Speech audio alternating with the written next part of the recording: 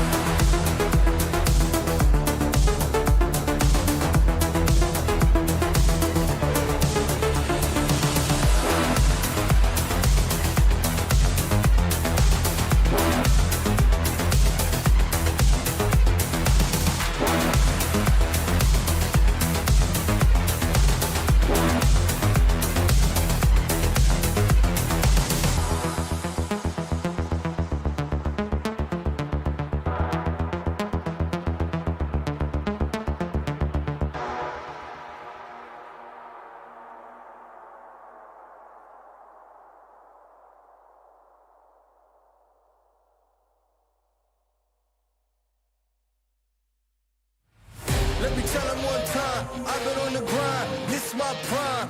Ha. Let me tell them one time, I've been on the grind, and this my prime. Yeah, I'm sorry for the wait, didn't think I'd come up, y'all just need a little faith. I've been patient, just waiting on the river with an ace. Gotta move real careful, we coming surveying the place. I touch down in your city, that's a rival. Y'all got one thing on your mind, it's survival. But if you wanna take a shot at the title, call the medic, we checking your vitals.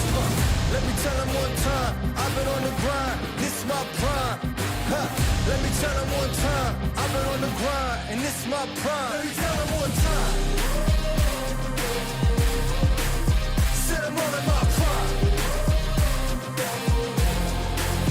Let me tell them one time, I've been on the grind, feeling real good, yeah, all in my prime. It's about that time, say your goodbyes, cause ain't no match for the way that I grind, yeah, I'm all in my prime. Prime time, we mile high, the gate closed. Same city as Royce and I mean Rose. It's flatbeds for the checks, that's a bank rolls. I've been killing it, I'm guilty, case closed. Yeah, y'all are too basic, my reputation, borderline amazing. Good things coming, they just need a little patience. Ready for whatever, all you gotta do is say when. In my eyes, when I rise, I visualize. I ain't ever taking a break, you taking 5. Even if I ain't got it, know that I'll make the time. On my next move by the time that the ink will dry. Let me tell them one time, I've been on the grind, this is tell them one time, I've been on the grind, and this is my prime. Let me tell them one time. Said I'm all in my prime. Let me tell them one time, I've been on the grind, feeling real good, yeah, all in my prime. It's about that time, say your goodbyes, 'cause ain't no match for the way that I grind, yeah, I'm all in my prime.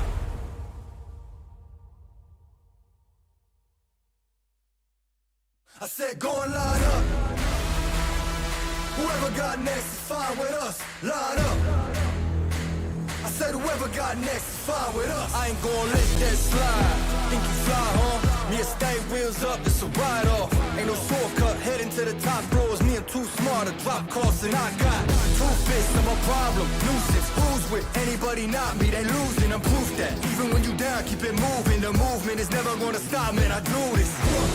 Go and line them up. Two, that's fine with us. Three, come and line them up. Four, five, fine with us. Go and line them up. Two, yeah, that's fine with us. Three, go and line them up. Four, five, that's fine with us. Go and line up. I said go and line up. Yeah, it's fine with us. I said go and line up. Whoever got next is fine with us. Line up. I said whoever got next is fine with us. Let the blood run cold and the guests know they in my world. The best of both, seen a little more, that mean the less I know. Only thing I gotta do, collect the dough. Do fire for the matches, do the math, kid, put me in and raise the average. Savage, 0 to 100, that's the bandwidth. Standard, my end zone dance on your casket, can't we? Two fists, I'm a problem, nuisance. Who's with anybody not me? They losing, I'm proof that. Even when you down, keep it moving. The movement is never gonna stop, man. I do this. Go and line them up.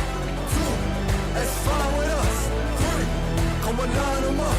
Four, five, fine with us. Go and line them up. Two, yeah, that's fine with us. Three, go and line them up.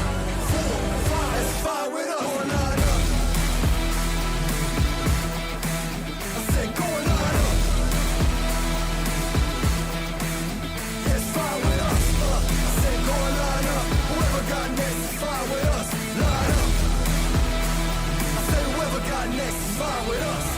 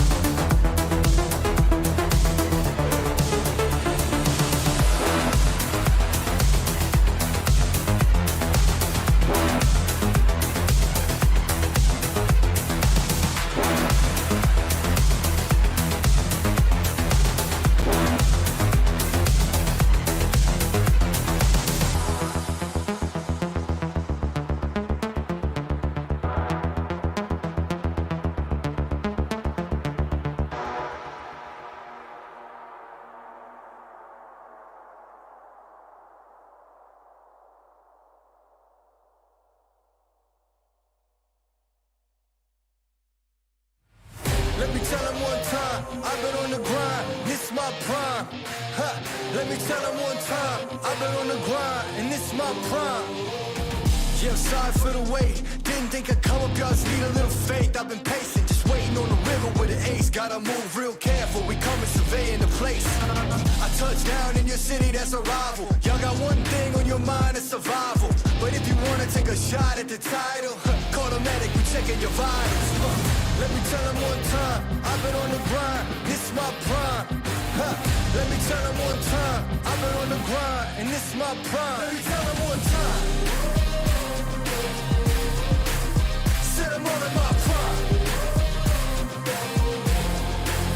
Let me tell them one time, I've been on the grind, feeling real good, yeah, all in my prime. It's about that time, say your goodbyes, cause ain't no match for the way that I grind, yeah, I'm all in my prime. Prime time, we mile high, the gate closed. Same city as Royce and I mean Rose. It's flatbeds for the checks, that's a bank rolls. I've been killing it, I'm guilty, case closed. Yeah, y'all are too basic, my reputation, borderline amazing. Good things coming, they just need a little patience. Ready for whatever, all you gotta do is say when. In my eyes, on the rise, I visualize. I ain't never taking a break, you taking 5. Even if I ain't got it, know that I make the time. On my next move by the time that the ink will dry.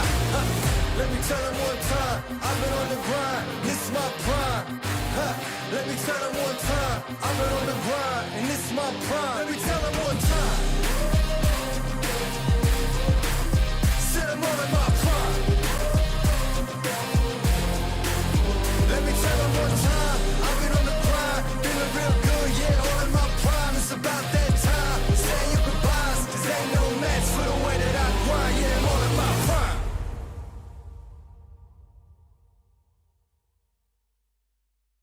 I said go and line up. Whoever got next is fine with us. Line up. I said whoever got next is fine with us. I ain't gonna let that slide. Think you fly, huh? Me and stay wheels up, it's a ride off. Ain't no shortcut, heading to the top floors. Me and too smart to drop costs, and I got 2 fists, I'm a problem. Nuisance, who's with anybody not me? They losing, I'm proof that. Even when you down, keep it moving. The movement is never gonna stop, man. I do this. Go and line them up. 2, that's fine with us. 3, come and line them up. 4, 5, fine with us. Go and line them up. 2, yeah, that's fine with us. 3, go and line them up. 4, 5, that's fine with us. Go and line up. I said go and line up. Yeah, it's fine with us. I said go and line up. Whoever got next is fine with us. Line up. I said whoever got next is fine with us. Let the blood run cold and the guests know they in my world. The best of both, seen a little more. That mean the less I know. Only thing I gotta do, collect the dough. Do fire for the matches, do the math, kid, put me in and raise the average. Savage, 0 to 100, that's the bandwidth standard. My end zone dance on your casket, can't we? 2 fists, I'm a problem, nuisance. Who's with anybody not me? They losing, I'm proof that. Even when you down, keep it moving. The movement is never gonna stop, man. I do this. Go and line them up. 2, that's fine with us. 3, come and line them up. 4, 5, fine with us. Go and line them up. 2, yeah, that's fine with us. 3, go and line them up. 4, 5, that's fine with us. Go and line up. I said go and line up. Yeah, it's fine with us. I said go and line up. Whoever got next is fine with us. Line up. I said whoever got next is fine with us.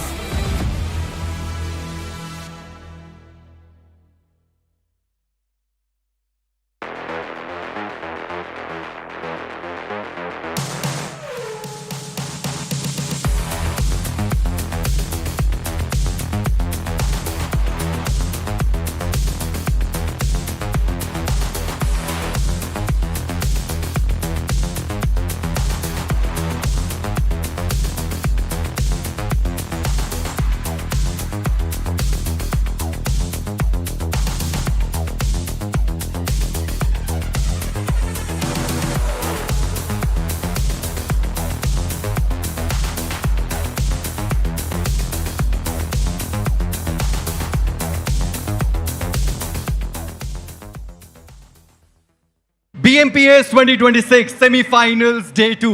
कल के दिन पर हमने multiple teams को देखा है dominate करते हुए। AX the defending champions, Meta Ninja और साथ में Autobots.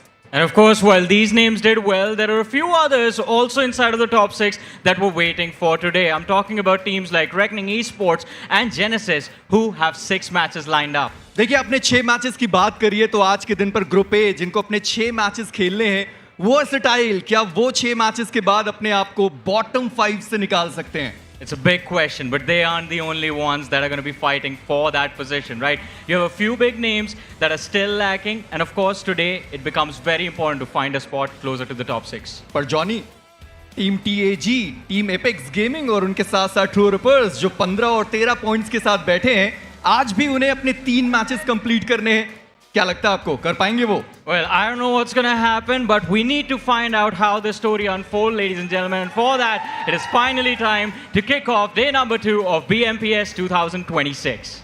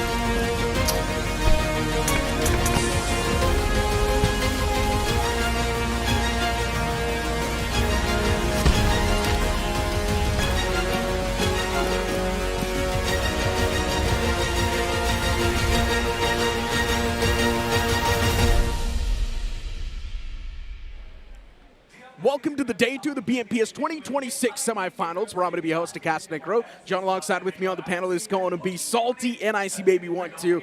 And guys, what we saw yesterday was nothing short of a miracle. Team AX performing the way they did. Even then we saw Meta Ninja somehow in the latter 3 games do really good for themselves, but Reckoning Esports came through with an explosive start. You know, I think Meta Ninja's journey yesterday has to be the most topsy-turvy that I've seen so far.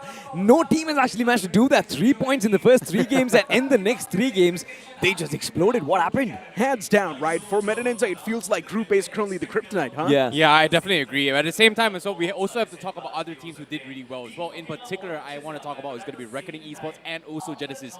Both these 2 teams, they've only played 3 matches yesterday, but they're still part of the top 8 at least in the first half itself. So, in order to actually catch up, of course, maybe even overtaking AX or maybe even Autobots here, the remaining 3 games to kind of tie the series of the 6 here has to be very, very important as well.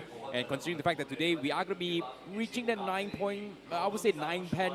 match ballpark for some of these teams here, it's now or never to actually pick up the pace. As you mentioned, the most important thing is going to be that these teams have only played 3 games so far, and they still sit around the top 6, which is incredible, right? Especially for a team like Reckoning Esports. What exactly happened yesterday? That was not the same Reckoning Esports we saw in the qualifying weeks. I know, right? I mean, and it's very surprising as well.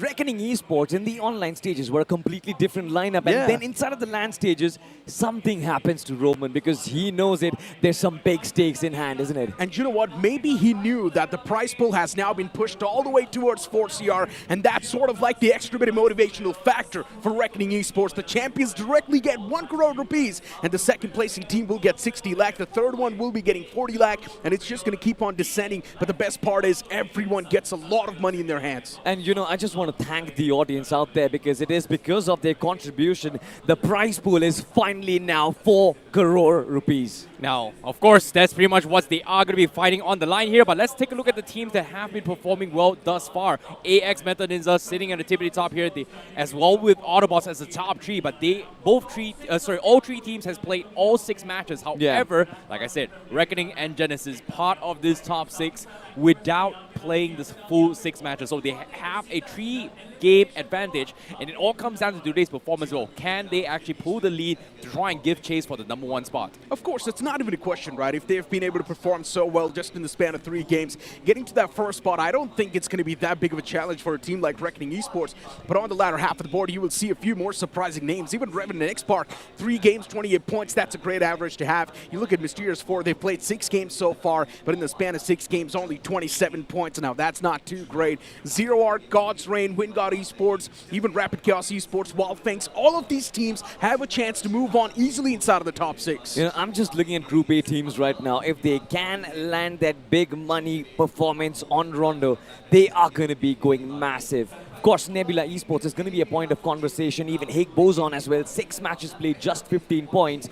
But I believe Higg Boson can actually overturn this result as well, I see, because again, we've seen them do this in the past in the online stage as well. It is just about when does Bunny finally find back form. I think it comes down towards the last page itself, right? Who still has a shot? Everybody in the last page still has a shot, but for Higg Boson, their shot is pretty much very, very slim. Yeah. And the only way they actually make a bounce back for top 6 is any game from that point onwards needs to be explosive. If not, they're pretty much out of the race for top 6. I believe all it takes is one massive game, and for Reckoning Esports, since they're already doing real good in the overall standings, if they do get their hands on one explosive game, Reckoning Esports, well, they're pretty much going to be the kings of the overall standings. Right now, we've got the Team Stats Pro has been popping off at a different level. Even Silo P is doing pretty good for himself, including Levi and even Roman. As a team, they're doing a great job. Roman, when it comes to frags, not exactly there, but even he's got 7 knocks on the board. 100%. I think yesterday we saw him contribute in the matches as well. There was that one moment where he was waiting for a split second. He got into the vehicle of somebody else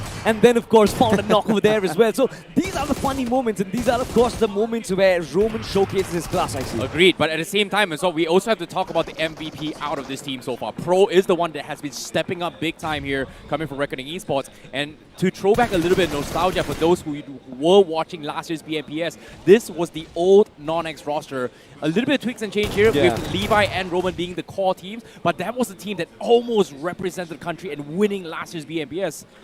But instead, AX was the one that actually won it as well. So it was a very narrow miss for them. But ever since, we haven't seen this kind of performance until this coming session in the semifinals itself. You know, I also wanted to put in the point that Levi was the MVP of that tournament as well. This time, finally, it seems like Sahil and Pro, they're also picking up reins. But hey, you know what? There's a lot of questions in my mind, and maybe we should go backstage to answer all of those questions. BMPS 2026 semifinals day 2 Roman हमारे साथ जुड़े हैं। Roman, कल के 3 matches आपने बहुत बढ़िया खेले, प्लान्स क्या थे कल के दिन के? ऐसा कुछ हमारा बस ये था कि डे 1 का जो हमारा मैच होने रोंडो, हमें वो अच्छे से करना है, वो अच्छे से यूटिलाइज करना है, क्योंकि वही मेन आगे कॉन्फिडेंट बढ़ाता है और हमने वही किया, वो अच्छे से करा, हर चीज़ हमारे लिए वर्क करी। और या कल का रोंडो का चिकन डिनर आपके लिए सच में बहुत बढ़िया साबित हुआ, क्योंकि भाई फिनिशेस बहुत ज़्यादा थे। पर जब डायनामिक प्ले स्टाइल की बात आती है, आप उसमें थोड़ा आगे हैं अभी के लिए, क्योंकि प्लेइंग 4 आप कभी भी स्विच करते हैं। कल के क्या प्लान्स थे उस प्लेइंग 4 को लेकर? जो हमने पास्ट वाले स्टेज में अपना जो प्लेइंग 4 रखा था, हमने यही सोचा था कि अभी फिलहाल इसी के साथ जाएंगे, और अभी लविश के साथ जितने भी हमने रोंडो करे थे वो उतने अच्छे से नहीं गए थे। तो हमारा ये था कि रोंडो में थोड़ा चेंज करते हैं, तो हमने वो चेंज किया और वो चीज़ हमारे फेवर में हुई, और बाकी जो 4 खेल रहे थे उन्होंने बहुत अच्छे से यूटिलाइज करा रोंडो को। बट कोई मैप स्पेसिफिक है कि लविश को अगर खिलाना हो तो हम इस मैप में उनको ला सकते हैं? अभी तक के लिए तो रोंडो मेन उसी का था, क्योंकि उसकी गन पावर उसमें बहुत अच्छे से दिखती है। अभी के लिए अगर हम ओवरऑल एज अ टीम बात करें, कितने खुश हैं 3 मैचेस में? आप अभी भी टॉप 5 के अंदर हैं? अभी खुश तो मतलब हाँ, फिलहाल ये है कि स्टार्ट अच्छा किया है, और अभी डे 2 है, 6 मैचेस हैं, तो आज यही है कि अच्छे से उसको जो स्टार्ट मिला है कल का, उसको मोमेंटम को पूरा कैरी फॉरवर्ड करना है, और आज डे 2 अच्छे से एंड करना है। देखिए, ये थोड़ा पर्सनल हो सकता है रोमन, बट अचानक से रोमन के अंदर इतने चेंजेस कैसे आए? पहले बहुत अग्रेसिव हुआ करते थे, चिकन डिनर निकालने के बाद कल कोई सेलिब्रेशन आपका था नहीं। ये बदलाव के पीछे का क्या कारण है? देखिए, टाइम चेंजेस, और अभी स्टेज भी अभी सेमीफाइनल्स ही है, तो मैं इसको अभी उतना नहीं करूँगा। अभी फाइनल्स के लिए मेरे को अपने खुद को भी बचा के रखना है, चीज़ें बचा के रखनी है, तो या अभी तो सेमीफाइनल्स ही है भाई, हर बार सेमीफाइनल्स खेलते हैं। मेन फाइनल्स है, ट्रॉफी उठानी, जब ट्रॉफी उठाऊंगा तब वो सब चीज़ें देखी जाएंगी। चलिए, एक लास्ट सवाल आपके लिए कि क्या लगता है कि यहाँ से टॉप 6 पहुँचना आपके लिए कितना आसान हो सकता है या कितना मुश्किल, कंपटीशन को ओवरऑल देखते हुए? कंपटीशन तो काफ़ी हार्ड है, काफ़ी हार्ड भी नहीं, मतलब फाइनल्स में इससे ज़्यादा भी हार्ड है, लेकिन हाँ, हम इतना फुल कॉन्फिडेंट है कि हम हो जाएंगे। चलिए, उम्मीद करते हैं रोमन और टीम रेकनिंग आगे बढ़े फाइनल्स के लिए, पर ये हम यहीं पर एंड करेंगे। Thank you so much Roman हमारे साथ जुड़ने के लिए। मिलते हैं आपको अगले सेगमेंट में। And you know what really scares me? Imagine if Levi is also back in the main form. Yeah. What's going to happen? Reckoning Esports is just going to break through and shatter through every single possible record. And I'm pretty sure every single team that's currently sitting on the stage is hoping that the man's now back in form. Wait, all things considered here, there is a lot of what-if situations here. Levi has shown his prime last year, but has been steadily declining as well. Yeah. Maybe, hopefully, things are going to be a little bit better here for Reckoning Esports. But in particular, I think Pro did a fantastic job so far in day one itself. But now, speaking of another form as well, Genesis Esports, there is a lot of questions on towards these teams. Despite being the first runner of BGIS, it was a very shaky run for the qualifiers, a shaky run to make their way into the semifinals. But yesterday, very, very convincing stuff coming from them. A lot of those teams that actually struggled inside of the qualifying weeks, and now it seems like they're just performing so well over here in the semifinals. And Genesis Esports is also going to be one of those names, right? Viper's doing great, Hunters is doing great, even Gravity's popping off in a great level. And Fury's like, you know what? You guys are performing so well, I don't need to do anything. You guys keep on doing what you're doing. 100%, and I think this is the biggest strength for Genesis Esports, and that has to be their bench strength out there. They've got a player like Zap who is sitting out there and is always ready to come in and switch up in the playstyle as well. And I feel like for Genesis, that is going to be a second shot at life. Also, a very important thing, we saw Viper leading the charge with 9 finishes right now. We've been talking about it. I see you and me specifically have been talking about the form of Viper throughout the online stages, and it feels good that Viper is back here in the LAN semifinals. And even Hunters has been doing a great job, right? Recently for Genesis Esports, even he's been doing pretty much decent. He's waking up. The performance of graph is going up slowly and steadily for Hunters too. Agreed, but at the same time as well, you know, we were seeing a lot of situations where Hunters feels like it was carrying the team in the grand finals itself, but now the whole team looks very well-rounded. Exactly, and you know what? Speaking of Hunters himself, I really do want to hear from the man. So let's go backstage and have a look at the interview. Alrighty everyone, एक और interview की बारी आ चुकी है और इस बार के interview के लिए हमारे साथ मौजूद है Genesis Esports के Hunters. Hunters, day one, it was a phenomenal start. क्या switch किया वही from qualifiers till the semis? हम लोग थोड़ा टीम गेम में लैग कर रहे थे, तो हमने वही ट्राई करा कि थोड़ा टीम गेम अच्छे से खेले और बस वो वर्कआउट कर गया. अच्छा, कल के 3 मैचेस के बाद you and reckoning e sports, आपके ग्रुप से सिर्फ 2 ही टीम्स थी जो टॉप 6 में अपनी स्पॉट मेंटेन करने पे कामयाब रहीं. So what are your thoughts on reckonings performance as well? By the way, आपसे ज़्यादा दूर नहीं है. ठीक है, मतलब अच्छा खेले उन लोग भी, और उनका रोंडो भी अच्छा गया था और सेकंड मैच भी ठीक ठाक गया था. तो बस उनने भी अच्छा खेला, हमने भी हमारा ट्राई करके अच्छा खेला. बस बाकी तो ठीक है, अभी तो और मैचेस बाकी है, देखते हैं आगे भी होपफुली अच्छा करे वो. और अभी और मैचेस की बात कर रहे हैं तो कल आप दोनों के सिर्फ 3 गेम्स थे, आज आपके 6 मैचेस रहने वाले हैं. तो आज के लिए कुछ टारगेट सेट किया है कि end of day you want to be in certain point bracket या फिर जस्ट फ्री फ्लोइंग? नहीं, टारगेट तो सेट नहीं है, लेकिन फिर भी देखते हैं, मतलब ठीक अगर सब जो मोमेंटम है वो जाए और जो हम सोच के है वो सब एग्जीक्यूट अच्छे से हो तो ठीक जाएगा. ओके, लास्ट टूर्नामेंट में हमने आपको देखा था, आप टॉप फ्रैगर्स की लिस्ट के लिए काफ़ी हेवीली कम्पीट कर रहे थे. In fact you von that title in BGIS. इस बार थोड़ा सा पीछे, क्या टीम पे ज़्यादा फोकस है? नहीं, इस बार का मतलब फॉर्मेट और MVP का फॉर्मेट भी थोड़ा बेकार था. अलग नहीं, बेकार ही था सही बोलूँ तो, क्योंकि बहुत सारे जो ग्रुप C ग्रुप D वाले लोग थे उनको एडवांटेज था क्योंकि ज़्यादा मैचेस खेलने हैं, और शायद से सर्वाइवल स्टेज का भी काउंट हो गया और सेमीज का काउंट हो रहा है कि नहीं वो भी पता नहीं हमको, तो पता नहीं, लेकिन फॉर्मेट तो बेकार था. लेकिन आप अपनी पूरी कोशिश कर रहे हो, टीम के लिए पिक्स निकालते हुए नजर आ रहे हो. Hunters, thank you so much, good luck for your matches ahead. और ladies and gentleman, that was hunters. We will see you again in the next one. Definitely some choice words to say from the man, but Hunters, he has been performing great.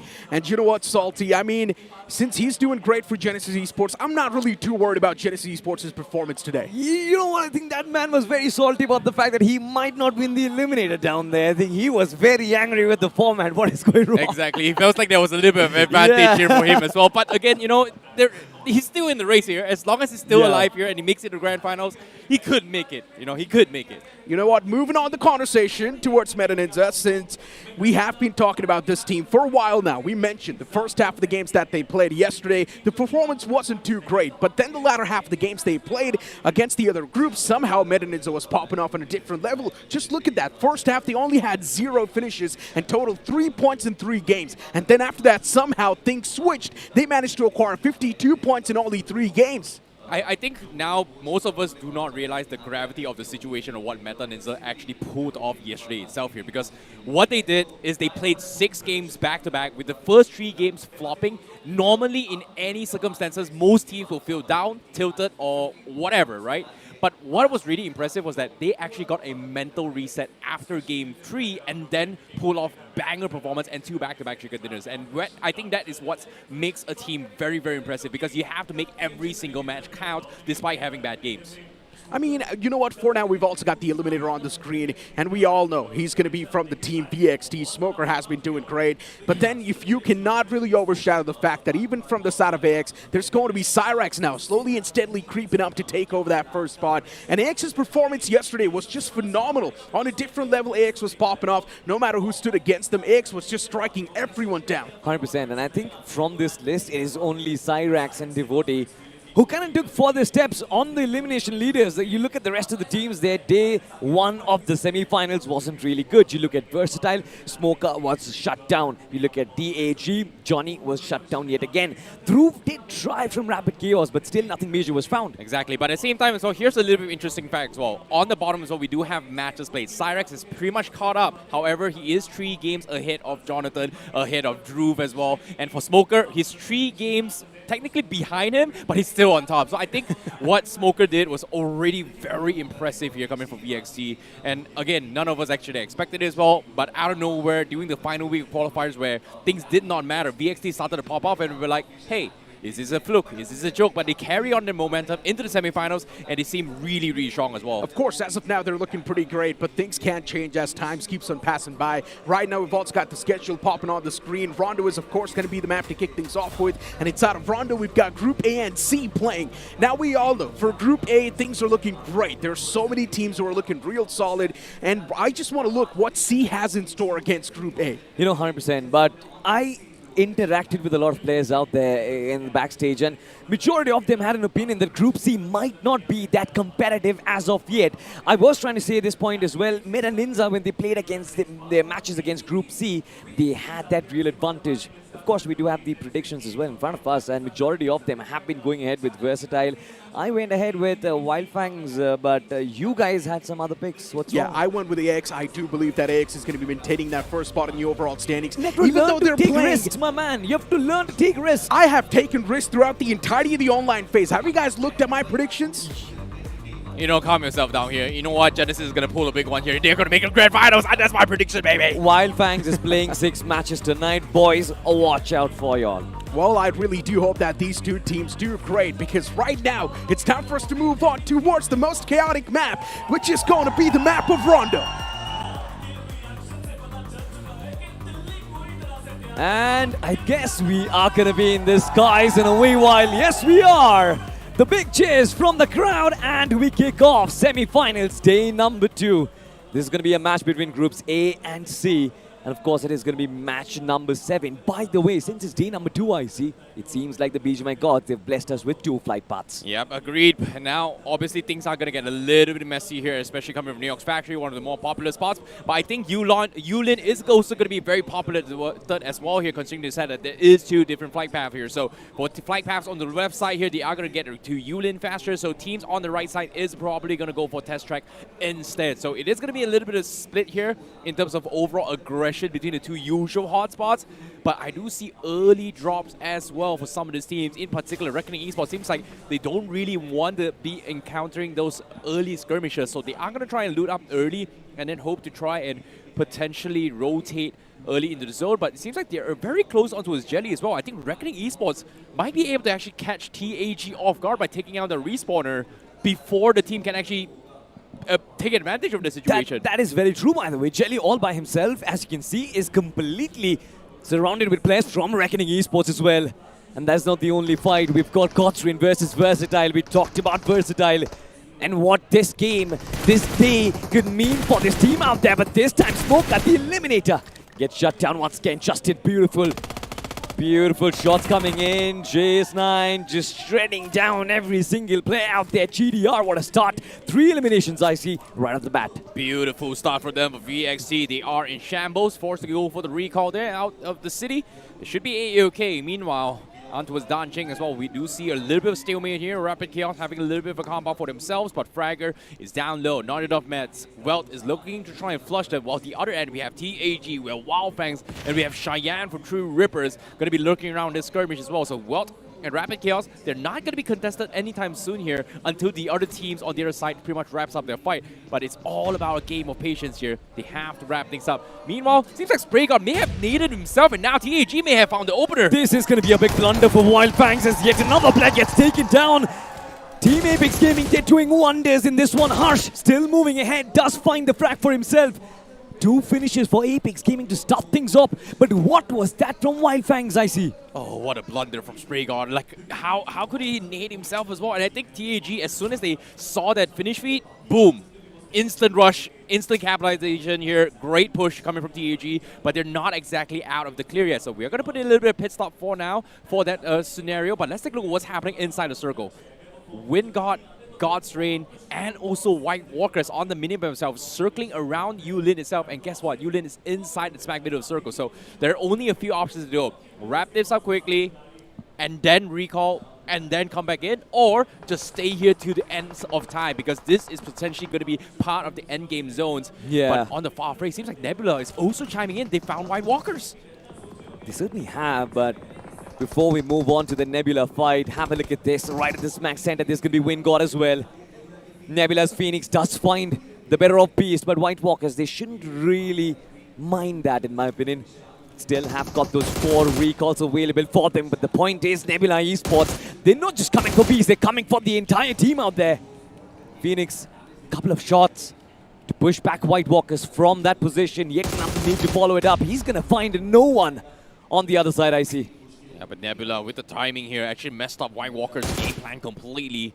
It seems like White Walkers, they are going to try and abandon ship here. They have a 2-2 split for now.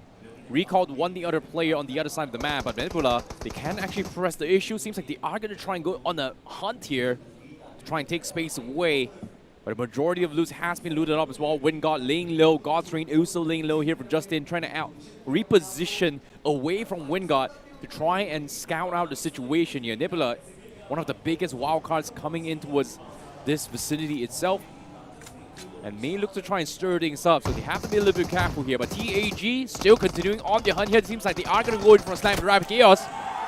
And here the cheers once again. TAG this time infiltrating the compound. Harsh is on fire, by the way. 3 frags right at the get-go. Well, Esports, they are even going down.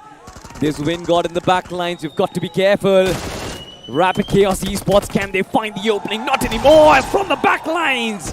It seems like Fragger was completely caught off guard. Droop does find a little bit, but Rapid Chaos is still not out of danger. Team Apex Gaming, they seem like the Apex Predators, I see.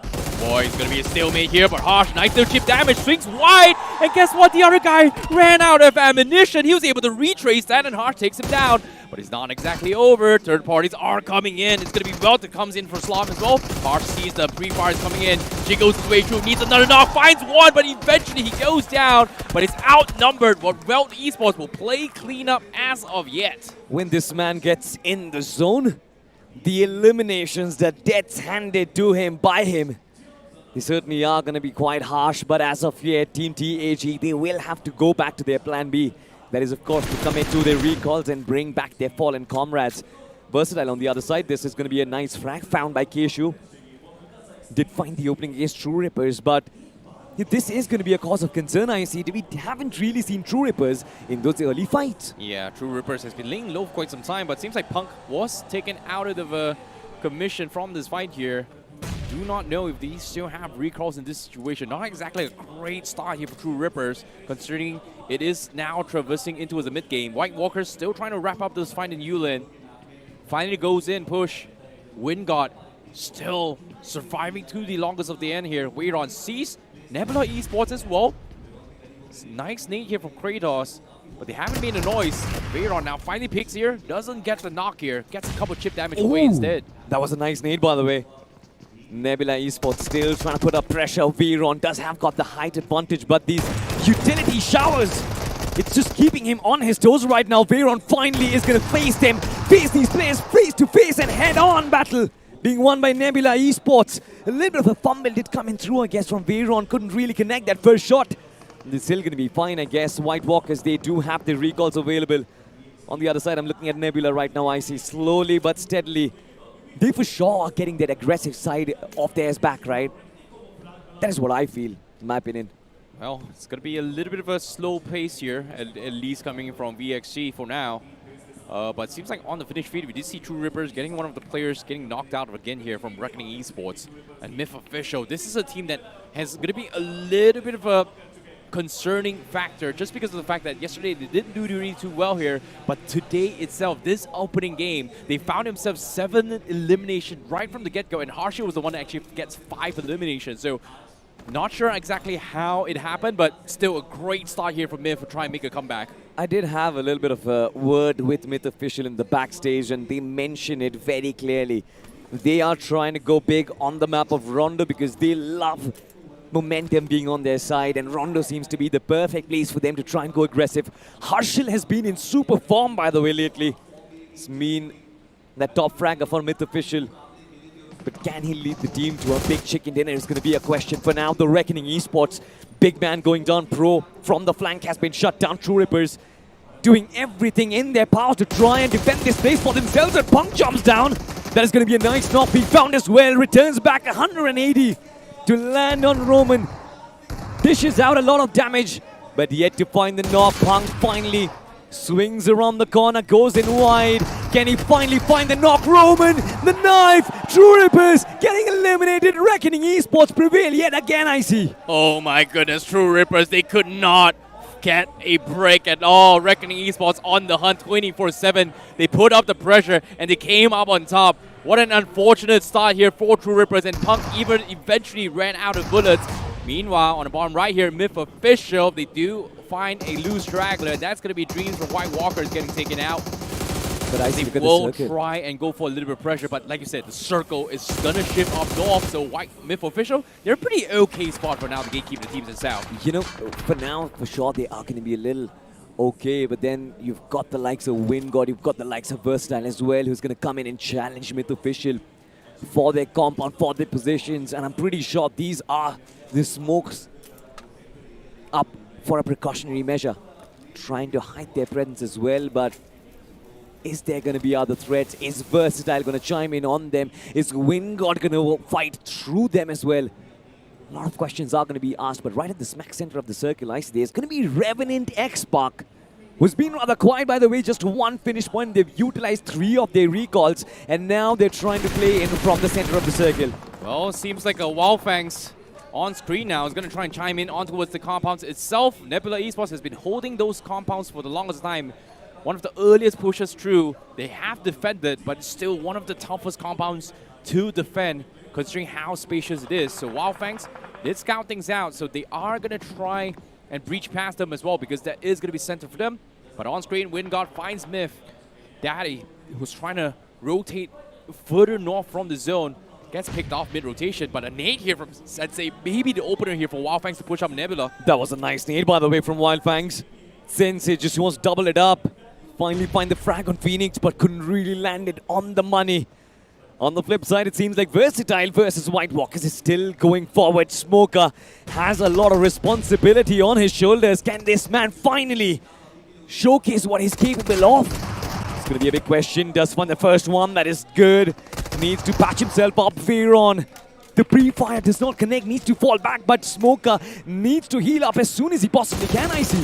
Oh my goodness, but Rex tries to provide a little bit backup. Veyron finds him, and now Smoker getting hunted down, and that is going to be the wipeout here. What a clutch. What a pick-off coming from Veyron to salvage the situation, but VXT, they have been eliminated from this game. But this fight, Wyld Fangs versus Nebula. Wyld Fangs were the one to try and challenge Nebula, and look at the villains go. Kratos finds 2-piece for himself, a 3rd finish for the game. 7 eliminations for Nebula being found. But it's going to be interesting because Reckoning as well are going to arrive from the back lines. Wyld Fangs have just 2 men alive. Reckoning on the flip side still losing bodies. And have a look at this. Kratos did try to actually put up a fight, but this time gets shut down. I see Pro is still going to be alive.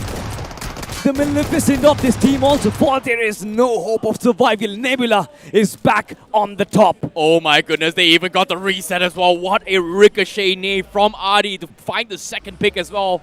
Completely wiping the floor with two teams back to back. Nebula Esports currently on form with 10 finishes in the bag.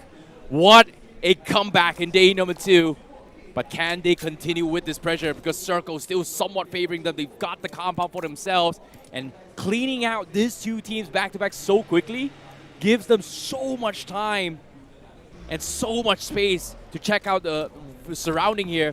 And it seems like we do see a couple of loose stragglers come into play. I still didn't get why Wyld Fangs tried to push up against Nebula Esports. They didn't have the compound for themselves, since they didn't really have to try and take that long-range battle.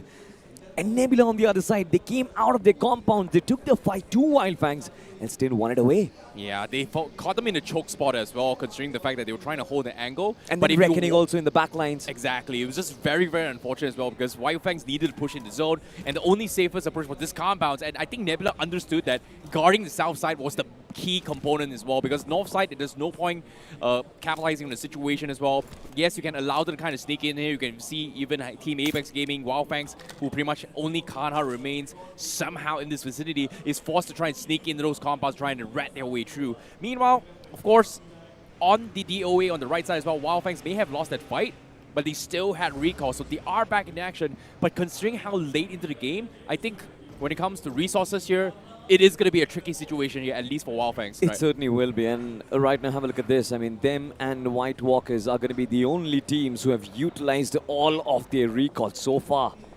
Coming in from the edge of the blue, it's going to be a long battle for them as well.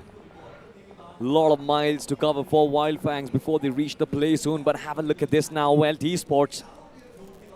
Crosshairs on Reckoning right now. Reckoning with all of their players outside of the play zone. This is going to be crucial, because if Wyld land a couple of shots, I see, I'm pretty sure Reckoning, their momentum is going to be halted. Seems like you asked for it as well. Couple of shots here. Did somehow connect, but Reckoning Esports is going to try and be on their merry way to try and rotate in the zone. They're pretty much out of position, out in the open as well.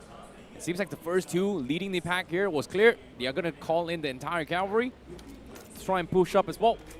But Reckoning Esports, they did have a little bit of a recovery as well. Losing the initial fight to Nebula Esports has put a halt on towards their entire resources here.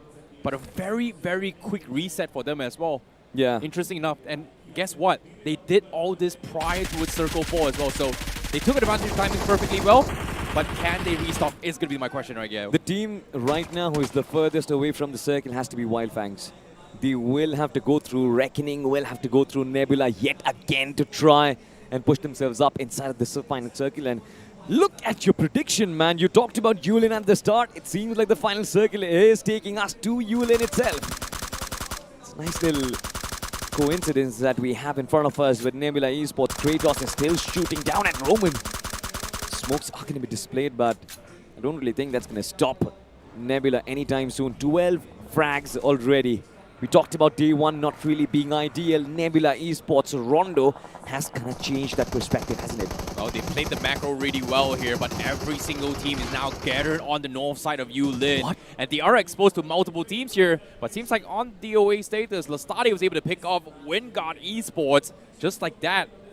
And Nebula, once again, doing a fantastic job guarding the southwest corner, forcing every team on the north side, getting completely boxed in. But the question here is, now with the zone forcing them to push through, will they be able to sneak past all these teams who kind of are stranded on the outskirts of Yulin itself? Or will they try and just wait for the right moment to strike? It is going to be a small little mini urban warfare here inside Yulin, while there are some teams going to be stuck on these northeast out and open here. But Reckoning Esports, they barely sneak in here from the south side. Seems like Nebula has swung all the way far west of Yulin, taking the original spots where Nebula is, and TAG is going to be on the other side as well. So we are going to have that very tricky urban warfare now. Talking about a tricky urban warfare, I'm looking at the cluster at the south. This is going to be absolute pandemonium, lads. And if you want to be the kings of the pandemonium, you've got to try out the gold spin and find yourself the spot and king for yourself. Because if there's going to be a lot of chaos, why don't you look fashionable in that chaos? Talk about passion, we talk about good positions. Have a look at that. Revenant X, Spark, brilliant nade. White Walker's one man has been shut down. They keep on piling up. The pressure as Ron and Dreams. They're still trying to battle it through. Proton with the shotgun. Charges in forward. And one by one they fall. And Revenant X, Spark quite comfortably find the heads of White Walkers. They lose one player, but they wipe 18. That's huge. But this are all the teams stuck outside of the city as well. Genesis now going to be in a little bit of tight scuffle with Myth. They drop 1 for 1, but Fury's down low as well. Smoke's being set up. Genesis not exactly in position to try and push this as well. They're a little bit late on the reset, so Myth can actually look to try and pressure this as well. And Viper getting picked off by Daddy. This is not a good sign now for Genesis. And that is the big man falling as well. Have a look at that. Genesis have 2 men being knocked out. Just 1 man still alive. It is going to be Fury. Revive on towards 1 man being given up. Gravity is back up on his feet, but Viper has been the sacrificial lamb. The nade does not connect. Fury has been trying his best to try and give them an opening, but Myth Official, they just keep on pushing up forward. Yet another nade, and Myth Official inside of the smoke. Look at Daddy. Look at the guts of this man. He is not stopping. Yet another finish, and just 1 man left alive for Genesis Esports. It is going to be the Erangel himself, I see. Oh my goodness, Gravity in so much trouble, but this entire fight has drawn the attention here of God's Reign for the third party. And now the set play comes in for God's Reign. Equinox got naded from Harshil. What a catch as well to stop the push here from God's Reign. And now they are stranded. Rapid Chaos from afar. Third parties and God's Reign now stuck in one of the toughest spots to recover from. What a catch here from Harshil. Yeah, it certainly is a good catch from Harshil, but I'm looking at Myth Official right now. They are on their way to try and do something unthinkable. They've got God's Reign right now. They just took care of one team, that was Genesis Esports. And if they do manage to try and keep their lives intact, they will have to challenge against Rapid Chaos. It's not going to be easy for sure. Look at Harshil, look at T-Trox still trying to maneuver their way around the corner of these containers. A lot of damage was dished out. God's Reign has been pushing up as well. Delta PG, no fear, I see. The outcome of this fight might just decide the fate of Group A. What do you think is going to happen? Yeah, it's going to be tricky here. Delta has got to do whatever he can. He needs to secure some sort of elimination. They may have fumbled here.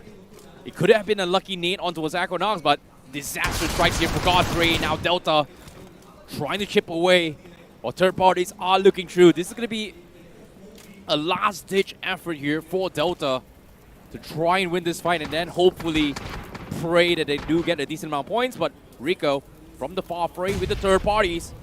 D-Trox getting picked off. Delta finds him off, but eventually goes down. He did all he could, but Myth Official now will probably be also engulfed by the zone itself. 13 eliminations is all that she wrote for Myth Official. And before, of course, they could find a couple of position points for themselves. They have been eliminated. That was a valiant effort, by the way, from my opinion, from my POV. I think that fight against God's Reign was immaculate. But Delta PG in the end, and of course the blue zone as well. Myth Official just got in such a tough position to fight that battle from. But as we move on forward, TAG, it seems like they are struggling.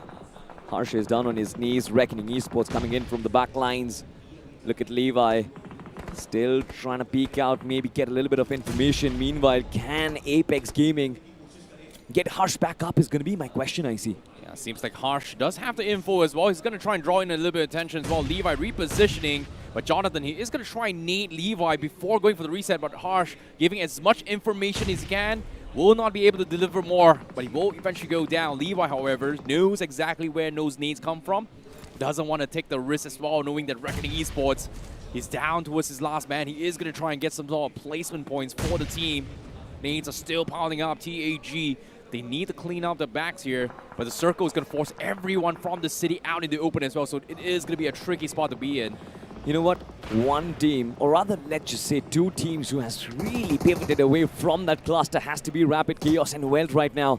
Through being challenged all by himself. He'll find the first one, he finds the second one as well. This man is notorious. Yes, for sure. His stature might not scare you, but him inside of the game, what an elimination it was. What a defense as well. Immediately sees the other 2 at the back lines, takes the car, repositions away. Wyld could not trade fire as well. The rest of his teammates are here to provide cover, and Drew fights another again! Oh my goodness, he just single-handedly dismantled all of Wyld. Can he get the fourth? And yes, I think so. Well, no, he did not, but at the same time, a complete wipeout for Wyld. And now Rapid Chaos have got free reign over the northern part of the circle. 7 eliminations being found. And of course, keeping all of their 4 players alive. This is ideal stuff. This is the dream start that Rapid Chaos could have found, and Dhruv OG at the LAN stage itself, finally showcasing his class. He was, of course, the eliminator on the online stages, but now the LAN appearance, I think he's made amends. This is what I would call redemption, I see. Well, seems like he's proven his worth here in the semifinals, but he's still got a long way to go. They've played 3 matches in total, but as of yet, they need a big game in order to try to come back to this game here. Rapid Chaos definitely shaking things up in the semifinals for this game. But for Reckoning Esports, they may have taken a little bit tumble here, but Levi survives towards the top 8, so that's 1 position points in play here for Levi. You're talking about survival. I'm looking at 6 eliminations, by the way. All on him, all the 7 points that Reckoning Esports might actually get from this game itself will come through Levi. I think it's a brilliant news for this team as well. This man was kind of still overshadowed by Pro as well as Roman because of their antics yesterday, but finally Levi is back in form, I see.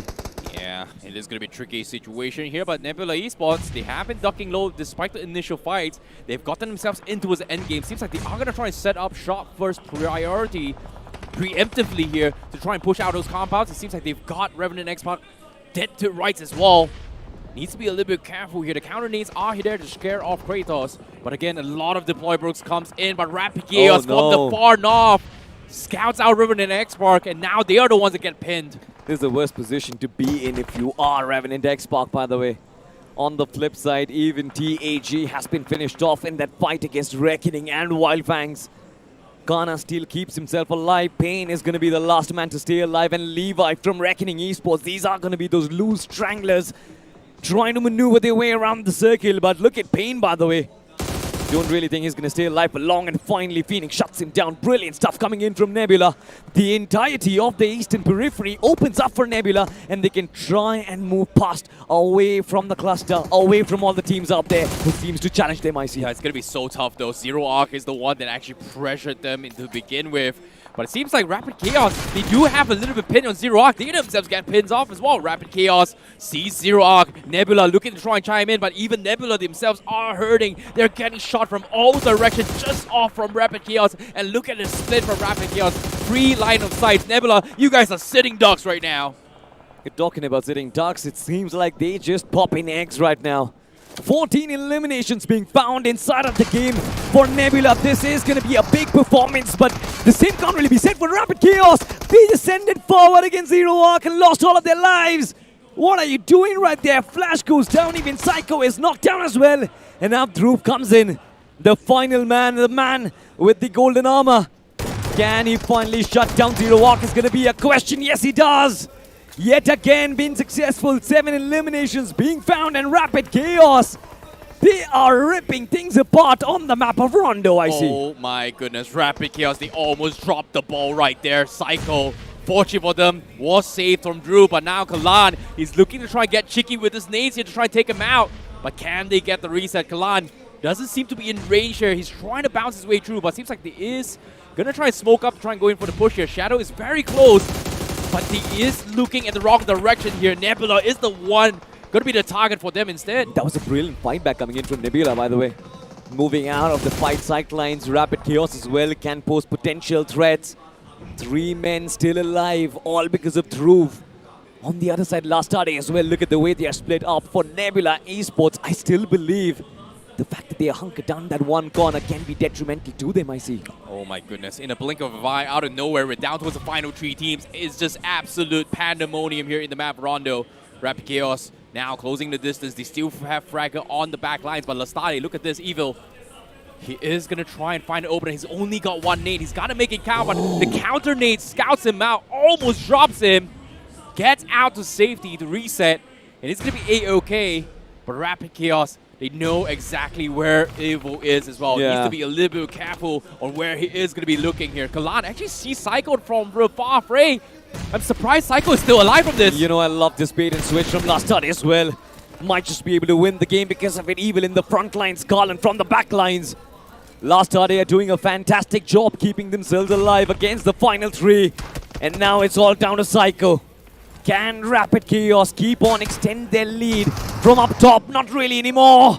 Leaves it down to Fragger, who's far away from the fight. And now Rapid Chaos Esports, I see, will be forced to try and keep their bodies alive. Oh my goodness, the timing on Fragger was just so bad as well. Just unfortunate timing. Lastade pushed up. He could not look in time. He was paying attention to Nebula. And because of that, he could not find a trade. And even then, he's down towards his last 38 bullets. So Fragger seems to be in a very, very tough pinch here. Nebula can't really push up because of Fragger.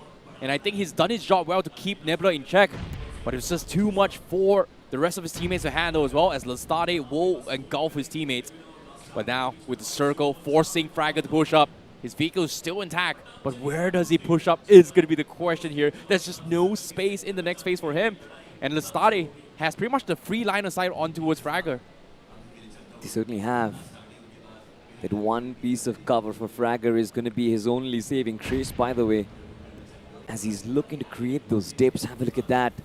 Can potentially try and move from cover to cover, but like you said, the height advantage, the different angles that you have on Rapid Chaos, it seems like for Fragger, this job is going to be very difficult.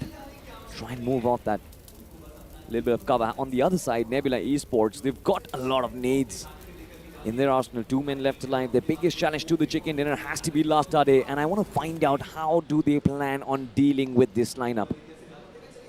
It's going to be tough because right now Nebula's biggest weakness is Fragger. And Lastade, they've got 7 nades. They are trying to close the distance as well because the off angle from Fragger is making things so difficult for both Lastade and Nebula. Adi finds the connection, but eventually Fragger will go down to the zone, denying the point for both teams. And now we are in a 3v2 showdown between Lastade Esports and Nebula Esports. It was a brilliant attempt coming in from Rapid Chaos, but now it does not matter as their stars collide. Lastade versus Nebula Esports, and now look at the nade coming in from Evil. And Garland as well, landing one after the other. Great toss! Right on the money coming in from Lastade. Leave just 1 man left alive. Adi through the little bit of tips that he does have. It is going to be a monumental effort to shut down Lastade up front. Adi finds 1 knock. Looks to finish him off as well. Can he try and get all of them is going to be the question. Needs to heal himself up, but Lastade snatch away the chicken dinner right in the nick of time. A clutch here from Lastade Esports, a valiant attempt from Nebula Esports. And Adi was able to get 1 more point in the bag. But despite the chicken dinner in the hands of Lastade, Nebula Esports, an absolute banger game in the map of Rondo. And it's kind of funny how Adi was just focused on getting that 1 point confirmed while he knew he's pretty much done for, but he's still focused on that 1 point. And Nebula is pretty happy about that game, right? Had a lot of elimination points as well, second finish too. But that previous game was just so action-packed. We were down to stage 6 and we only had 4 teams alive, which is absolutely insane. It's never happened before on Rondo. That game, I think, kind of fixed up the overall standings. Whoever was saying that, you know what, there's nothing, no signs of life coming in from Group C. Well, there you have it. You've got Rapid Chaos and you've got Nebula Esports showcasing what they have got. And even Lastade, of course, with that big chicken dinner. I mean, for Lastade, I'm just really happy. This is a sort of a comeback that's going to get the momentum back in their own favor, right? And Adi, this is probably one of the most funniest moments today so far. Adi just confirming that elimination point because the man knew he cannot do anything. He cannot win the game at the end of the day, so it's better to just get away with that 1 point. And as I mentioned, right, for Lastade, this chicken dinner means a lot. It's now also going to be a massive momentum in the overall standings for them. Yeah, definitely. A little bit of a saving grace of a comeback here, at least for both Lastade and Nebula, to try and give chase for the top 6 itself. But nevertheless, day 2, it's all about adaptations. It's all about corrections for day 1's mistakes. And it seems like Lastade and Nebula definitely has pulled a big one today itself. You know, it's not just them as well. I'm looking at Lastade. 5 eliminations coming in from Karlan, 3 eliminations coming in from Spy, Evil, and Shadow as well. Kind of partnering up together. I kind of still felt like Lastade lacked a little bit of that early aggression that we got to see from multiple other teams out there. But this chicken dinner just completely overturns the overall standings. Group C is going to be elated with this performance, by the way. In my opinion, as long as it works out, that's all that's going to matter, Yep. right? Last time they had a lot of elimination points, had a nice chicken dinner as well in their hands. But guys, we're overshadowing Rapid Chaos Esports. It was a solid game even from the side of Rapid Chaos Esports. And the fact that this team is pretty much new around the block, they're still doing so good, it's surprising, right? It certainly was. I mean, look at this individual performance in this game itself. Like Harshil from Myth Official had upwards of 8 eliminations for himself. And then even this guy, Dhruv OG, who was supposed to be the eliminator, just lands a 7-banger for him, right? And I feel like it wasn't just the frags that he was finding, the way he was clutching out as well. That 1v2 against Wyld Esports. I see, you must know that fight was quite difficult. Yeah, that was definitely very, very tricky as well. But for all things considered here, the MVP from this match has to be Harsher from Myth here. That defense against Genesis, that pick-off against God's Reign was just phenomenal as well. And despite them being stuck outside the zone, they still won that fight, but the zone is eventually the ultimate winner that resulted in Myth getting wiped out rather early. I believe as long as you're going to get around 9 to 10 points per game, you're still going to be around the safety block. And for Myth, that's what they need to focus on. One man getting 8 finish points, it means Myth have pretty much done their job as of now in the overall standings. And as long as that's happening, as long as they're achieving the average, it's all good in there. For now, moving on towards the top players itself. Even Dhruv is going to be part of it from Rapid Chaos Esports. Things have been looking phenomenal from Rapid Chaos Esports. I'm loving the fact that the performance is going up constantly. Reckoning Esports consistency delivered once again. Colin, I mean, this man just always does in style. He absolutely does. I'm very happy with Levi, by the way, because I think in spite of the fact that Reckoning Esports were performing at the top tier, they were dominating. I think Levi was the man who was still falling short. But these 7 eliminations kind of restores back up that confidence, and hopefully, man, Reckoning Esports can keep this up alive. I think just off this game as well, we saw a lot of comebacks for so many teams. This is going to completely shake things in the overall standings just because of this game itself.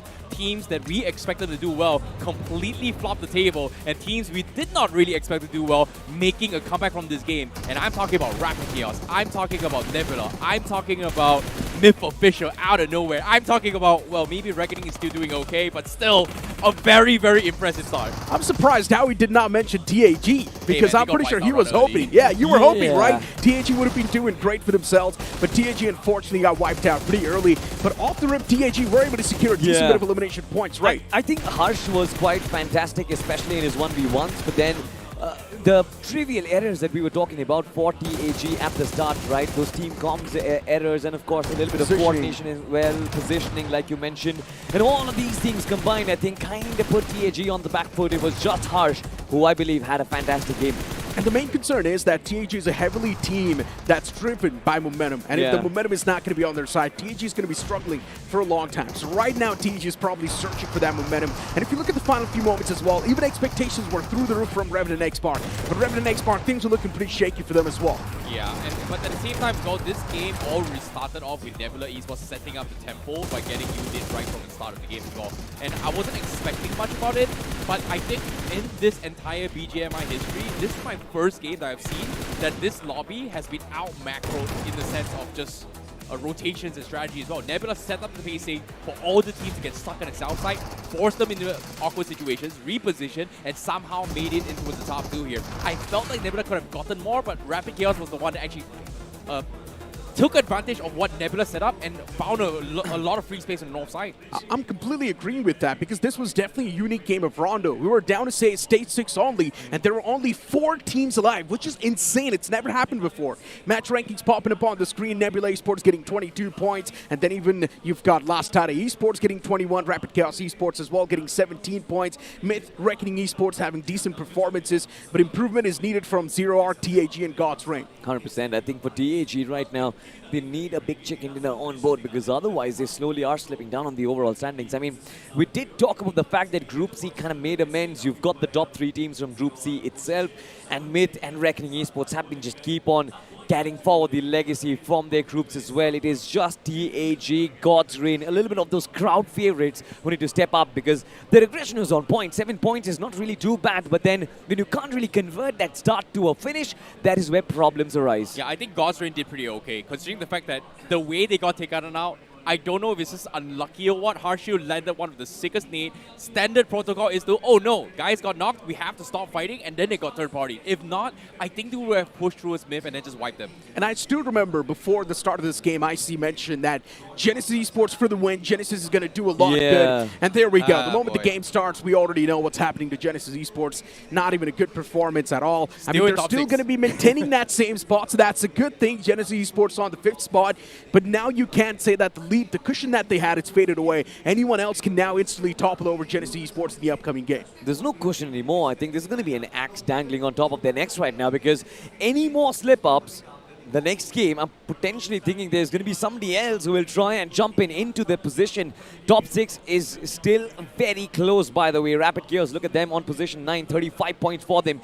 Barely any points difference between them and the cutoff. Of course, you have GDR as well, 4TR on 28 points. They have used all of their matches. 6 matches is done and dusted. But for Zero, Ark and Wyld Fangs, one big game, it's absolutely necessary, Necro. Yeah, but despite all that, in the bottom half as well, 2 Rippers taking a little bit tumble. VXT dropping in terms of the ranks from this game here has put a little bit of a tightness for them. But the ones that had the biggest jump from that game has to be Reckoning Esports, has to be Nebula Esports breaking top 6 as well, and also coming from VXT, Rapid Chaos, who's trying now in contention for that top 6 itself. Hands down, and Rapid Chaos Esports for me has to be the biggest astonishment. I never expected such good performance from Rapid Chaos Esports, but if you look at the last page, there's also going to be a team like TAG pretty much just there, lingering around the last page. And as you mentioned, now they're pretty much searching for a massive game, and if that massive game is not going to be there, maybe they would need a Trust on the Monster energy drink. Sip onto it, unleash the beast, and do a lot better inside of the lobby. I think the beast needs to be unleashed right now. I think TAG has been holding on to their strategies. TAG has been holding on to their firepower for a while. I think it was all to try and, maybe try and give the audience an illusion. They are going to come back. Let me tell you, they will come back. They will unleash the beast for sure, but they need to chug on that Monster energy drink. Why don't you start with that?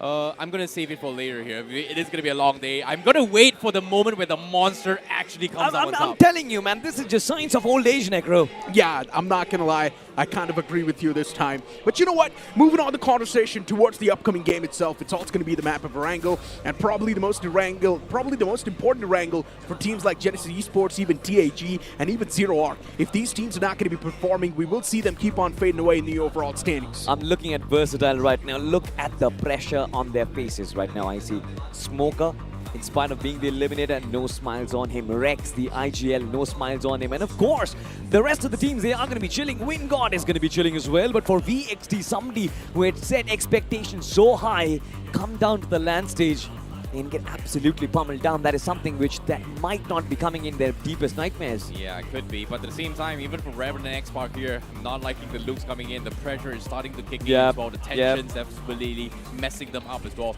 Arguably, in the normal circumstances, based on the end game or how they played the previous game, that was a good spot to be in. But based on the terrain advantage, they were pinned from the north. They were pinned by Zero Arc. They were pinned by Nebula. They're pretty much a sitting duck, getting completely surrounded here. And I think they're not too happy with that performance because of those rotations. Since we were talking about Revenant X-Park, that position as well, I kind of felt like they could not really find those frags in the first stage of the game, in the first phase of the game. I thought that the next phase is going to be better for them, playing in from the center, but still getting pummeled down by multiple teams at once. I think they will need to go back to the basics and try and prepare for the best. It's not just them, right? Even Wyld Fangs is also going to be part of the conversation. Even Wyld Esports, we haven't really spoken a lot about them. Even Wyld Esports is struggling a lot in the overall standings, pretty much sitting on the last page.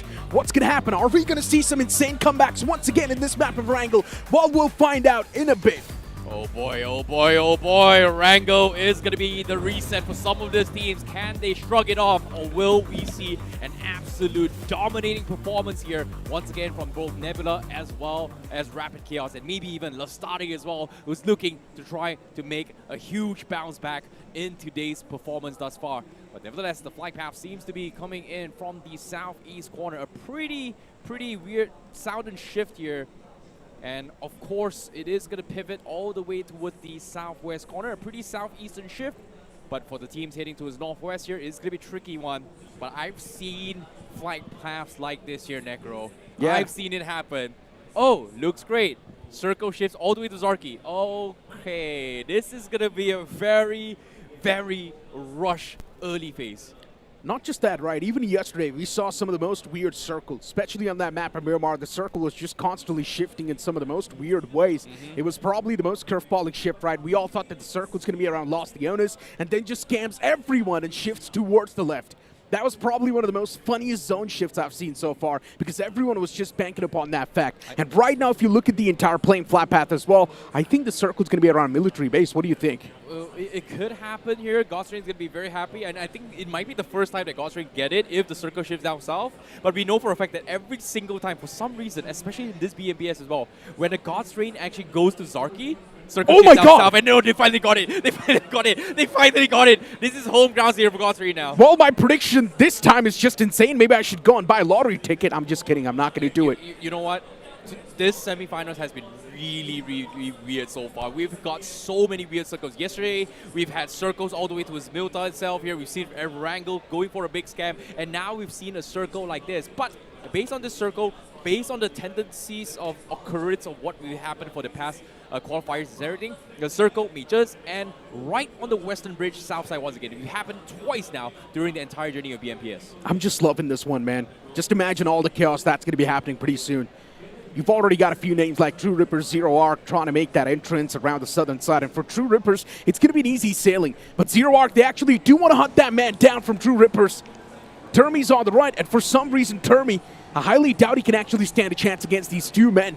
Yeah, but I don't think Zero Arc can actually give chase. Look at this. Pain his life. He does not have any loot. He's rushing for combat to try and take up whatever loot, but Termi reaches first, and he's unlooted as well. So Termi will call first dibs, but Zero Arc, they're not in position yet. They need to find a weapon. Sees a couple of nades. Termi has a shotty as well. The nades are coming through, and the rest of Zero Arc are coming in to try and save the day. But Termi, he needs backup. Zero Arc, they're surrounding him, and the rest of True Rippers are not prepared for this fight. This is so unfortunate, Termi. All by himself, and there's a big chance the man's going to get manhandled pretty soon.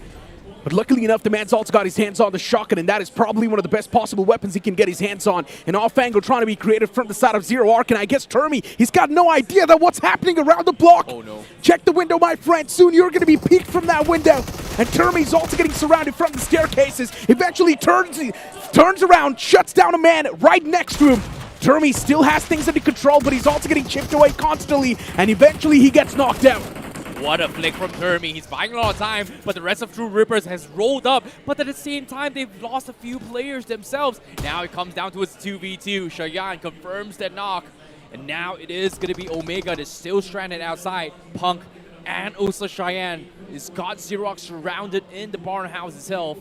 But it's going to be a very tricky reset here for True Rippers, and we've seen True Rippers try to go for early rotations, and now they've paid the price because Zero Arc is doing the exact same thing. This is just such a street brawl. No proper organized fight. Instead, both these teams just unleashed against each other, and whoever comes out on top will have the advantage. And right now, Zero Arc, the way they actually took down that man, Termi, it was just unfortunate that Offangel created from the window, but still Termi, he flipped around and shut that player down pretty nicely. But then Zero Arc just showcased nice team play, and on the back of that, things are looking great. The man's also going to be forced to move out in the open, and nicely done by Zero Arc. Once again, the team play, it prevails. And True Rippers, instead, they're going for a reset. They're actually handing out a revive to one of the knocked out players, and he's going to be back up as well. So True Rippers, once again, back to a two-man squad. Yeah, Punk getting confirmed here. Now True Rippers in shambles. No meds, no whatsoever. Whoever comes up on top, it's not going to have a great time, but they have to wrap things up here. 5 minutes has passed. A lot of teams are slowly making their way into the island itself here. But seems like True Rippers' game plan completely in shambles just because they were caught in this fiasco with Zero Arc, who coincidentally had a little bit of a same ideology. Rotate early, loot up whatever, and then start bridge camping, which again, during the final weeks of the survival stage is what exactly True Rippers did to a lot of these teams. Morty just looking at the opposition right now. There we go. What a spam that was. What was that? How does that even connect? I'm just surprised. And now for True Rippers, losing out on that player is just going to be the mainstream taken care of. Omega, the only person. That nade was tossed as well. It does some sort of a chip damage, but that chip damage might just not be enough. Omega, he still finds that strike. He chips down the second man as well. Both the players down to 1 HP. Whoever connects one bullet wins the fight. And right now, Omega, he's got 31 bullets inside of the magazine, but eventually Zero Arc The man was just quick on his feet as Chandan is the one to close things off. Oh, misses the swing, but zero arc. What a fantastic hole. They somehow survive, but another game down the drain here for True Rippers. 2 back-to-back setbacks here in day number 2. Seems like the comeback is going to be extremely difficult here for True Rippers if they do not pick up some slack. But at the same time, Circle is still down towards the south side here. Lestade is going to be coming in from the west side of Primos, while White Walkers from the east side through the boats here. But TAG from Novo, easy entry for them. VXG heading towards center. Godfrey actually moving away from this military base itself, heading to the west side to get as center as possible. Not a great spot to be in, but I think considering how early it is, get as center as possible isn't too shabby. But seems like Revenant X-Pac caught in a scuffle here with Reckoning Esports on the hunt. Ninja John is stranded now. And the man was taken down to barely in HP as well. Another nade tossed out, and once again he gets taken down a little bit low. Damage chipped out. Ninja still standing though, even he tossed a return nade, but that was not able to do anything. DBS! He was able to find connections, but those connections were not brutal enough. And instead it's going to be the man from Revenant X-Pac getting taken out. That's just an unfortunate start. Reckoning Esports, this team is like a wrecking ball. Whoever stands against him will be wrecked instantly. Zero Arc still getting challenged by Lestade, and Lestade knows the team inside of this compound is hurt, and Lestade is here to just secure a few freebies. 2 players against the 4 men of Lestade. Contesting this fight for Zero Arc is impossible, but they're still doing it because they've got no other option. Oh my goodness, the timing is just impeccable as well. Spy knocking on Evo. Chandan goes down, Morty also gets down. And eventually Lestade is able to come on top as well. And again, the timing is just very unfortunate here for Zero Arc, because True Rippers and Zero Arc had to take a little bit of a stop in that fight. Took so much time, they could not reset, they could not leave, and coincidentally, Lestade's next pit stop from Primos Ocean was that compound to gather intel. And coincidentally, they found 2 players. So, unfortunate timings for Zero Arc, but great pickoffs here for Lestade to begin their journey. In my opinion, though, maybe these guys, to begin their journey, they should look out for this Olympian Academy. It looks incredible, right? Look at those skins that you're going to be getting. Everything that you'll be getting is just great. Value for money, in my opinion. You guys should go and check it out. But once again, back towards the game itself. TAG, for them so far, the BMPS 2026 semifinals journey hasn't been too smooth. They're struggling way too much in the overall standings. Even the previous game when we thought that maybe TAG can do a lot better off the rip, they had a lot of points, but then later on the conversion wasn't great. The positioning was off and TAG were picked off. Oh, speaking of a conversion here, I think one of the biggest unlucky moments for Godstream was the last game where Equinox is doing a little bit of a nice push onto his myth, but Harshield needing him and resulting in the entire Godstream getting wiped out and open here. Hopefully it doesn't really, throws off their morale and anything here, but God's Reign seems like they are pulling back to the city itself here. They're going back to the home ground, and it seems like they're expecting the circle to shift down south instead of the north side, and the entire north side is just completely uncontested now. Yeah, the circle shifting down south. Lestade, God's Reign in the best possible spot.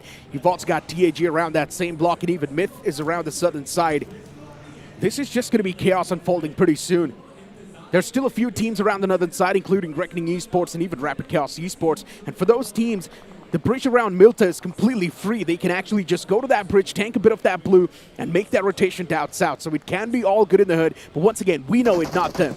Yeah, even TAG, they're expecting this to be an airfield circle potentially here.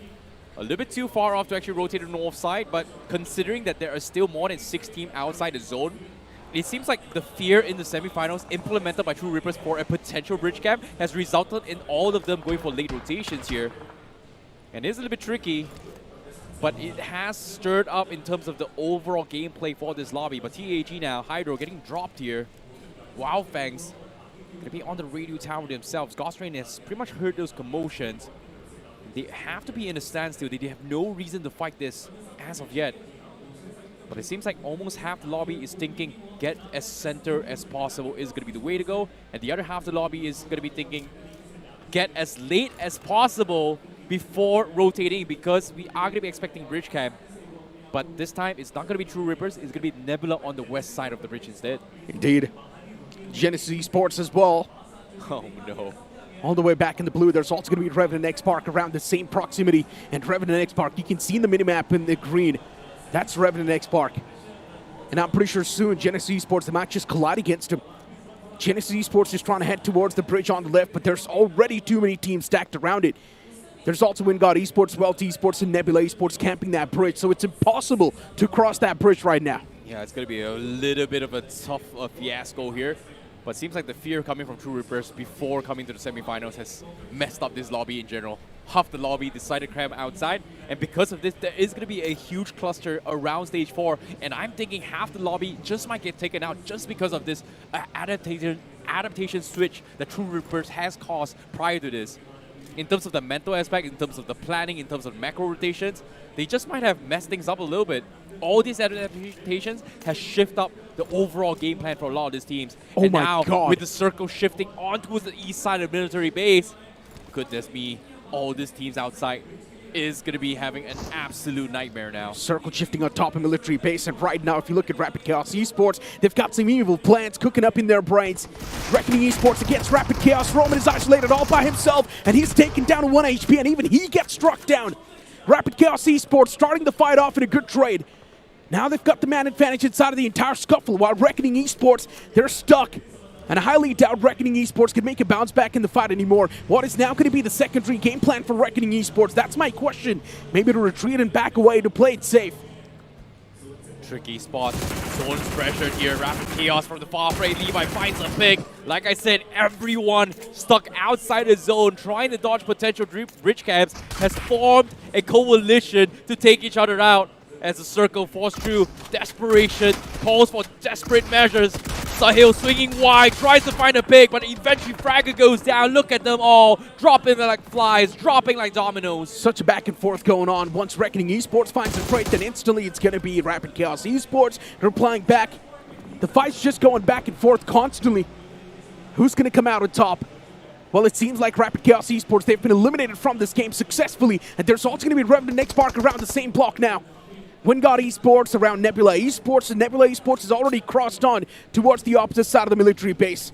They're already inside of the military base and camping the bridge once again, and Genesis Esports, they might just start falling prey.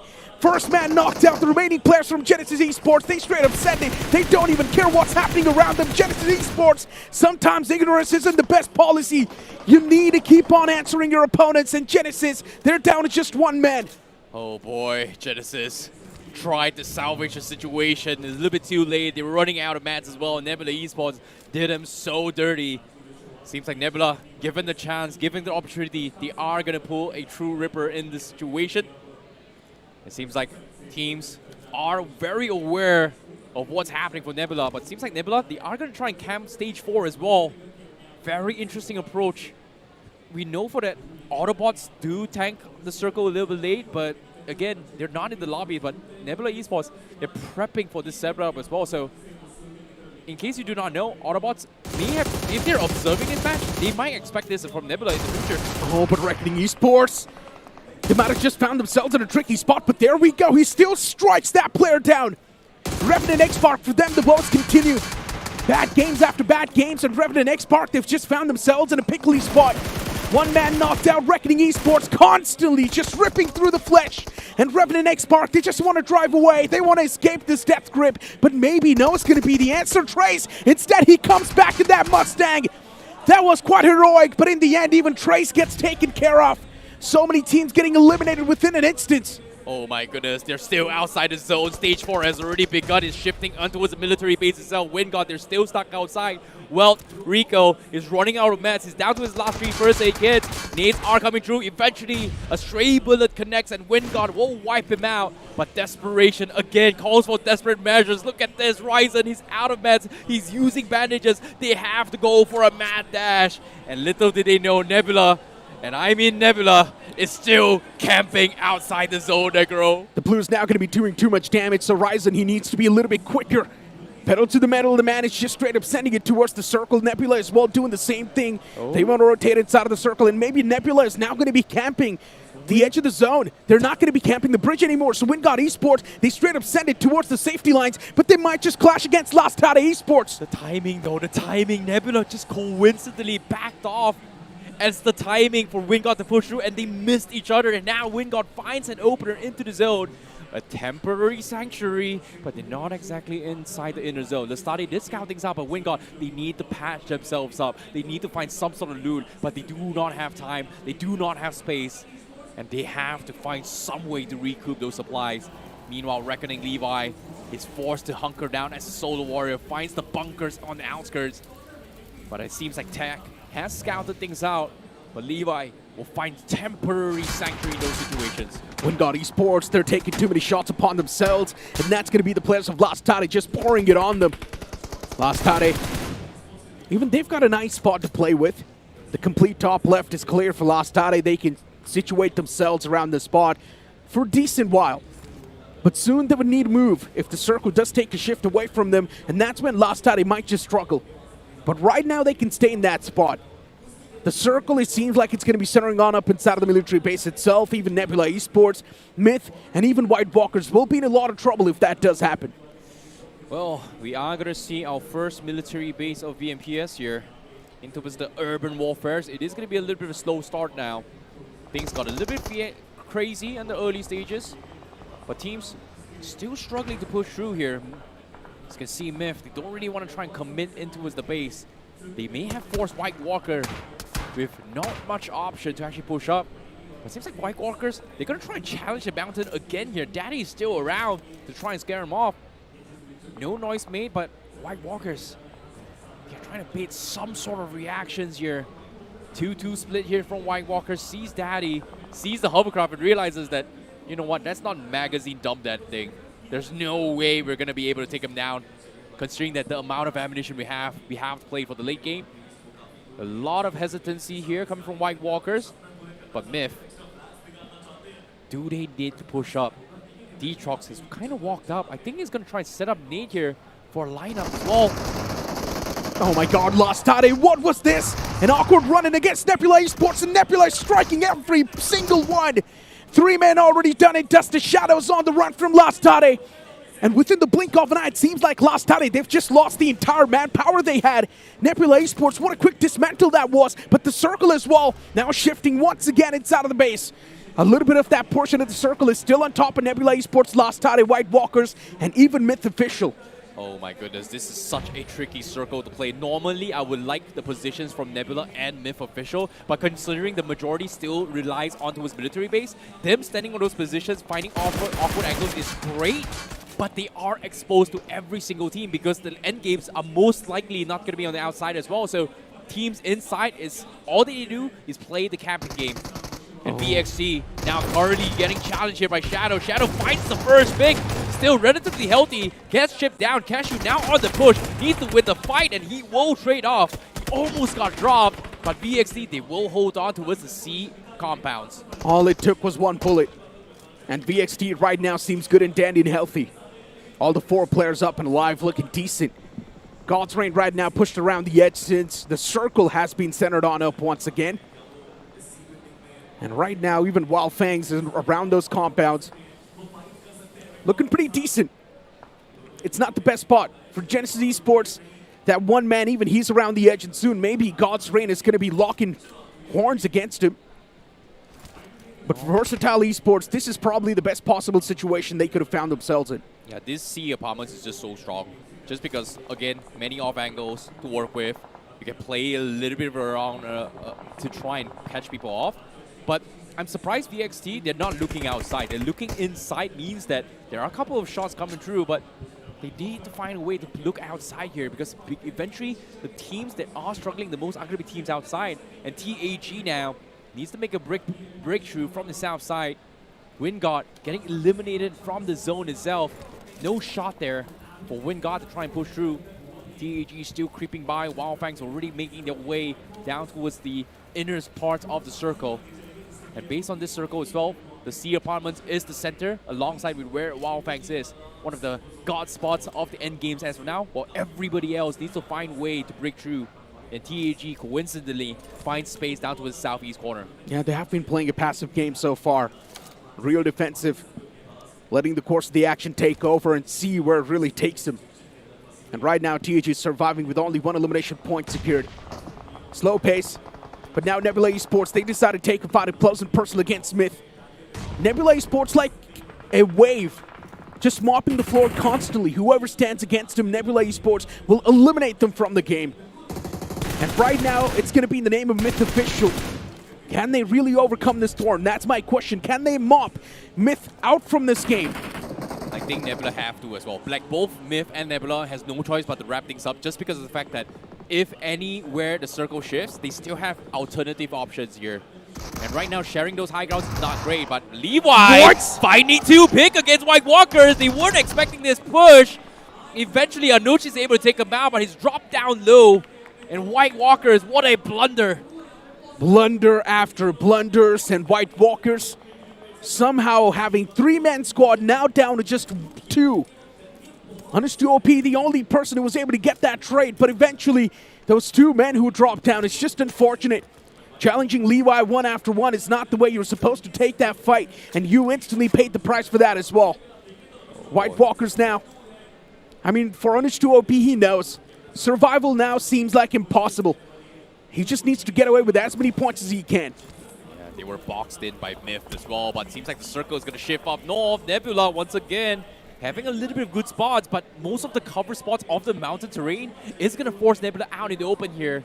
And unfortunately to say, this game in the map of Erangel, there's no emergency deployables for you to use here to try and set up. So they need to find a way to reposition. VXG having prime control. Wyld Fangs still has some sort of cover to work with, but every single team from the south side is going to be in shambles. Viper is running out of room to work with. He's going to try and crawl his way through, but I don't think God's Reign realizes that he's still around. Viper is going to try and delay this a little bit more before he makes the push, but Wyld Fangs, they're trying to stop TAG now. Oh my god, that spray, it was devastating. Incredible! Spray God, he's able to find a second knock as well. Instant confirmation follows up. TAG, the players are getting suppressed. They're down low. They're wounded. Just when we thought TAG might just do a lot better, they somehow decide to make a crooked decision. And because of that crooked decision, right now, TAG's down to a 3-man squad. 1 man is separated from the 2, by the way. Jelly's all the way in the back. What can TAG do? They're surrounded by too many teams. Even Wyld Fangs is going to be part of it. And Genesis Esports, this 1-man Viper, he proves out to be quite vicious. Strikes 1 man down, his venom is deadly, and Viper gets the confirmation instantly as well. God's Reign, they're now struggling. Down to a 3-man squad, and I'm pretty sure God's Reign never thought that Viper's going to be around this block. Yeah, sneaky little player. Now he's found himself Vico. He's going to try and steal it away and completely dip to the zone, and he just might be able to make it, but Delta scouts it now, takes him out. No great escape here for Viper. God's Reign deny him. And well, they also do get a quick trade on the board. All good in the hood though for TAG. I'm still questioning what was that crooked rotation, what was that decision they made? And because of that, now they're paying heavy prices. God's Reign 3 men against VXT, and even Wyld Fangs around that C apartment. White Walkers against the entirety of Myth. Another awkward fight. And the moment this fight happens, there's also going to be Nebula Esports from the back constantly stabbing everyone. Oh boy, Nebula. They had a little bit of a run in here with Myth. They've lost a few players in the process, trying to challenge Myth official. Got picked up, and now Myth still has the high ground to work with. White Walker somehow decides to re-engage Myth official despite losing out 2. Not expecting a third party yet. Nebula's not going to make a move, not realizing the gravity of the situation, that all parties are hurt. God's Reign somehow managed to sneak their way into C apartments here. Delta almost getting dropped. VXT did see him out, but doesn't want to drop the nade. But from the far fray, a stray bullet from Harsh is able to get the drop here. God's Reign is indeed getting struck now. And they're also pretty hurt. Not too healthy. The fallen man's going to be back up on his feet, so it's not that big of a concern as of now. But God's Reign needs to defend this entire apartment, since soon there's also going to be Wyld Fangs breaching it. How do you stop the players of Wyld Fangs breaching inside of the C apartment? That's now something God's Reign need to try and figure out with only a 3-man squad. TAG around the spectrum, trying to close in from the far away. TAG's probably going to be facing a lot of brunt. God's Reign busy taking a fight against Wyld Fangs, and Wyld Fangs, once again, they decide to retreat. Spray God is the only person around that apartment, but right now, TAG, they're catching too much hurt. First man knocked. The remaining 2 players, they're trying to make some desperate decisions, but even they are not coming through that well. God's Reign, they find another strike against TAG, but now it's time for VXT to take a fight up close and personal against God's Reign, since they know GDR are hurt. Oh boy, Versatile looking, trying third party. Spray God with the nades as well. Wyld Fangs closing the distance, and God's Reign, they're getting pinned here. Spray God on the second floor, trying to make things work. Sensei going for the ping here, trying to look for nades, trying to look for off picks, trying to find setups here for Spray God. But seems like the nades from Rex was too much to handle, and Spray God gets taken down first. VXT's actually doing such a great job replying back to the players of Wyld Fangs and even God's Reign at the same time. They're picking two different fights on two different fronts, and somehow Wyld Fangs, they're actually broken apart. Two players knocked out, Gordon's taken down low, and that nade on top of TAG. That's just going to be the salt on top of the moon as TAG has been eliminated from the game. But Wyld Fangs, they're still alive in the game, and they're fighting for their survival. Those two players that were knocked out from Wyld Fangs, maybe a survival is possible. A revival might just be coming through. But he needs Kanha to kind of provide this assistance here. Myth and Nebula finally goes in for the big brawl. Adi first to drop. Nobi gets a trade as well. But Daddy dropped down low. Seems like Nebula Esports is going to be able to scare off Myth. And he should be able to get the reset through. But the circle not going to be covering the top side as of now. Wyld Fangs also manages to pick up Spray God. VXT already full resetted, not wanting to commit. They're hoping for Kesha to find an off angle here for Wyld Fangs, but as of yet, the biggest threat for VXT has to be Wyld Fangs. They need to cross the road. VXT, they still have options to back off, but it seems like they don't want to let go of the pressure for now. Yeah, it's unbelievable. How did they get that reset? Wyld Fangs back with a four-man squad once again. And even VXT, they've got all the four men standing. A proper 4-on-4 brawl, that's what I want to look at. This is going to be a fun fight. But even on the other side, you've still got a team like Nebula Esports, and Nebula probably does want to put an end to the story of Myth Official. It's just one man Detrock standing. I highly doubt Myth can now be a competition for Nebula. But Wyld Fangs finally running thin on patience. Now they decide to make that pounce on top of VXT. They're done playing it passive. They just want to push up and maybe get that final elimination against Wyld Fangs. Tricky spot here, but they need to find an opener. This is the next entry point, and VXT's got them completely boxed. Running out and open in the middle is going to be suicidal for Wyld Fangs. They have no choice but to take the safer option here. Rex with the nade finds the opener. That's the push that they need, and Versatile Esports, they are going to go charging in. Rex chips them down low. Goten still bleeding out. Sensei finds a trade from the off angle. Now Rex is the one that gets pinned, but right from top, where did Smoker come from? Sneaks in from the flank, takes them down. The flank was just insane from Smoker as he smokes both the players in the front. And Wyld Fangs is now still surviving with a two-man squad. Utilities tossed out from Smoker. He tried to smoke off those players so that the line of sight is not going to be on top of him. Even the Blues on the move. Now Smoker needs to wrap this fight up as soon as possible. Both the players right next to each other. Smoker, he was able to find that connection too, but in the end, it's going to be Sensei to put an end to that story as VXT has been eliminated in the top 4. Oh my goodness, VXT, they tried their best, but at the same time, Sensei was outnumbered, was able to clutch this situation. In a blink of an eye, we're down to the final 3 teams, and Nebula Esports still part of the equation. And for some reason, and somehow, they are able to take control of the God spots where VXT had.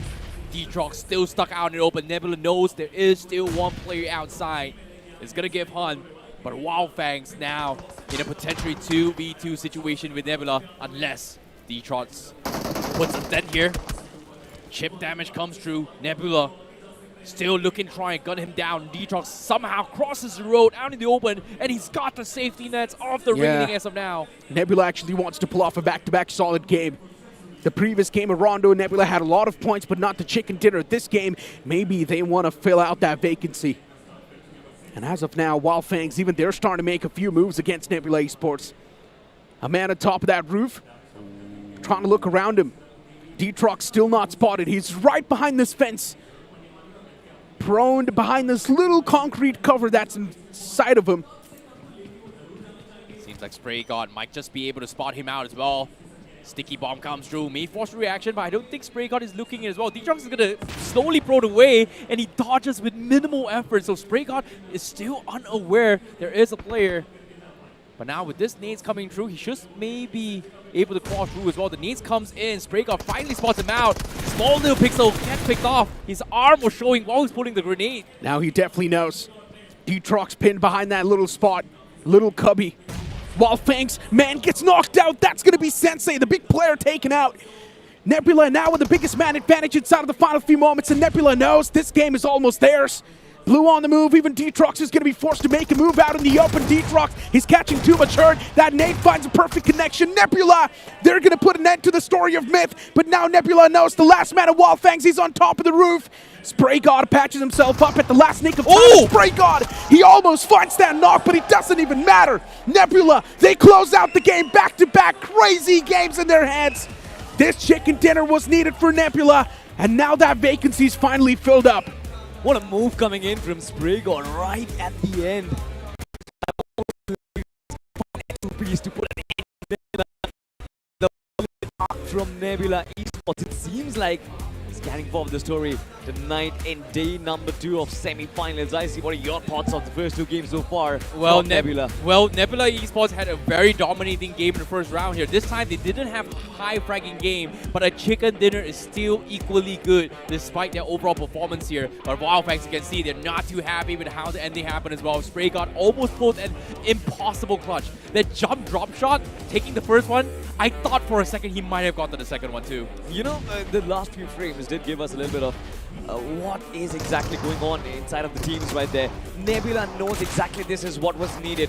Yes, aggression was patched down a little bit. It didn't really go for a lot of finishes, but tried to keep them calm and tried to go in for that big banger of a chicken dinner. Nomi smacks 7 down, by the way, Necro. That is an insane stat right there. 11 eliminations and a chicken, 21 points. I know, right? It's kind of crazy. Compare this Nebula Esports to yesterday's Nebula Esports, and it's not even close. This Nebula Esports off the rip. The first game, they had a great game. Second game with a chicken dinner. Nomi popping off on a crazy level. Nebula Esports right now seems like they're in a great form. You know what? I wasn't expecting this considering how passive Nebula is from the start of the game here. They were struggling with Myth for the longest of time. They were scuffling here and there, but out of nowhere, Nomi actually has 7 finishes. And I'm like, okay, wait, I take that back. This is a banger performance coming from Nebula Esports. This certainly was a bang. I mean, look at those stats once again. 1,214 points of damage. This man was constantly popping off in terms of the gunfights, dealing in damage from the distance. And Nebula knows if it's not Nomi, it might just be Phoenix. If it's not Phoenix, it might be Kratos. Somebody or the other has always popped off for Nebula Esports when it mattered the most. As we do have a look at the top players, Spragon deserves a spot in the top 5 for sure. I mean, 3 finishes, 1,000 points.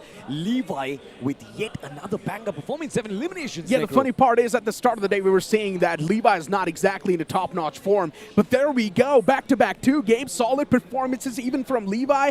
It's like the entirety of Reckoning Esports right now, their blood is boiling and they're feeling themselves. This performance, I think it's a little better than solid. You just can't say a guy to go inside of 2 games and find 14 frags off the rip, right? I think Levi is getting back to his BMPS peak, but Detrox, VXT as well. I think this game was extremely important, I see, for VXT as well, to try and restabilize themselves on the overall standings, but couldn't really do so as well. Yeah, they definitely dropped the ball despite having Circle for themselves here. But let's talk about the situation of what happened as well. I think True Rippers and Zero Arc had one of the most unfortunate starts of the game, knowing that True Rippers tentatively rotates early to the military base, and for some reason Zero Arc decides to take that fight.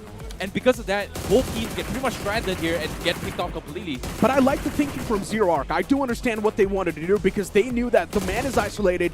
I do like the fact that they chased him down. They actually got the knock as well against him. But here's where it really gets a little bit tricky because the other players lost the individual duels. That's why Zero Arc, they messed up. Later on, even Viper somehow proved out to be quite vicious against God's Reign, which was never supposed to happen in the first place. 100%, and then again for Wyld Fangs as well, those couple of mistakes out there. Kana just going in for the revive out in the open, did not anticipate Smoker's position from the top line.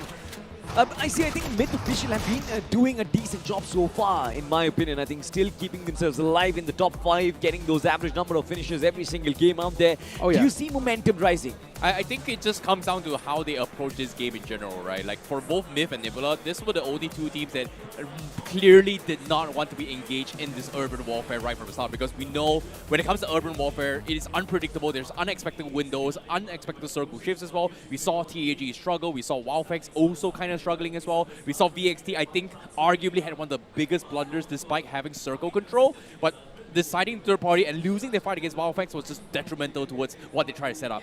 I wouldn't say it is a bad performance, but still, it's 9 points. It's still better than nothing. I mean, it is 9 points for sure, but then you look at Reckoning Esports, 8 points once again. The Worlds are certainly back, ladies and gentlemen. Myth Official as well, 9 points for them. Wyld Fangs with 13 and Nebula Esports with 21 points.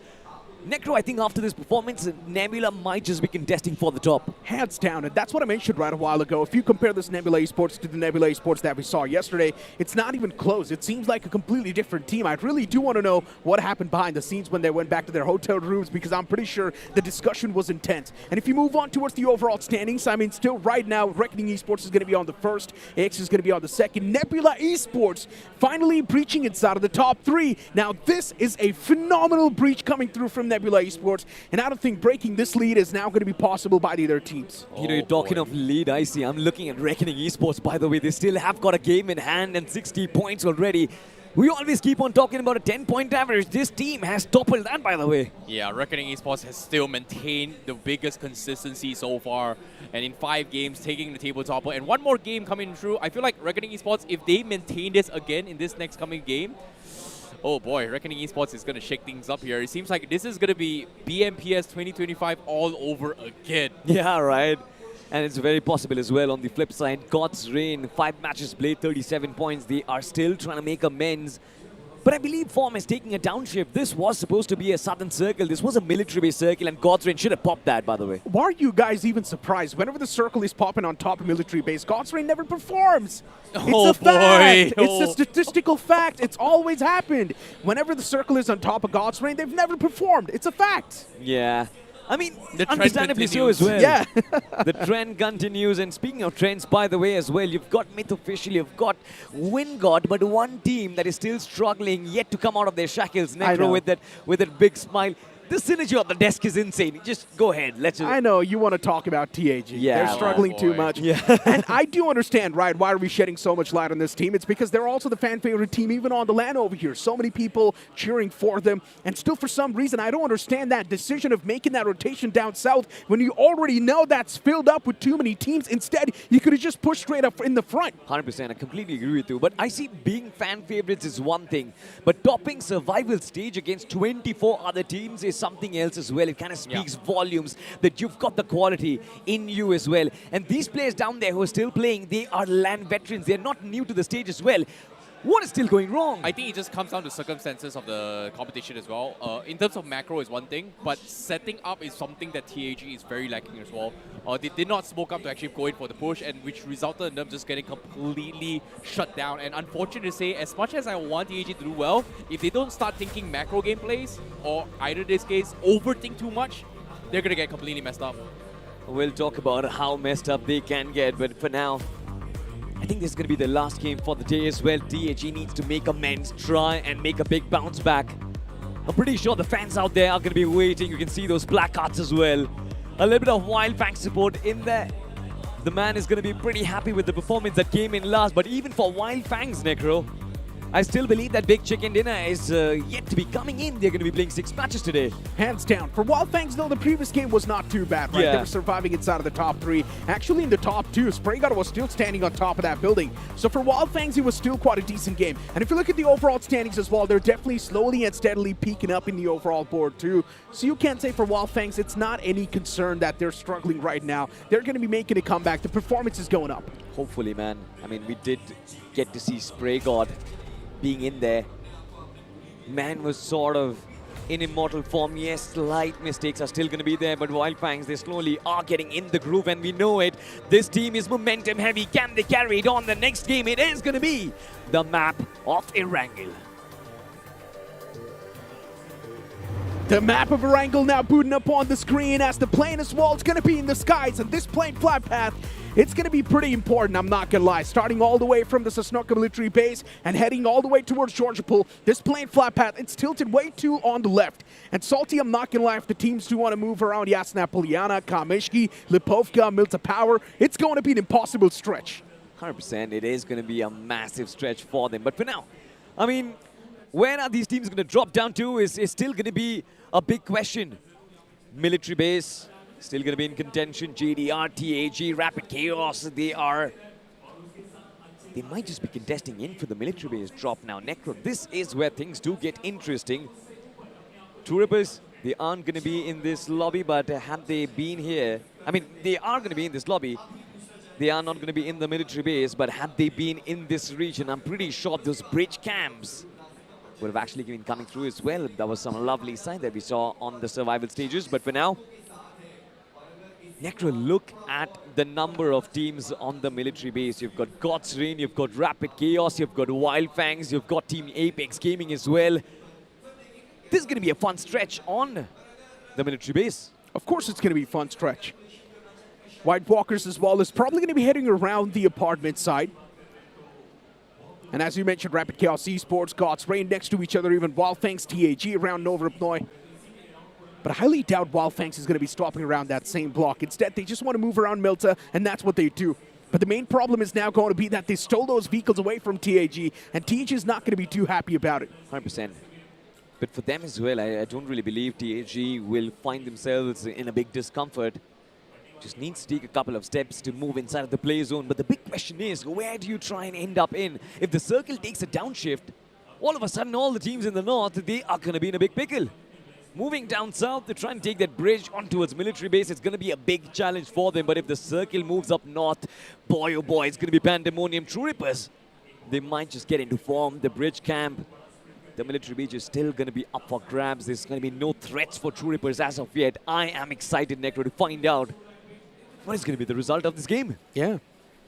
And Salty, I'm not going to lie, I also want to look at a few names like Wingard Esports, Wyld Esports, too good. Yeah. For Wyld Esports as well, if you talk about the experience, this team has a lot of experience. Goku, Dragon OP, Rika OP as well. Every single person from Wyld Esports, they've been competing for years. And for some reason, right now, sitting on the last page, on the second last spot in the overall standings, that is not a standard you would want to set if you're someone like Wyld Esports. You would at least want to be around the first half of the board. We've seen some signs of brilliance coming in from Sham, but apart from that, the rest of the team is still struggling. And that has been the case for Dragon OP, for the rest of the boys as well. Like you mentioned, they've been competing for a while now. They're under gods no more. But in spite of that, it just feels like the weight of expectations on Wyld Esports and their shoulders is just too heavy. Wow, new stats on the screen, Necro. Our production is taking us leaps and bounds. Now we can actually see the live location of teams out there. Yeah. I mean, we could see that before as well on the map feed, but yeah, it's just a little bit more better for the people that are watching the stream online. 100%. Yeah, they could understand where exactly those teams are positioned. But what about teams like Lost Tide Esports that are not exactly around any drop locations? How do you represent them? In no man's land. Interesting. Well, Wyld Fangs will have to actually love to be in no man's land for a while. That last fight, the last game is still going to be in my head for a while because the way Wyld Fangs took that fight, I could see brilliances, but I could also see certain micro mistakes, like Kana giving a revive to Goten out in the open. He knows there's a man coming down the staircase, but still did not react. Now, these are basics, which I'm pretty sure even Kana knows it, but how are they fumbling these basics? I have no clue. I really do feel like it's because of the land pressure. Yeah, man. A lot of these players, a lot of these teams are just overthinking a lot of the scenarios. And I'm pretty sure that's what happened in Nebula Esports yesterday as well. Look at this Nebula right now. So aggressive, getting those eliminations too. And they're also showcasing a lot of tactical nature. I'm liking that nice balance that Nebula Esports is currently showcasing. I've always had that opinion, Necro, that the map of Rondo, it kind of sets up your entire day, to be honest. Yeah. If you perform well on Rondo, if you do find those multiple eliminations, your confidence is going to be on a sky high. You wouldn't really shy away from taking those fights, and it just keeps on piling up. If you really want to move on the top of the overall leaderboard with Godspeed, you got to find that. You got to find that bit of acceleration, and it seems like the Ford Mustang is going to be the best choice for all of you guys out there. Necro loves the blue one. I kind of like the silver one as well. What? Yeah. The blue one's the best. It looks so fresh, cool. It does, but I'm actually a fan of neutral colors, Necro. You know, blue is the color of ocean, water. Yeah. And you gotta love the color blue. It's just fresh. Do you know the ocean is always salty? That's why people don't usually like oceans. Who doesn't like oceans, man? This is such a weird thing. I mean, inside of the game, for sure, you are not going to love the waterways, but in general, I love beaches, man. I mean, in real life as well, you don't really like ocean. You don't like the water off the ocean because it's too salty. Well, that is going to be a fact. I still like it, though. I mean, the salty water keeps ships afloat, you know? You can still travel because of the density of the water, but a lot of science-based discussions, game-based discussions back on the panel. Now, God's Reign. I kind of expected them moving past the bridge. They're going to find themselves in the crosshairs of true rippers, but it seems like there's going to be nobody present over there. But hey, you know who's going to be present inside of the game? It's the Spartan King, my friend. The gold spin is already available inside of the game. The first spin of the day only starts for 10 UC, and we've all got 10 UC lying around in the accounts other than me. So you know what? Go in the game and spin it right now. I think the Spartan King is the single baddest Giga Chad out there inside of the game, to be honest. There's nobody who comes close. True. He kind of looks nice, I'm not going to lie. I really wish I could actually use it in my games as well, but for now, Genesis Esports are going to be playing their games. They are quite close to the lads of White Walkers, by the way. Rotating in from Northern Georgia Pole, moving inside the play zone. It's going to be a little difficult, Necro. It's not really going to be challenging for sure, but shots, they might invite them. They of course might. And it's a big might too, by the way. TAG's on the move, and I really do hope that this time we're not going to be seeing any sort of crooked rotations from them. I want to see proper organized play. The circle, though, still hasn't really closed up. Everyone's waiting for the next zone shift. That's going to be the main revealer. And Salty, what are the odds that the circle's going to be shifting all the way down south around Sosnoka military base? What if it does happen? Honestly speaking, it's still going to be a 50-50 for me. Haven't really seen a circle that kind of favors only the military base island, but for now, it seems like Genesis Esports are going to be knocking on the door, so White Walkers, Veyron in a lot of trouble. Viper misses the shot in spite of the man being out in the open. It's Fury who kind of made amends, but Genesis Esports, that is a start and a half. All good in the hood. White Walkers once again messing things up. What's wrong with White Walkers? Currently sitting on the 24th spot in the overall standings. White Walkers, they've got a lot to learn. And I'm not going to lie, somewhere down the line I expected this result as well. When you look at White Walkers' performance in the past qualifying weeks, it wasn't great either. They were so on and off. It was only that one game where White Walkers would pop off and then they would find themselves in a decent spot. Other than that, White Walkers have always struggled. True that. And I think majority of the big performances have come in the games where Beast has really popped off. We've seen Beast, Anush to OP kind of pick up reins of the team as well. But apart from the majority of the players, they're still kind of underconfident, especially in those 1v1 battles where White Walkers, they get third party. In the online phases, I still remember there were clutches coming in from them, but for now, Zero Arc on the offense. Shots coming in from Sarwar, always devastating, but Nebula, they're going to glide past him. No challenge felt. No problem yet. And if you look at the map as well, right on the northern side, you've got Genesis Esports and Revenant X Park in the proximity. Next to each other, both the teams taking the same rotation route. And also a bit of a fight brewing around between Wingod Esports and their foes. Reckoning Esports, do they really want to go for a pit stop right around Wingod Esports? Maybe the answer is going to be no. Reckoning Esports wants to find a different stop. And if you look at the circle as well, the center of the circle is just packed up with too many teams. Rapid Chaos Esports is going for a late game rotation still all the way around the military base. While all the other teams are pretty much around the circle or inside of the circle. This is going to be an absolute chaos unfolding soon. It for sure will be. I mean, look at Wingod right now. Infinity does have that visual of another team in the back lines. Reckoning Esports lining up with Meta D-Trox. So close, by the way, with the hovercraft. He runs over Roman and Myth Official. They kind of open fire. Reckoning Esports. Meanwhile, the rest of the players, they had to run away. Nobody expected this fight, but D-Trox, the man, is an absolute silent assassin. On the flip side, the one Nuch to OP is finally going to find success. Zero Arc couldn't really keep the man alive. Oh no, you got to feel bad for them. Zero Arc is also another one of those teams that's been struggling too much. And I'm not even sure what's going to help them now. Momentum not exactly with them. Confidence as well is lacking in Zero Arc. They're already down to just one man. You really got to feel bad for them. And the same thing pretty much is going on with White Walkers too, but after getting those 2 elimination points, White Walkers, they're going to be feeling a lot better. At least you can say now the jitters are going to shake away. White Walkers might just feel a little bit more confident. Looking at the circle, everyone's wondering where's the next zone shift going to pop up. Rapid Chaos Esports with that late game rotation, it might just low-key work out, but there's also going to be VXT and Reckoning Esports around that same spectrum, and we might just see a clash between those teams. You're very right, Necro. That is going to be a big cluster out there. Right on the outskirts of Pochinki, Reckoning Esports kind of gliding away from VXT this time, and Rapid Chaos as well, kind of thinking the same thing. Now these 2 teams might just be able to collide. We just witnessed Reckoning kind of losing one of their bodies against Myth Official. It seems like they are completely lost inside of the map right now. Rapid Chaos disengaging from the fight. Reckoning Esports backing away as well. No shots being taken. That invisible peace treaty kind of signed in between these 2 teams, but Rapid Chaos finally move inside of the play zone. The circle finally shifts.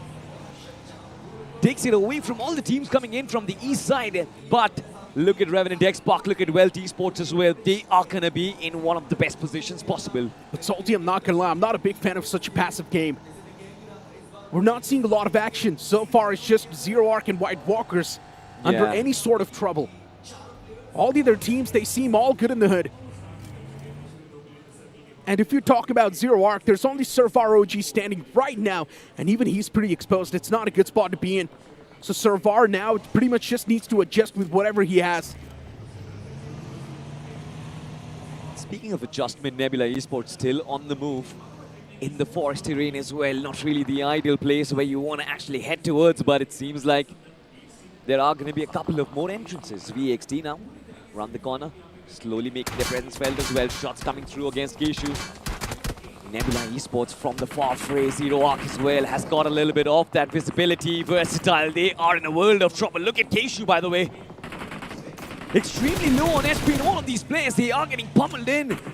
Now even Reckoning joins the party. Keishu this time, I don't really believe he's going to survive for long. And Smoker, look at this man, patches himself up. But for VXT, this is going to be a really bad sign, Necro. Indeed, the man knocked out in the open. Keishu pretty much unretrievable. Getting tapped away to his death as well. And Nebula Esports is a team currently in a red-hot form. You know, if the situation really comes down to it, Nebula Esports is not a team that's going to shy away from making the pouts. They will. Because they've already got a lot of leeway in the overall standings. They've got the cushion to work with as well. 60 points already in the live rankings. Reckoning Esports is the only team that's currently keeping up with the pace of Nebula Esports. Oh my god, if that nade was perfectly cooked, the man was done for, by the way. Could have been an engagement between the nades. Adi as well, kind of cooking up his own. Takes a little bit of splash damage, throws in yet another throwable. Oh my god, finally, the Molotov is right on the money. Rex, is he going to keep himself alive? Not anymore. What a Molotov coming in from Nomi. And Nebula Esports, they find the opening. Versatile for them. It just keeps on getting bad to worse. What an opening that was. Perfect thread. Nebula Esports claiming the elimination point even against another man of VXT. Rex taken care of as well. Smoker's the only person still standing around that block. Rapid Chaos Esports as well, making that ruthless rotation, and somehow it's working out. They don't give a care about in the world of anything, but Rapid Chaos Esports right now is also getting struck down by God's Reign. One man already taken care of God's Reign. They've still got remaining players around the compound. It's a 4-on-3 scenario, man advantage in the hands of God's Reign, and this should be an easy strike for them as well. This nade, it seems good. Nice nade right on the money, but God's Reign couldn't really find a lot. Rapid Chaos is brilliant positioning, by the way. And look at from the back lines, Genesis Esports, they're still finding a couple of those frags. Neo has been brought down. Justin as well, nice need to find out Fragger. Psycho moves up, gets one, but gets instantly traded off. Aquanox, Land Demon shines once again. God's Reign, they're not giving up just yet, Necro. How did God's Reign mess this one up? That's my question. How is Rapid Chaos Esports able to keep up against God's Reign? And somehow they lose the fight as well. What? This is unheard of. God's Reign, a team with so much potential, with so much firepower. They still dropped the ball in the fight where they had the man advantage in Rapid Chaos Esports. They somehow prevail. There was also a bit of a third party from the sidelines, but still it doesn't matter. God's Reign should have won this fight. It matters the most, Necro. Genesis Esports took down their prime line of defense. Neo being taken down, I'm pretty sure, might have sent pandemonium in the camp of Kotsrin, and that is one of the reasons why they got so confused in that particular fight. Still not sure what just happened entirely, but they move on forward. Rapid Chaos move on forward elsewhere. True Rippers. That was a nice nade being lobbed in by Carlin as well. Lastade taking steps towards destroying True Rippers, but out in the open, can Termi still put up a fight? Big questions though. Oh my god, this nade, it was so perfectly placed. True Rippers, they're truly getting ripped by everyone this time. Yeah. Since the first game itself, True Rippers is just not able to withstand the wrath of the lobby. Crumbling down slowly and steadily. True Rippers, they seem like an old grandpa. Someone needs to help him. But if you look at the overall way True Rippers has been playing as well, this is not the same True Rippers that we saw. This is not the same pace they're supposed to move in. Very true. Haven't really seen Punk take so many pit stops in the midst of battle, especially in the online stages. We saw him taking fights after fights. We saw him inviting teams to try and take a shot at them, but this time it seems like True Rippers, they're playing a much more defensive game so far. And to be honest, that hasn't really paved them dividends so far. True Rippers on the 21st spot of the overall standings. Needs to find a little bit of improvement. On the flip side, Zero Arc has been destroyed. Myth Official, just a one finish on the boards, on the cards for White Walkers as well. A little bit of challenges. Wingod from the distance. Nades are still being cooked up, Necro. Look at White Walkers. Smokes being deployed all around the compound in order to try and prevent the nades from coming in. They're inviting the fight close to them, but can they survive this? Can they tank the damage? It's going to be the question. Have a look at that Wingod. Taking in shots. Can they find a knockout? It's going to be a big question as a couple of those players send it in. And Wingod wants to win this fight. Necro has White Walkers as well. Deject out of the compound. Fight been taken on the outside, but Nox still being found. White Walkers can't sustain this, and Wingod, slowly but surely, they eliminate, they wipe the floor with White Walkers themselves. They wipe out the remnants of the entirety of White Walkers. And right now for Wingod Esports, they also need to deal with the zone that's currently on the move. White Walkers, problems striking them. And right now, Wyld Fangs around the block next to him. I'm pretty sure for Wyld Fangs, what's going to matter is how do you really capitalize and how do you maintain the consistency that you found from the previous game. Wyld Fangs right now definitely do have the momentum, but then if you look at it on the opposite side of the spectrum, you've also got Myth Official taking that fight against True Rippers, and within the blink of an eye, they've also wiped him out. Now that is going to be a big blow. True Rippers once again getting eliminated quite early on inside of this game itself. Myth Official on the flip side has been finding those off picks here and there. 3 finishes on the cards, but they need to keep on their numbers as well. Elsewhere, this is going to be a push-up coming in. Not really the best of signs for Reckoning Esports as Sahil tries to put up a fight, but this time it seems like Jonathan, that is going to be the only knock he finds from the back lines. Harsh with a nade. He's going to try to find the end of Reckoning Esports. I can't seem to see Reckoning where are going to be the other 2 players. Indeed. And Reckoning Esports, they're not done yet. Taking those shots even against THE. Even Wingod Esports is now up against that one man of VXT. And what an 8 that was. It actually does chip him down. Wyld Fangs, even they're around the spectrum, but right now for Wingod Esports, this fight against VXT meant a lot. It took too long for them to shut down a team like VXT, and the damage is already done. Wingod Esports, the man is knocked out, the second man was down low, but luckily enough, he patches himself up instantly. The damage is going to be massive for Wingod right now. How do they move out of this situation? How do they try and use the smokes to try and get away is going to be the question. DHG from their left-hand flank can easily take shots against Wingod. They need to find a way to move up north. They need to find a way to move deeper inside of the circle. The smokes aren't going to be enough, Necro. Speed takes a little bit of a pause. You can see the shots coming through as well. A little bit of a barricade has been set up with those vehicles, but Necro, if those vehicles get finished off, I am wondering how will Wingod try and make the rotations. Hands down. And that's what I'm wondering as well, because right now the vehicles are definitely smoking. And that is a big problem. And if the vehicle is smoking, you already know your mobility as well is going to be limited big time. You are going to be struggling too much. And Wingod Esports, with the man knocked out, now getting the recovery, or now getting anything, it's going to be real tough. But luckily enough, they still do have two healthy players, and these two healthy players can actually get things under control. But the moment I say so, even the man from Last Tide is able to thread that needle, and Wingod Esports, they've been wiped out from the game. It's just unfortunate for Wingod, right? I mean, we knew it. The kind of position where they were, it was extremely hard for them to sustain that position. But now have a look at this, though. Revenant X Spock reeling off the ground. Genesis looking to here, to try and deliver the death blow, and it seems like they've done it. Couple of players knocked out, but they don't really mind. 3 players, they are going to find the reset, and Genesis, lovely way to try and put an end to Revenant X Spock. But can they try and keep their positions alive? Can they try and find the entry point of the circle as Myth still have control of the high grounds? It's going to be tough for Genesis, by the way. It indeed is going to be. And as you mentioned, Myth currently with the high ground. They seem like they're in a decent spot, but I'm pretty sure Myth is going to be trying to avoid any sort of fight that they can. And look at this positioning from the side of TAG. They straight up ram their vehicles against the Remnants. That the team in the front. And somehow that team is actually doing a decent job in defending this entire ground. Jonathan got stuck. And TAG gets eliminated from the game. Blunder once again. Positioning, rotation was questionable.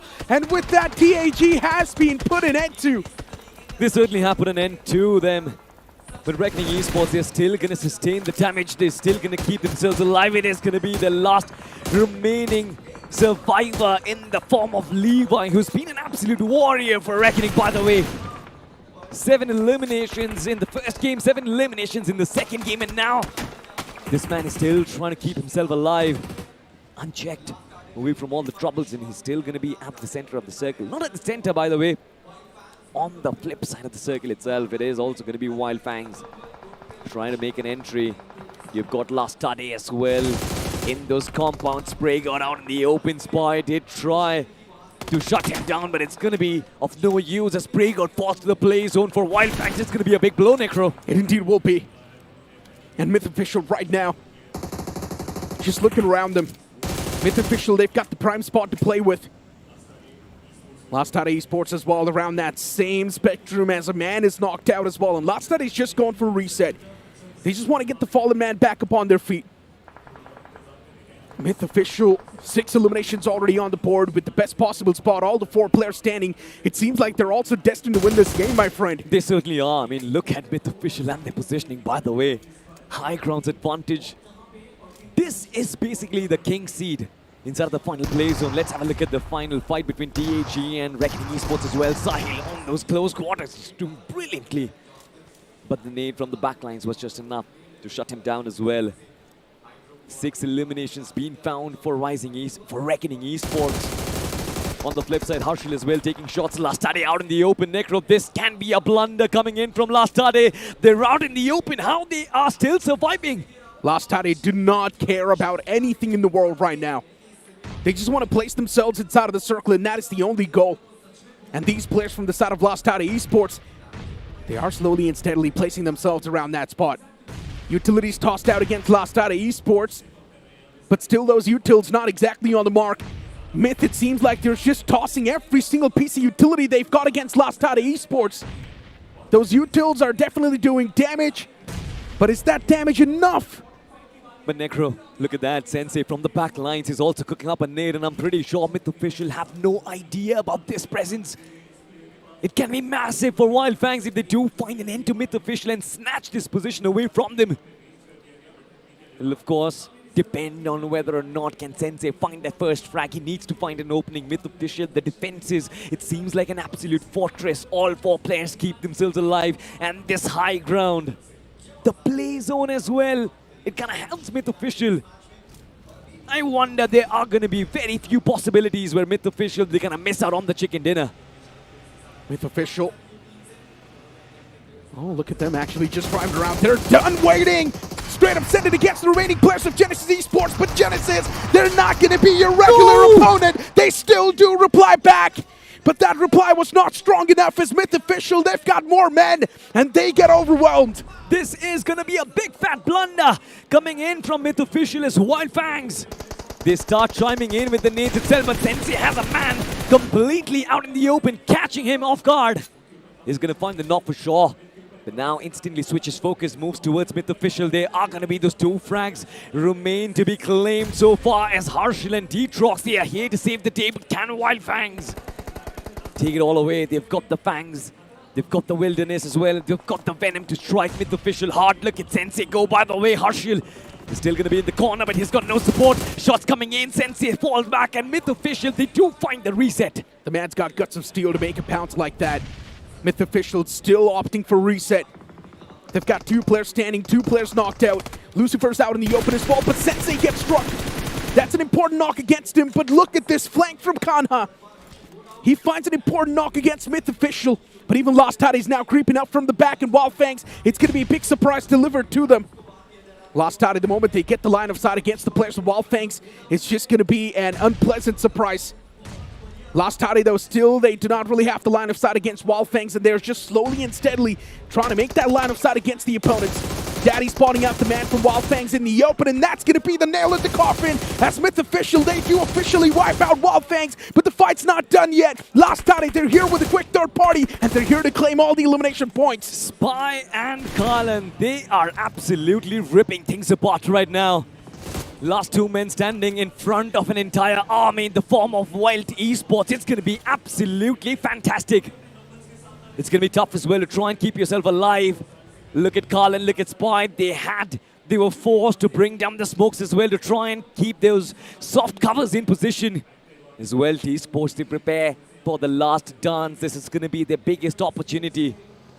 Try and make amends on the overall standings as the first nade sails through. Spy still keeps himself safe. Wyld Esports, they are still moving. They know it. They've got the game in their grasp. They're still going to be trying to move forward. Spy falls as well. Karlan all by himself had 5 eliminations, but this time just gets shut down once again. We talked about Wyld Esports and how they were struggling throughout the entirety of the day, and finally now Wyld Esports getting 1 good game in their hands.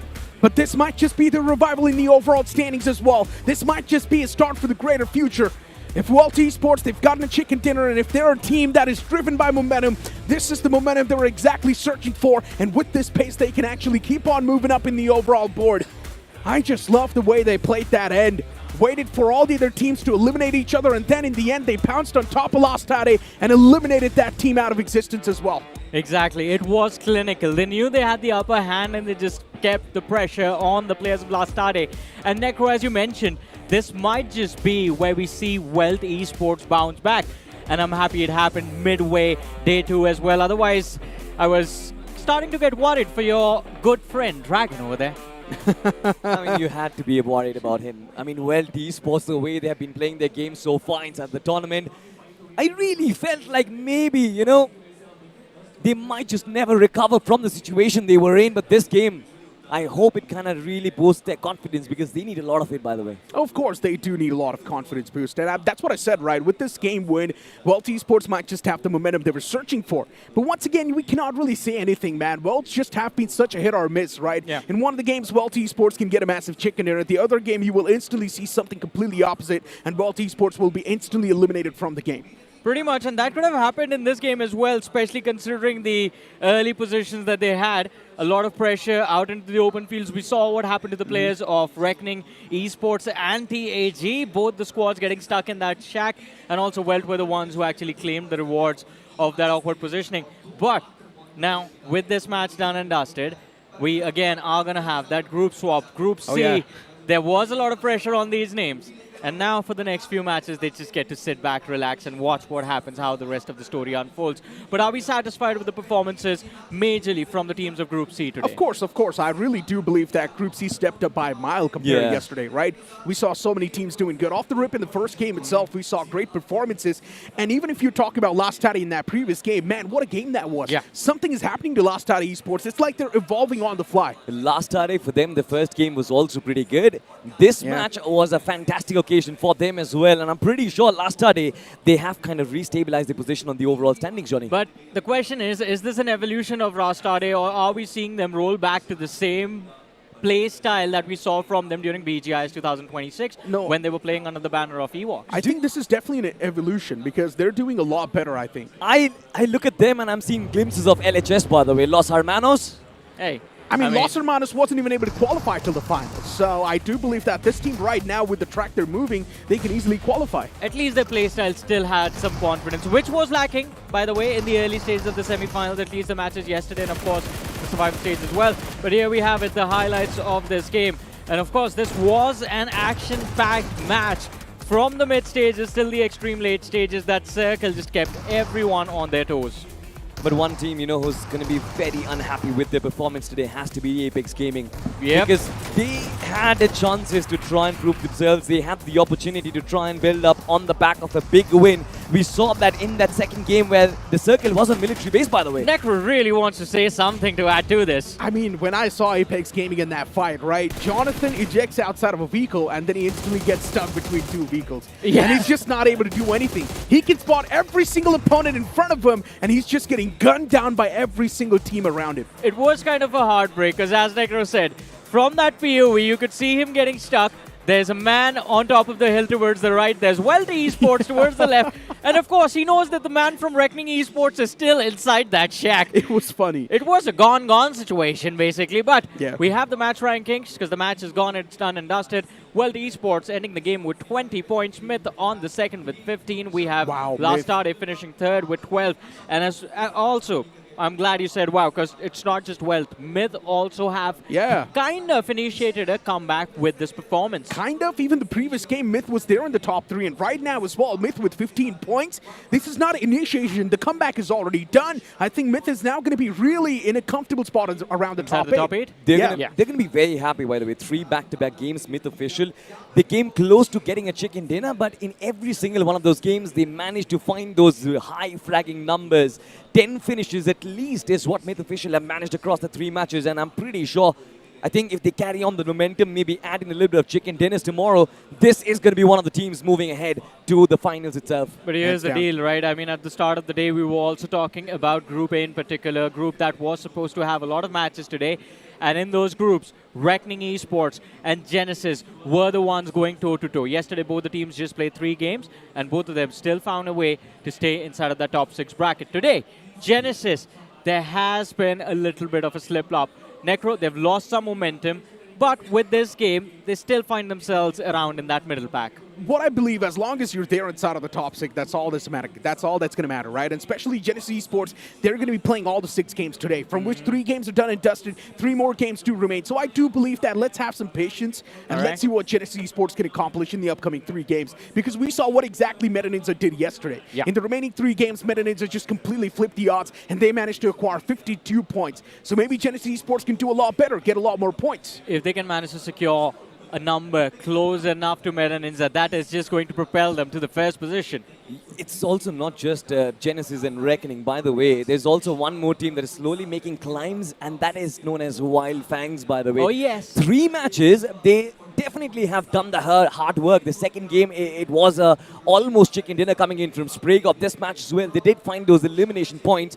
Couldn't really manage those big 20 bombers as of yet, but I'm pretty sure Wyld Fangs, they're going on the right track. Wyld Fangs have gone wild, it seems. Like they are going back to that simple strat of being frag heavy, not really focused on the chicken dinners. But Necro, it's a risky move to make. With this, you can be sure that, okay, either you're going to have an amazing performance with a lot of finishes, or you might just be outside the top 6 because you did not get those chicken dinners. I don't really like the way Wyld Fangs is currently playing right now. I'm going to explain what I exactly just mean. Sure. It's really annoying for the teams that are currently playing inside of the lobby, because imagine there's a team right around you that is just waiting for you to fire a couple of shots onto their team, and the moment you're in a scuffle, you're going to instantly get hit with a third party. That's what Wyld Fangs is doing. Wyld Fangs is literally being a sneaky, annoying team right now to all the other teams in the lobby, and it's working out perfectly well. I mean, it always works out well for Wyld Fangs. That is a strategy which they always use. And I believe it is there for a reason. Johnny, why do you think they're so energized, by the way? Hey, man, I mean, you have to find the easiest way to unleash the monster into the battleground, right? Give me that. All right, I mean, it seems like Necro is ready to unleash his monster on this desk. He has been doing that, by the way. Keep your voice intact. We're going to need it for the rest of the day. Upcome is going to be the next group switch, ladies and gentlemen, after this very short break.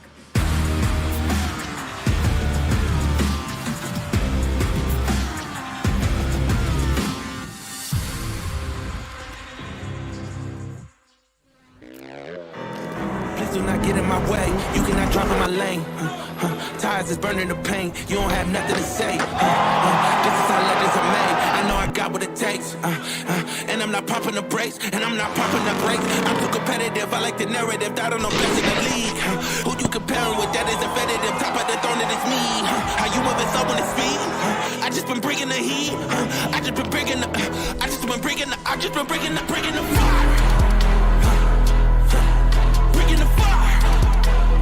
I just been bringing the. And they can't stop me. They know that I'm bringing the. I got the fuel in my veins. Trust me, I'm making a name. We are not one and the same. I am on top of the game. I cut out the line on my brakes, and that's why the drive is insane. Heart of a champ, adrenaline rushes is numbing the pain. I'm too competitive. I like the narrative. I don't know best in the league. Who you comparing with? That is competitive. Top of the throne, it is me. How you moving so on his feet? I just been bringing the heat. I just been bringing the fire. Been bringing the fire. I just been bringing the fire. And they can't stop me. They know that I'm bringing the.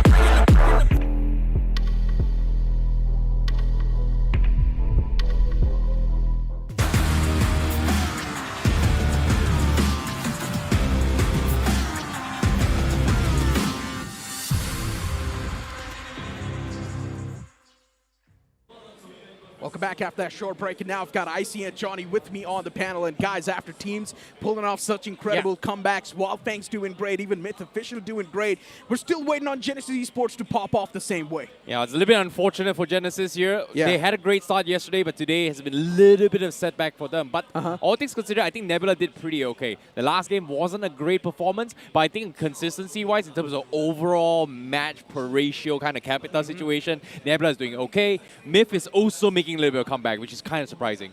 It is surprising, but again, this is something that we really wanted to see. I mean, big question, and we were the ones who asked this question when Myth was struggling during the survival stages, that was this team just a one-hit wonder. I really would like to be proven wrong about this. I mean, we have been waiting to see Myth pop off again, and I'm just hoping that they are comfortable in making their way towards the grand finals from the semis. I do not want to see Myth headed towards the last chance qualifiers. I mean, I do believe that they've already proved you wrong, man, with that performance. They are currently around the top 8 as well. And for Myth, making a comeback inside of the top 6 is not going to be a concern. 2 days left, Necro. 2 entire days left. Well, I mean, for that's all also things one of the considered, things. I think it just comes down to just setting the foundation for the chase itself, right? Like, I think Reckoning Esports has set a very, very huge benchmark. AX is still doing pretty okay from yesterday's performance as well. But today, the ones that are looking for to make comebacks here, I think even with Wyld getting the chicken dinner, I think that's something that gives them a little bit of foundation to chase as well. So they're not exactly out of the race. But for teams that are kind of in a little bit shaky spot, White Walkers, True Rippers, TAG. I'm very concerned for this, some of these teams. Even Wyld Esports before this game was in a bit of a concerning spot, right? Now getting those 20 points, they're going to be around the top 16 or inside of the top 16 in an okay spot. But for Wyld Esports, the comeback is not done yet. They need another game pretty much around 20 points, and then Wyld Esports is going to be around that good and a stable footing. Even Revenant Spark is another one of those teams where the performances has been dipping. And you know what? Let's move on to the backstage and see what exactly they've got to say. Alrighty, इस बार हमारे साथ जुड़े हुए हैं explicit the coach of revenant x park. आपकी team के लिए सबने सोचा था ग्रैंड फाइनल्स में नजर आएंगे. What are you doing here in the semis? 4 week का टूर्नामेंट था. 3 वीक हमारे पास मोमेंटम अच्छा था, हम लोग की डिसीजन मेकिंग अच्छी थी. लास्ट वीक में थोड़ा इधर उधर चोक हो गया हियर एंड देयर, मतलब बेसिक गलतियां करी हमने, तो जिसकी वजह से we ended up being in the semifinals. But कोई दिक्कत नहीं है, हम यहाँ से भी कर ही लेंगे. ईजी है करना, बस हमें जो बेसिक मिस्टेक्स करी वो चीज़ें रिपीट नहीं करनी है, बस इतना ही है. Okay, mistakes repeat नहीं करनी. Semifinals off to a decent start. Day 1 भी काफी ठीक ठाक गया था. But how does it feel to coach this team that has no set IGLs? 4 assaulters हैं और चारों सबसे बेहतरीन assaulters हैं अभी सीन में.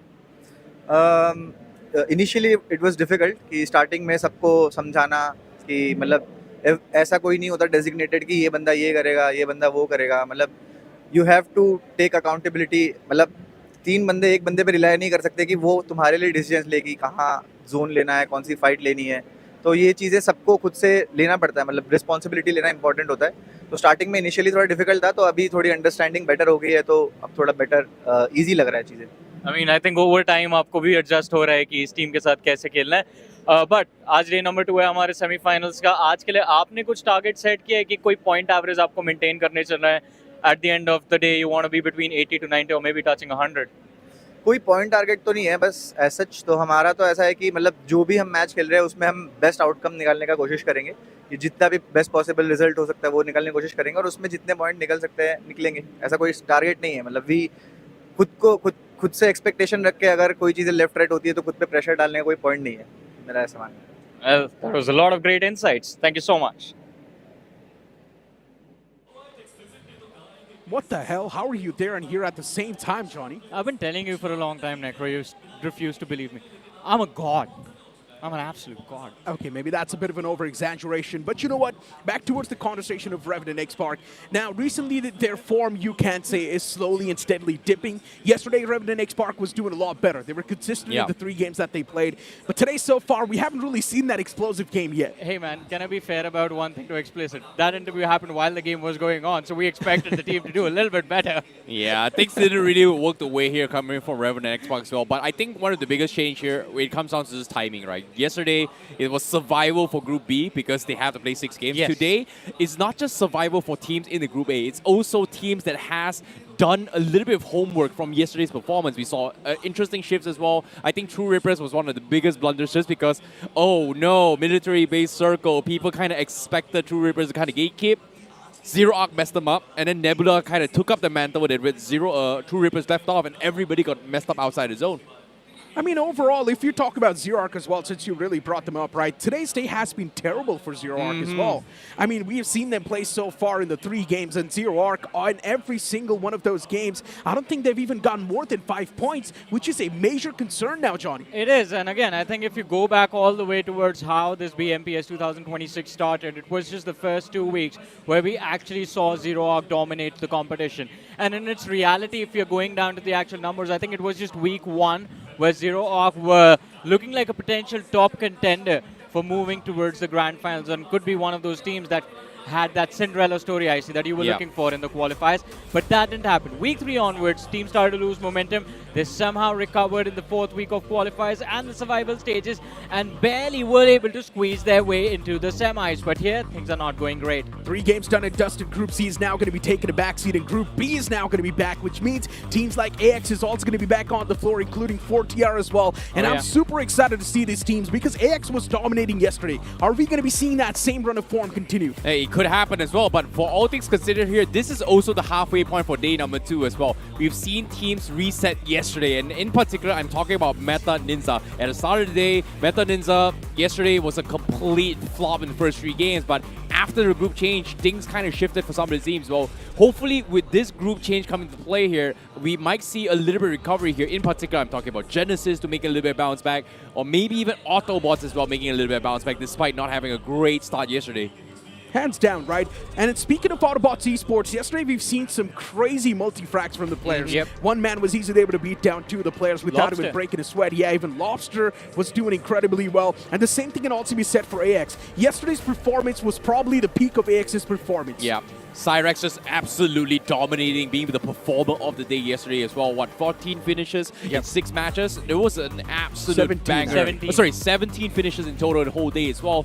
And that was very, very impressive. That has to be the highest so far. Another insight. AX right now on that stage, and in fact in this arena, the most relaxed team out of all.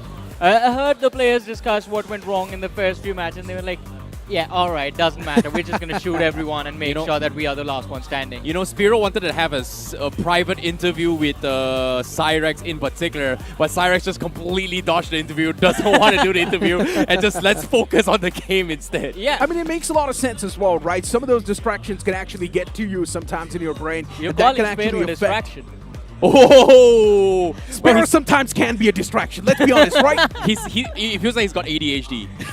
Well, there we go. He said it. So maybe that's why they wanted to avoid Sparrow. Could And be. it makes a lot of sense, right? They didn't really want to get affected by the Sparrow virus. But yeah, you've also got Meta Ninja making a comeback inside of the game. And to be honest, for Meta Ninja, once again, if they're able to pretty much reflect on how they played yesterday, I really do believe that today's performance can be incredibly well. Hey man, players pumping each other up, and we are getting excited as well. This is going to be match number 4, day 2 of the semi-finals, BMPS 2026.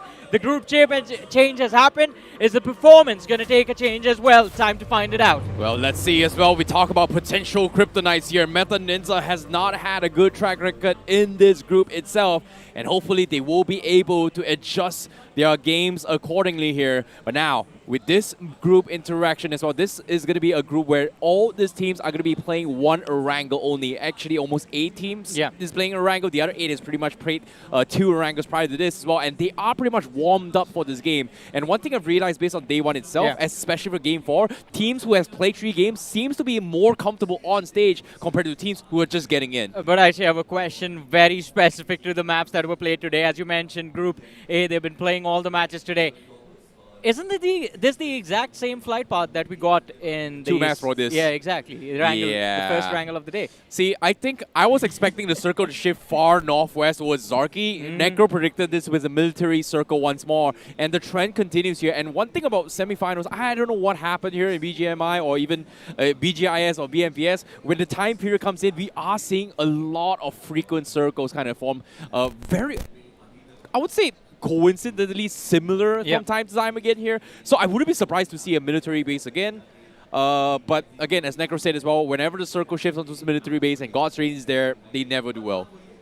Yeah, usually they tend not to do well, but I think there should be a lot of hope for God's Reign. There's a lot of potential again. It's a team that has a similar strat to Revenant Xbox, wherein they've just gone with all assaulters, moving one of the players to an Erangel ship role. But we were talking about the circle, and while the flight path was similar to the one we saw earlier in the day, this time the circle takes us towards Everest and Georgopol. Now, interesting enough, now it makes so much sense why Meta Ninja has completely dodged Novo as well. Seems like they were going back towards Yasnaya to contest VXT once more. VXT was the one that came out on top, and surprise, surprise, VXT has decided to abandon Yasnaya completely. Yasnaya is going to be empty if that happens. I think VXT might have just spotted out the vehicles from Meta Ninja moving north and just assumed that maybe Meta Ninja were going to stay back and lurk in the buildings of Yasnaya Poliana. But look at this, Rising Esports rising up to the challenge. And well, Mysterious 4, the mystery for them is going to be how do they lose players early in this game. 1 from the Mysterious 4 side picked off, 1 man lost by Wyld, and 1 more right now lost by Hig Boson at the hands of Zero Arc. Oh no, Hig Boson, they needed a comeback. They were sitting at the bottom of the table with 6 matches prior to this, the start of the day, and now right from the get-go, they lose a player.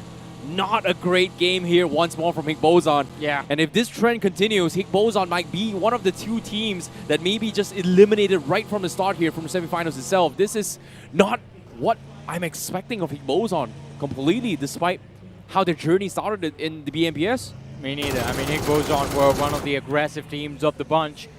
And after those early days, the aggression has completely gone away.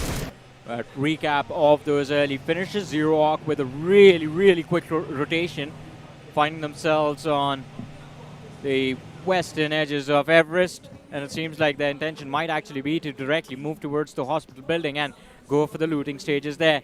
We're Reckoning Esports on our screens right now. Easy control of Pochinki being handed over to them. There's no one going up against them right now for the control of this city. And of course, Pochinki being present towards the southeastern edge of the play zone right now gives Reckoning Esports a lot of opportunity to gatekeep the late breaches of this play zone. A lot of things, but a lot of us don't realize how important certain hotspots is in the map of Erangel, especially for those loot truck in play. Pochinki and Severny are one of those 2 power spots where you can get power-ups really, really early into the game here. A level 3 helmet can be a decider, especially on early stages of the game, and especially for the West as well. Especially after the changes that have been made to the shotgun, the damage reduction with the damage reduction interaction with the armor and the helmet that you have. That's kind of taken a hit for shotgun. So as you mentioned, that level 3 helmet armor very early into the game means you have at least more safety charging into close quarter combat situations. Agreed. Meanwhile, on screen here, Wyld Esports and Team Zamalas already making their way into the city itself here. A lot of them expecting this to be a Georgical ending right from the start. But Team Zamalas, they're trying to catch wind onto his Wyld here. A couple shots fired, but no connections here from Justy. Wasn't expecting an early rotation. So Team Zamalas may have just missed their shot to try and punish this. Meanwhile, Autobots trying to take a little bit of a pit stop around Ruins. May scout out Roman. I think they did catch a glimpse onto him. Now Roman is in a 4v1 situation here. Oh, this is going to be a tough one for him. I think a few pixels of Eggy's elbow has been spotted out, and Roman has not even moved an inch.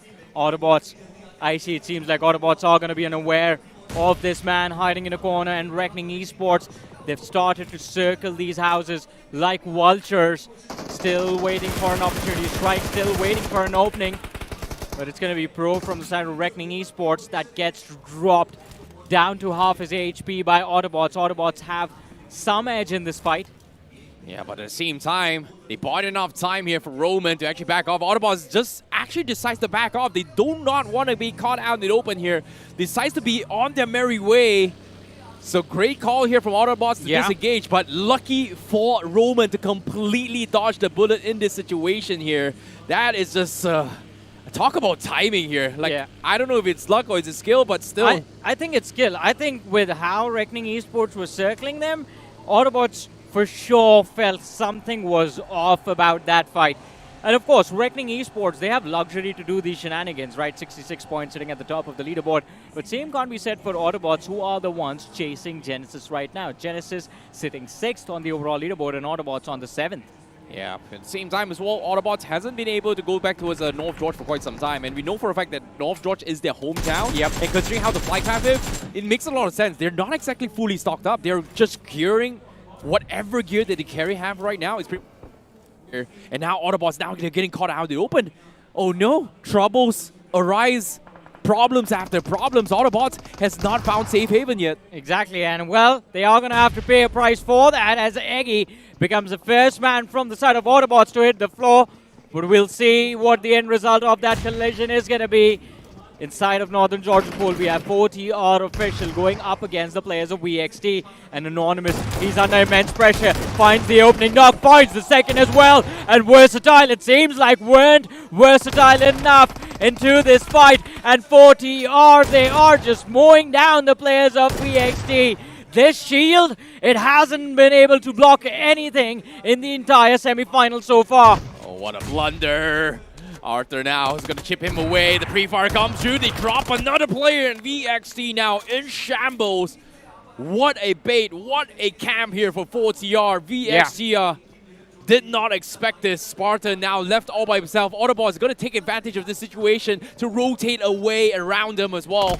And well, Autobots, they are looking to take control of the western buildings of Northern Georgia Pool. Spartan tries his level best to fight for his life.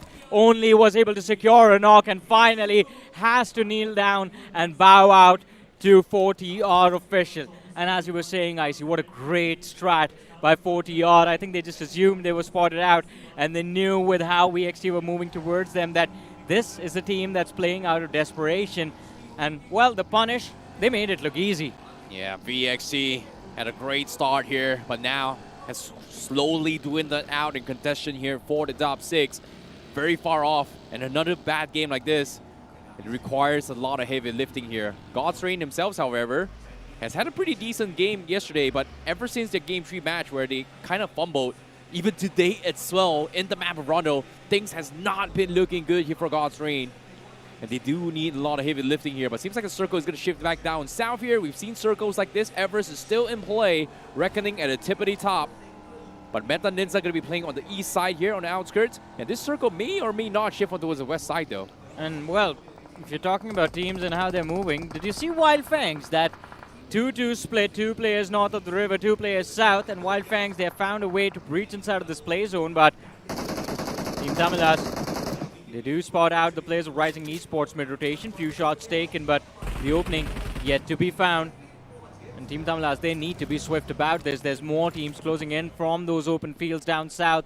Teams like Revan and X-Pac, God's Reign and Hig Boson, but As we do move towards the Georgia Pool containers, 4TR, they've switched back.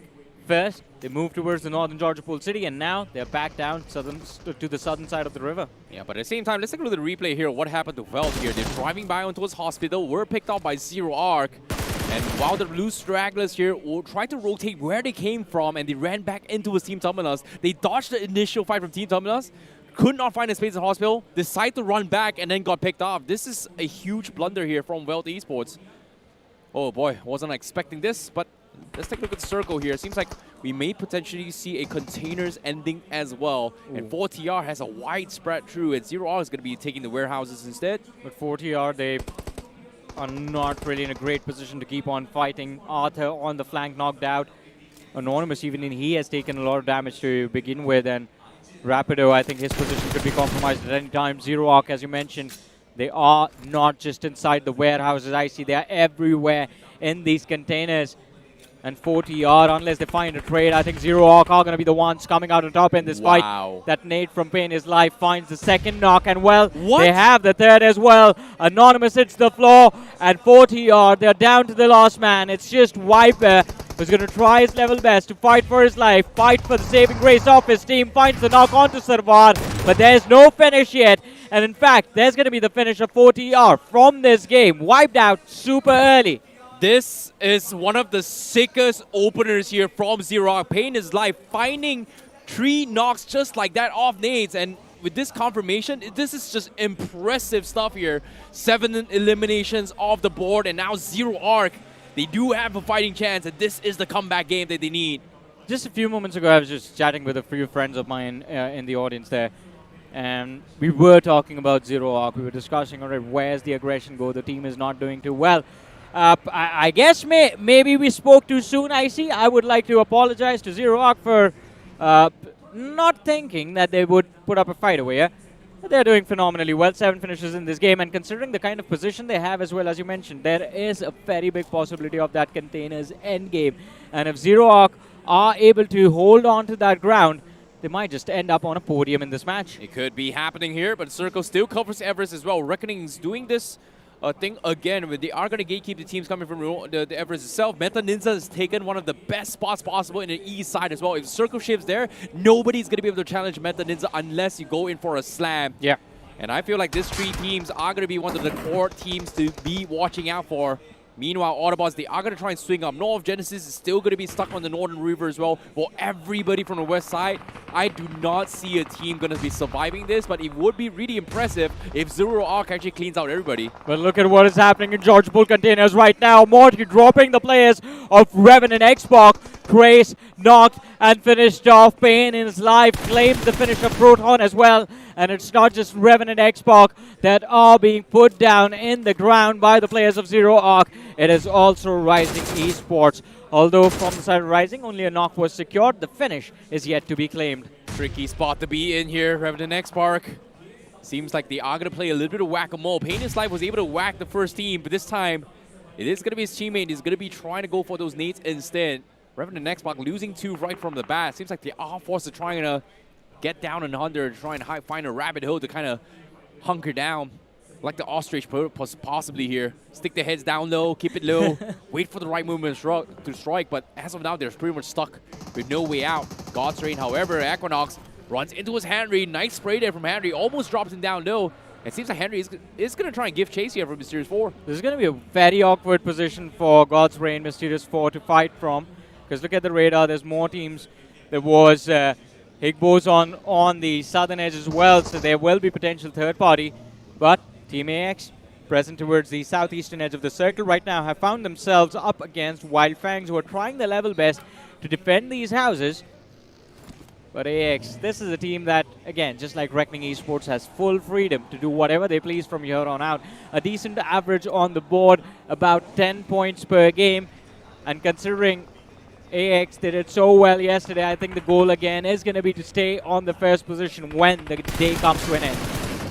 Seems like AX, seems like they are going to be trying to go for a couple stray blows here. Devotee missing his shot, but he gets dropped. The Danger Man is down, and Wyld Fangs also losing a player themselves. A 1-for-1 trade. AX looking to try and reset this year. Fortunately for AX, they do have a small little cubby to work with. and they should be A-okay. Raiden even doubling down with the defense with the hovercraft to ensure that there is no third party. Meanwhile, Spray God is still out in open. Raiden sees him album. He is going to confirm this, and Wyld Fangs cannot do anything about this to stop AX. What a disgusting play from Team AX. It was disgusting to witness, as you said, IC. That hovercraft, all three players in tandem, that's the only way they could have caused some harm to that vehicle. And when I say some harm, I actually mean some harm. That was a very easy finish for AX to claim. But Wyld Fangs, I think they are going to try their level best to get a little bit of revenge against the side of AX, considering now they know both the teams are pushed outside of the play zone. Wyld Fangs early on the move, looking to see if they can take control of the shorelines.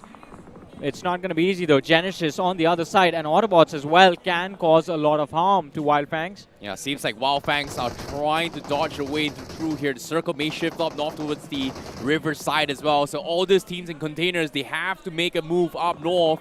It is going to be chaotic as well. Rising Esports is losing a player. They are spread off. They are going to try and smoke this up to try and push through. But look at all this nook and cranny. Zero is also inching their way into the north side. Savar is going to be the ones in the middle. But Payne is live once again with his nades. He's looking for openers, but no shot this time against God's Reign. Look at what Higbozon is up to. Mysterious 4, Henry knocked out. Lost man, Noob on the run. Sliver of HP left, and Higbozon, they actually let him leave. Not really willing to overcommit to try and get greedy for those finishes, but Rising Esports now, this spells trouble. Look at what Reckoning is doing, and it's so beautiful to watch. They're trying to isolate these fights, trying to separate the players of Rising Esports from the rest of the team. And Yuba with that is just pinned down in this container. So much utility lobbed just to finish him off, just to put him down on his knees. But Reckoning Esports, they can't lose focus of the fact that there are more teams present inside of these containers. Rising Esports right now surviving with just their last player, Beard Baba, still alive inside of this match. But I don't think he's going to stay alive for long. There it is, a trickle-down nade right on top of his head. And that's the end of Rising Esports. Wow, that was a nice trick shot there coming from Pro. God's Reign tried to third party with those nades. Unfortunately, no shot and no connection. So it is going to be stalemate for them. But for Rising Esports, they have been flushed out. And the journey continues. You can look at this. Everybody is just taking a very passive approach. But for some reason, how did AX manage to find a rotation directly on the north side of these containers, almost near smack in the middle, uncontested as well? Yeah. What a surprising timing here coming from Team AX. Until you pointed out, even I missed the fact that AX is now in these warehouses. It's quite impressive, as you mentioned, but they had to sacrifice their IGL just to make it happen. Very, very worth it, I would say. Yeah. Great positioning now, but high fragging game, I don't think so from AX. It is going to be a little bit tricky. It's not impossible, but they have to be very patient. But seeing how Cyrex's perspective here, running low on meds, running low on utilities, it is going to be a big problem for them. Meta Ninja hunkering down on one of the god spots here on the east side has made sure that no team is out in the open, but again, they haven't been able to find any kind of trades or restocks as well. So eventually, when the circle shifts them out, they're the ones that are going to be in trouble right now. And I think even before they move out, they will try their level best to settle any differences with the players of Genesis Esports. And it's not going to be easy for Genesis as well to survive along with Autobots. Luckily, we have the circle on our screens. Both the teams on the northern side, and the circle just completely moving for the Georgia Pool containers. This, as you mentioned, good for AX with that early rotation that they found position inside of the warehouses. Zero Arc, they've just been there from the start of the game.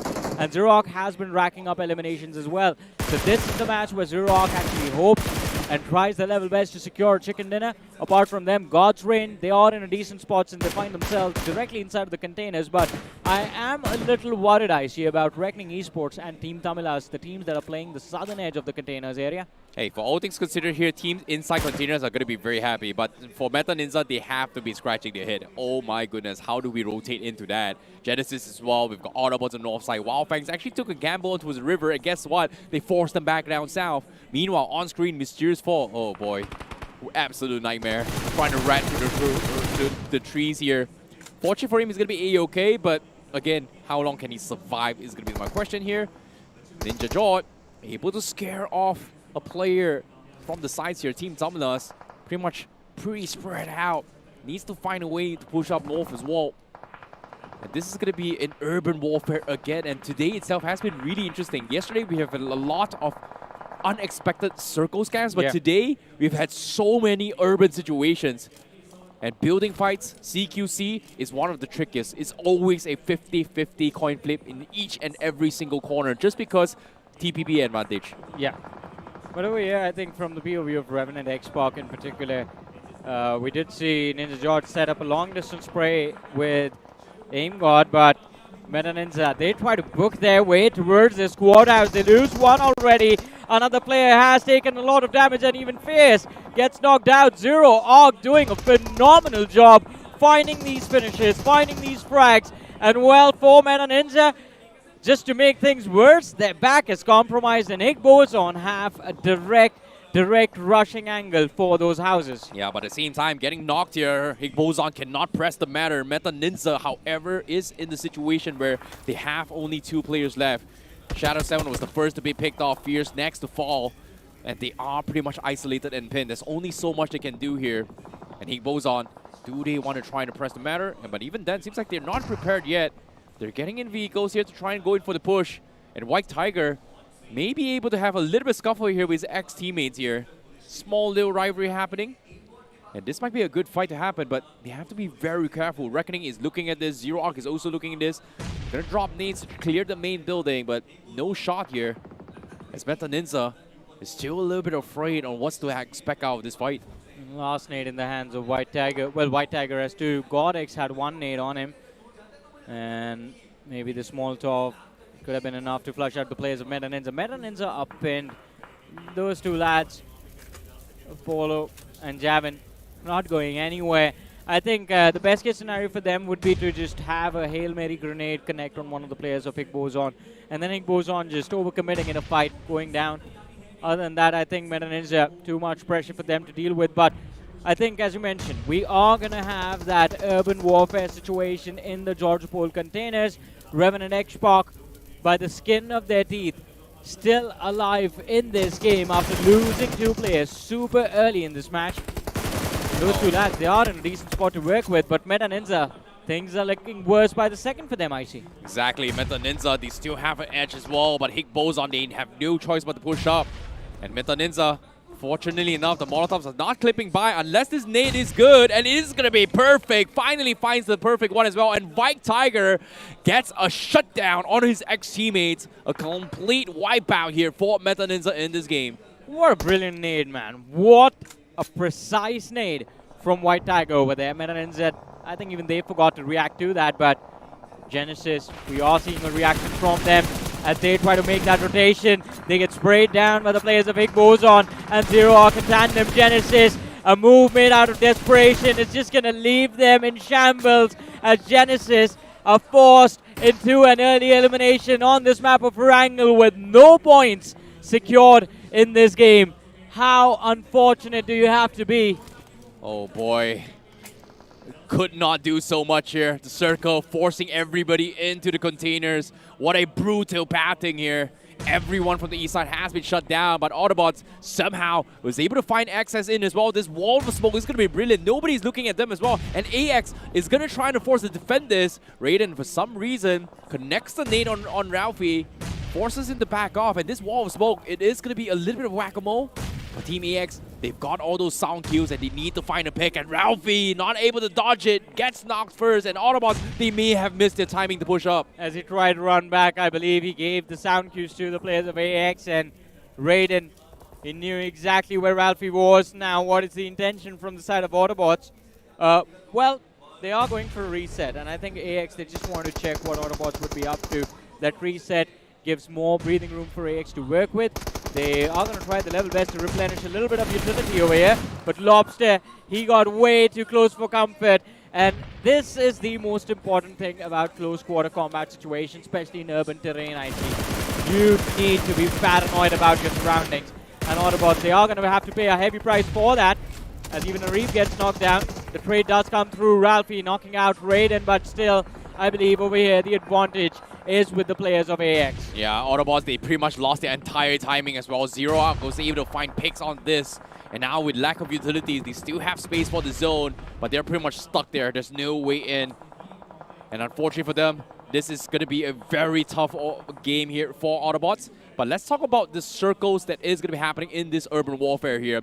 This has completely changed in terms of dynamic. Normally, if circles do not come into container, every single team gets shut down. But because the circle shifts into this, now teams in the center will have the biggest advantage. I'm talking about Godstrain, I'm talking about Reverend Xbox right now, who has somewhat of center control. Tentatively, all they need to do is wait. Yeah, just wait out all the trouble and just keep your head down on the ground. I agree with your piece of advice, but I think AX to them, things are looking different. That spray from Raiden, just very precise. Ralphie, he got his head knocked off his shoulders over there. And Reeb once again becomes the last surviving player for the side of Autobots. He's looking to secure, looking to see if he can secure at least a few finish points before Autobots are forced into an early exit for this match. And as of now, Autobots just struggling for even a single point in this game. Yeah, even Wyld Fangs will fall as well. Try to get in, but could not survive. Everybody stuck outside is getting slowly picked apart by the teams inside. But now Hick Bozon, they're going for a desperation attempt, but no, an accident has occurred. Hick Bozon runs into the vehicle, and now because of the stop, they've lost more than one player. But fortunately for them, they are able to get Godax in through, but he's still down low. Yeah, he's just one player surviving from the side of Hick Bozon, and as you mentioned, Icy, that was a very, very unfortunate accident. That buggy, those two red tires just going away, and then the car behind just slamming in, stopping in its tracks. But Zero Arc, this is the performance we wanted to see, and we haven't seen this since the opening week of BMPS. 14 eliminations on the board for Zero Arc, and it doesn't seem like there is any intention of them slowing down. Oh my goodness, what a performance here. But they've lost 2 players. Will their aggression continue is going to be the question here. They have spread out, they have found a lot of opening picks.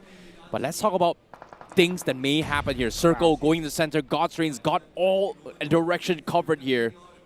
They've sent Delta to cover onto his team terminals. They've sent Aquanox to cover onto the north side. But for Neo is going to try and play clean up on the west, on the south side as well. So things are going to be awkward as well because Reckoning needs to push up. Hick Bozon needs to push up. Xerox needs to push up. But for Neo, he's got a small little dirty pixel. Sees Team Terminus cross, misses the initial shot. Team Terminus is able to cross. But guess what? Mysterious 4. Noob from all the way from Everest, somehow proning down. Everybody did not look at him. And he somehow sneaks through. Man has gone invisible in this game. And even I'm surprised actually. How is Noob still alive? He's brought his team into the top 7 of this match. And Mysterious 4, let's not forget, were one of the first teams to lose players in this map of Erangel. Well, it's good for them what's happening so far, but AX still looking for an opening. Revenant and Xbox, 2 players left, and I believe both those 2 lads have been spotted out. Raiden does manage to dodge the damage of the nade somehow, but is it going to be enough to help them win the fight? That's the real question over here. Oh, at the same time, the Molotovs did scare off Revenant and Xbox, so AX isn't going to be able to take space. And unfortunately for Revenant and Xbox, they just do not have the numbers to overwhelm AX as of yet. AX closing the distance. They are looking to flush. They have no choice but to push, but Ninja Jot finds the opener here. Raiden dropped. Cyrex almost dropped down low as well. Revenant and Xbox, they may look to try and press the issue now. It's just down to Devotee from the side of AX. One after the other, he's just trying to see if he can pick up the lads from the side of Revenant Xbox. Just with the utility. What a brilliant flush break coming through.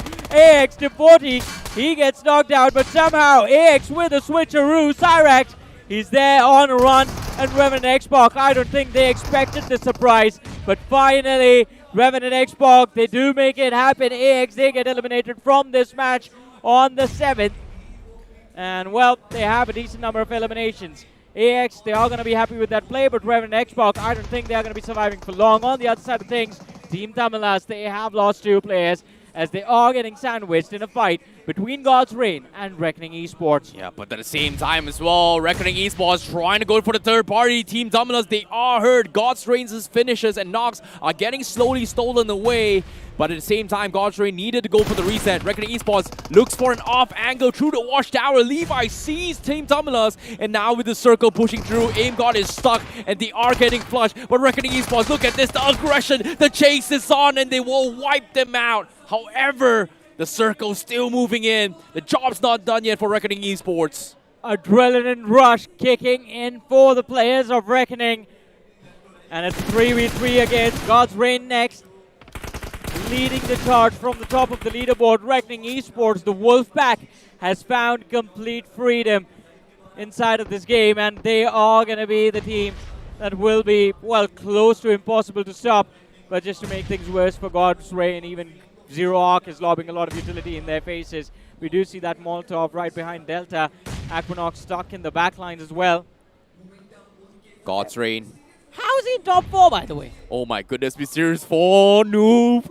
He's pretty much held his head down low, crawled his way in from Everest. This is gotta be the most impressive survival of the game. Top 4, pretty impressive run.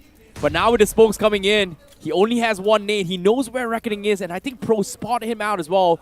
He's got the lob, the perfect timing here. He comes through. Pro is gonna get chipped away, but no knocks through. So he is finally spotted out, but Noob now gonna be exposed. Finds a supply crate. Oh my goodness. Pro's gonna ignore him, and Noob is gonna be able to sneak through. God's Reign down towards the center. The circle seems to be centered around where Delta PG and Levi is as of yet. Yeah, this is going to be a tough endgame to predict. Levi is going to be the first man taking some damage, but Payne is live from Zero Arc. Becomes the first man to actually hit the floor. Morty in the backline dealing with the pressure of the blue. Succumbs to it and succumbs to the players of God's Reign. That's the end of the journey for Zero Arc. Mysterious 4. Noob, can he be the game changer for the side of Reckoning Esports of God's Reign? Well, the numbers are equal. It's a 2 versus 2 situation. Pro and Roman versus Delta PG and Aquanox. This is going to be a tough battle for sure. And they are going to try and bring Neo back, but it's 2 versus 1 situation. Roman gets raided out, and God's Reign somehow do manage to clinch away the chicken dinner, which should have been a tough one for them. That rotation from the military island all the way towards Rogerpool containers made at a very awkward timing, and yet towards the end, somehow, they do still walk away with the chicken. Oh boy, what a game, what a game, what a long drawn out indeed. Today's day wasn't a good start for God's Reign, but now, finally in this game, God's Reign, they get a solid game, but someone needs to crack down on what Reckoning Esports is doing right now. This team, they're on a tear, and it seems like this lobby's not even a competition for Reckoning Esports. They're smurfing through it. Pretty much. I mean, they are making sure that everyone at the end of, well, hopefully the BMPS, I think that is going to be their perspective, but at least at the end of the semifinals, is just chanting their tagline. Feel the reckoning, baby. I mean, at this point, if they keep on playing the same way, I'm pretty sure they're going to be converting a lot of the fans in the land itself. For all things considered as well, you can see serious discussions still going on despite God's Reign coming on top as well. Reckoning Esports making the play to try and pick up Levi right here may have been the mistake here. Roman dropping the first knock, and, you know, at the same time, with Akronos finding the 2 picks was brutal and crucial here for Reckoning Esports, because if Reckoning Esports picked that up, that would have been a 3v2. It was down towards a fraction of a second between a life and death situation for Reckoning Esports. Once again, the important point to notice is going to be, even though God's Reign won that chicken dinner in the match rankings, still Reckoning Esports is going to be on the first spot because they had a lot more eliminations compared to God's Reign. God's Reign right now is going to have 16 points off of this game, which is not a frag-heavy game coming through from God's Reign, but it is still a decent game considering they were already around the top 8. Exactly. I think, as you mentioned, they were around the top 8, but finding a comfort zone, finding a safety cushion once you're inside of the top 6, that is the most important thing. And as you were talking about Reckoning Esports, I think one thing that allows them the luxury to get hyper-aggressive, to just charge face first into fights, is that safety net that they have. They are sitting at the tippity top. It is very difficult to knock them down right now. Yeah, agreed. But at the same time as well, I think I'm going to pivot away towards a specific team that also did really well in this game. Is going to be Zero Arc Official, because they have found so many interesting openings and picks that got them a serious amount of points itself here. But I'm curious, the MVP has to be Payne in his life, because his opening knock was crazy. Because in terms of Whack-A-Mole, lobbing 3 nades consistently and getting 3 knocks through containers, not an easy thing to do. I mean, Zero Arc is another one of those teams that was struggling throughout the entirety of the day, but now finally popping up in a great way. Even Servar OG getting 5 finishes on the board. For Zero Arc, these two players, they were currently the main pillar. And Pin is live back in the form. You love to see that, right? This man was in form in 4TR. Now he's back in form even inside of Zero Arc. And this was the performance that was missing even yesterday. And today they finally do get the glimpse. Now if you move on towards Reckoning Esports, Pro is once again the man to pop off. Even Roman following it up with 4 finishes on the board. Higbo's on a decent performance, but considering their position in the overall standings, a decent's not going to be enough. They need an explosive one. Exactly. They need the performance that we saw from God's Reign in this game, or maybe Zero Arc as well, because Zero Arc, before this match, were also a team that was kind of struggling, to be honest. But after this game, I think confidence should be rising. The team should be feeling a little bit more comfortable with their firepower, because Zero Arc was known for that firepower from that opening week. They were very good at executing those 4v4s. And as soon as they started playing passive, they started missing out on points from every single game. And you know what? Speaking of points, Noob was the person who really prioritized them. Oh, yeah. The man was placing himself somehow all by himself. And when it comes to survival, he's definitely not the Noob. Yeah, exactly. Mysterious 4 had one of the earliest blunders right from the start as well. And for some reason, this entire game was a little bit tricky because everyone was expecting, there was half the lobby was expecting the circle to shift out of containers, half the lobby was gambling like, hey, maybe it's going to be inside containers. But when the final decider came through, every single team in the container was just looking outside, while Noob is just waiting one of the worst possible moments to actually push through. Yeah. Right in the last moment before the circle actually pushes, he crawled his way all the way through and forced other teams to completely ignore the fact that which person in their right mind would do something like that and completely ignore the fact that there is one guy. I mean, it really did seem like a big brain move coming through from that person. But another team that I had a lot of expectations from is also going to be Team AX. It was not too good of a game coming through from Team AX. They only managed to acquire 6 points off of it. It's not too bad considering for AX right now in the overall standings. They are in a good spot. But if they do start to fade away, they would need a lot of points to compensate for it. Exactly. I think they need to be doing what Reckoning Esports is doing. Build that safety cushion. If you have that safety cushion, even if an entire day goes bad for you, at least you will still find yourself inside of the top 6 bracket. But I think we are going to have to wait for that discussion once we have the overall leaderboard. For now, though, match rankings, Necro, as you said, Reckoning Esports, 19 points at the TBD top. Zero Arc as well. I think good for them. They were able to secure 19 points from this game.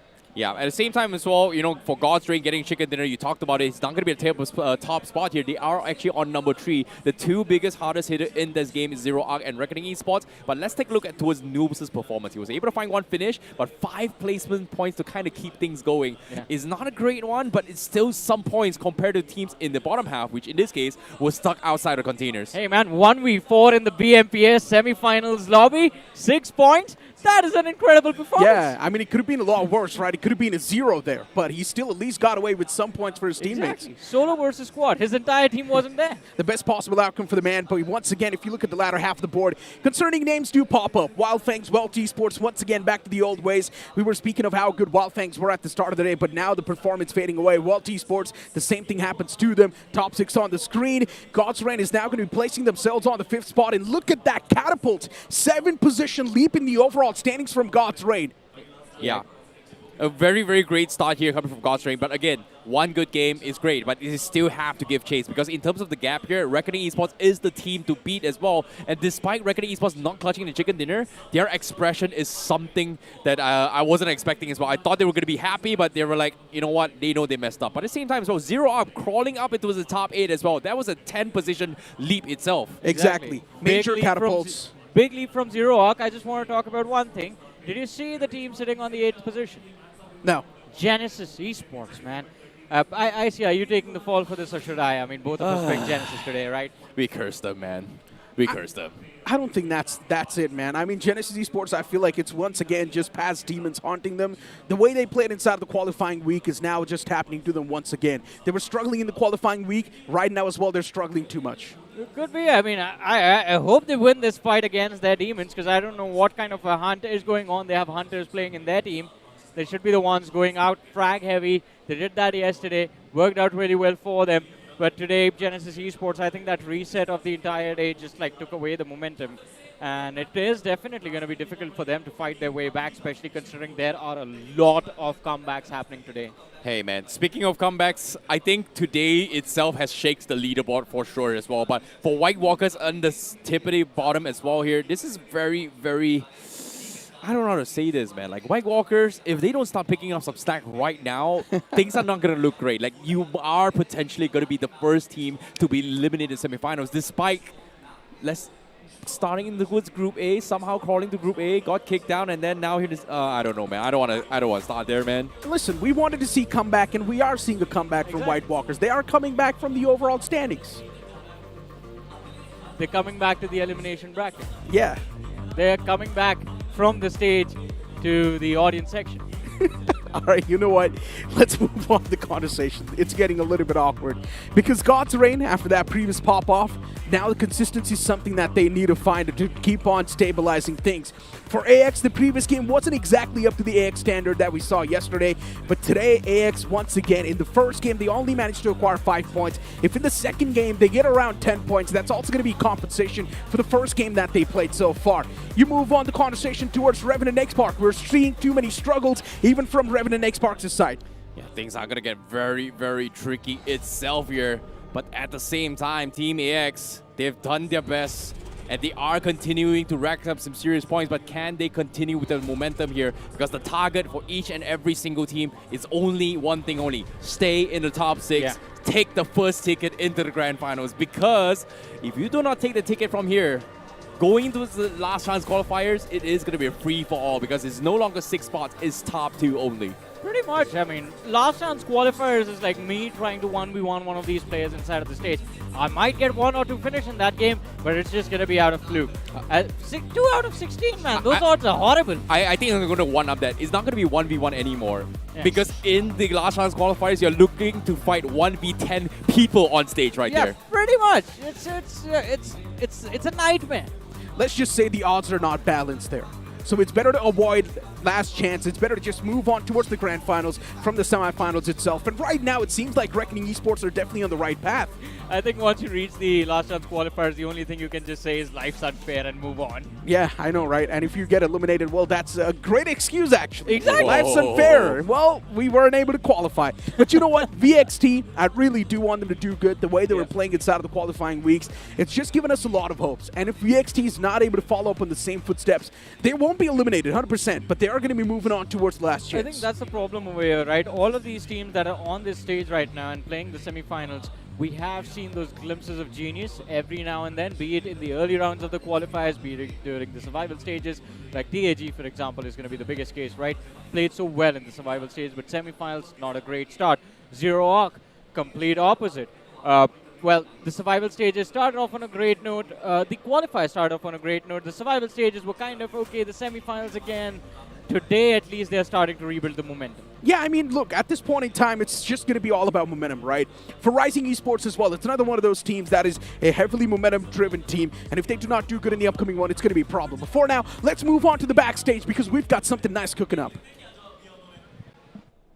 पहले 2 टीमें जो मुझे लगती है qualify नहीं कर पाएंगी semis से फाइनल्स के लिए वो एक हिगबोसन और ऑटोबॉट्स जो मुझे लगता है क्वालिफाई हो जाएंगी पहली 2 टीमें उनमें से पहला नाम है एक गोल्डस्ट्रेन और दूसरा टीम एपेक्स गेमिंग जॉनी भाई के बिना फाइनल्स में मज़ा थोड़ी है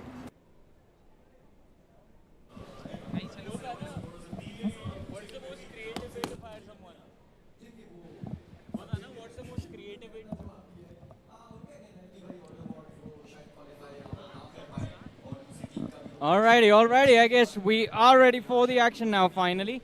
And it is time for the maps of Miramar. I'm super excited to see what is going to happen on these 2 next maps. Yesterday, a little bit slow, but still, I think the teams at the top were able to maintain their composure and stay in the position they wanted. You know, responsibility is going to be on the lads of Meta Ninja as well to keep on that run.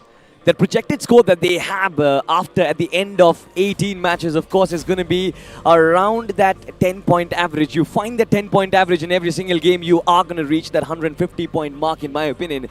that should be good to go, Necro. Of course. I mean, at the moment you move on towards 125 points, I think you're going to be around the safety block. I don't think you need more than 125 points. And I believe the cutoff is going to be anywhere between 115 to 120 points. What do you guys think? I think 130. I think 130 is that Really? safety net that guarantees a spot inside of the grand final. Had it been like a top 8 finish for me, I would have gone for 125, 130, but for now, I think it's going to be beyond 140 points. We'll find out, of course. 140 140? is going to be a little too much. We'll find out. We'll find out as we head on to the next match. Just a few more seconds, and we are going to be moving into the penultimate game of the day. Let's find out what happens, and this time on the map of Miramar. This map is probably going to be one of the most important maps since it's also going to be the second last game of the day. There's so many teams still lacking in the overall standings. I'm speaking of teams like White Walkers, but White Walkers aren't really exactly playing in this game itself. They're going to be back tomorrow. Since the plane's going to be up in the sky, starting all the way from those 2 isolated islands from Impala towards El Pozo, this plane flat path is dividing the map into 2 equal halves pretty well. Yeah, and it's going to be a diagonal one for sure, as you mentioned, starting from the southeastern quadrant, headed towards the northwest. All of the big drop spots, the hard drops, Los Leones, Picado, San Martin, Hacienda del Patron, Montenuevo, El Pozo, up for grabs. Few positions towards the northeast are going to be out of contention. Places like El Azar, Truckstop, we do see teams opting for those early starts. Cruz del Valle, Torre Amuda, Campo Militar, even these positions are going to cause those early drop clashes. But Necro, right off the bat, Genesis heading towards Puerto Palacio, God's Reign on Impala. I'm just hoping to see these two teams clash early. Johnny, I just want to see a lot of drop clashes, not just 2 teams. I want to see all the 16 teams clash. But I'm pretty sure that's not going to happen. Oh, strategies leaked. Yeah, Drop locations leaked. Hey, they got to update it. Revenant X-Pac has changed their drop, right? Interesting. Or maybe Genesis Esports knows something that we don't. I mean, these players are the pros at the end of the day, and if they have something that has to be right, because the wrong research, then Revenant X-Pac wouldn't have been doing this decent. Right now, they're not doing good, but yesterday they were doing pretty good. Yeah, yesterday was quite well for them. And now the question is, since they are not doing too well today, do we know more than they do? 8th position, man. Genesis were doing so well yesterday. It's just been a heartbreak. But it's not just them, to be honest. It's a lot of different names still struggling. VXT, they still haven't recovered anything on the overall leaderboard. And of course, that is also another big heartbreak. We do see them present towards Power Grid. But as you were talking about those early drop clashes, Necro, we don't really see any full-on 4v4s happening. Although there might be a potential early fight brewing up in El Pozo, as we have Zero Arc and Reckoning Esports quite close to each other. 4TR actually moving in close towards Zero Arc. And the way they're moving around Zero Arc as well is quite interesting. Reckoning Esports right next to Zero Arc as well around El Pozo. Is a fight going to happen? Big question. Medaninza around Hacienda del Patron towards San Martin. You've also got VXT around Power Grid, and Picado contested by Revenant X-Pac. Johnny, I'm not going to lie. For some reason, Picado always reminds me of Painan in Sandhawk. Ask me why. Why? Because both of the centric parts, and they also start from P. Really? So Pachinki as well should remind you of the same thing, right? Not exactly Pachinki, because it's the centric map of part Erangel. starts with Yeah, P. true, but I don't know. It's just something about Picado and Sandhawk for some reason. It just always reminds me. I mean, hey, man, it's a good thing there's no centric position inside of Rondo that starts with P. I know, right? And you know what, Johnny? That just shows I'm so heartbroken over the fact that Sandhawk is gone. Or maybe you just like the letter P. Whenever I go to sleep every night before going to bed, I remember Sandhawk. And tears trickle down my eyes. And all I can say is, man, I miss you. There's a tear rolling down my face right now. Yeah. Such a heartbreaking story, Necro. But it's okay. Heartbreaking story indeed. Sandhawk always gave us those X factors, right? Whenever you think a team is popping off, in the map of Sandhawk, that team won't pop off. They will be popped. They would have like 2 teams drop right on their face and just take them out. That was the best part about Sandhawk. I mean, I think the reason we liked Sandhawk personally as commentators was because... Aggression. also, we could not make it as athletes, and Sanok was the only place you could actually get some form of revenge against the rest of the competition. So that was the map that caused the teams at the top to sort of crumble under pressure. Not even pressure, just the fear of getting drop clashed by multiple teams. And of course, the notorious Sanok Snakes. Oh, we all love those, right? Yeah. There's been so many crazy plays by those snakes. And especially when Medstrat was a thing, man, Oh, yeah. even better. I missed the med strat, to be honest. 'cause Remember one of those games where Revenant X-Park, they were inside of the circle and someone from the outside of the circle actually shot down the last man? So, yeah. So, I do remember that match because last year, me and Sensei were having discussion. And as it turns out, two of the most awkward game endings both involved Sensei. Both of them. One game they got clutched out. The other one was with the game that you were talking about where they got shot at from outside the blue and lost the game. I mean, if you talk about it, Sensei as a human is pretty weird, no? No, he's a good human being. It's just that he's very He's a weird human being. I won't call him weird, man. He's a good friend of mine. I mean, weird can be good as well. Weird doesn't really. have to Weird be is bad. weird. I mean, there's good weird too, you know? Name one good weird thing? Like imagine you add something to Rondo. I guess. Weird action on Rondo, but we all love it, right? Mm-hmm. Exactly my point. Or imagine you use some sort of a different combination on your food and you just automatically like it. You're just somehow like, how did it even work? Hey man, the last time we had this, I had this discussion with someone. It was the whole pineapple on a pizza conversation. And I don't want to have that. That is a real nightmare. I'm not really a person that's too picky when it comes to things, so if you give me anything on top of a pizza, I'll have it. A lot of people can vouch for it. Yeah. Every single person watching this broadcast right now. Anyways, moving on the conversation towards the game itself. We've been talking about live for too long. We've been talking about Sanok for too long. Now it's time to talk about the Miramar and things that are currently happening on the screen. Zero Arc is moving all the way from the left. 4TR is right next to them around the proximity as well. Wyld Esports, VXT as well next to each other. If you look at the centric part of the circle itself, you've got Metaninja currently in the best possible spot, and Revenant X-Park getting pounced on by Metaninja. What just happened? Revenant X-Park probably has been caught off guard, and for Metaninja, this is a weird move. That is actually pretty good. Well, if you're going to say that they have been caught off guard, how? Meta Ninja was circling those compounds for like a good 10-15 seconds, and Revenant X-Park weren't prepared for it. There were two players here in these compounds, and Trace becomes the first casualty from the side of Revenant X-Park. Also an update, the first casualty of the actual game was for one of the players from the side of Genesis Esports, by the way, who was picked off by Wyld Fangs, I believe. But anyways, not really a start that we wanted to see from Revenant X-Park. Meta Ninja, on the other hand, good for them, and now they have a decent position close to the center of the circle. As of now, what's going to matter is the positioning itself. Yeah. And a lot of these teams just want to place themselves in a good spot. And Johnny, you know what's really concerning to me? Revenant X-Park, even though they've got all the four assaulters in the lobby, they're still playing a passive game, which is just so uncharacteristic. You've got a lineup completely focused on firepower, and you're trying to execute a passive gameplay. That does not work, my friend. The reason why you've got a firepower is because you want to strike down opponents, is because you want to take fights. And if that's not what you're going to do, you might as well just pick a passive playstyle, and you might as well just switch up the entirety of the lineup. So I did speak to Explicit about this in details, about what the game plan was, and we made it pretty clear that, all right, in this roster, our intention is to have all four players just of the same mindset in terms of risk analysis, in terms of playmaking, potential plays that can be made when they're stuck inside of compounds or they're stuck inside of situations. But I think, again, communication is very important. Someone needs to make that go call. Someone needs to be the one leading the charge and just telling everyone, all right, now we choose to fight, now we choose to back off. This is our opportunity to go for a flank, and just calling out plays inside of the game as they happen. But we'll have to see if Revenant X-Park can recover from this game. So far, Wyld Fangs, shots being taken by them on the players of God's Brain. Oh my god, the circle is well shifting right on top of Wyld Esports, by the way. And Wyld Esports right now is in the most advantageous spot. 4TR next to them as well, and there's also going to be Zero Arc around the southern side. But my focus is going to be on Wyld. They've got such a good spot to play with. They can actually rack up a lot of finishes as well. And speaking of finishes, Zero Arc, they already do find one of the frags against 4TR.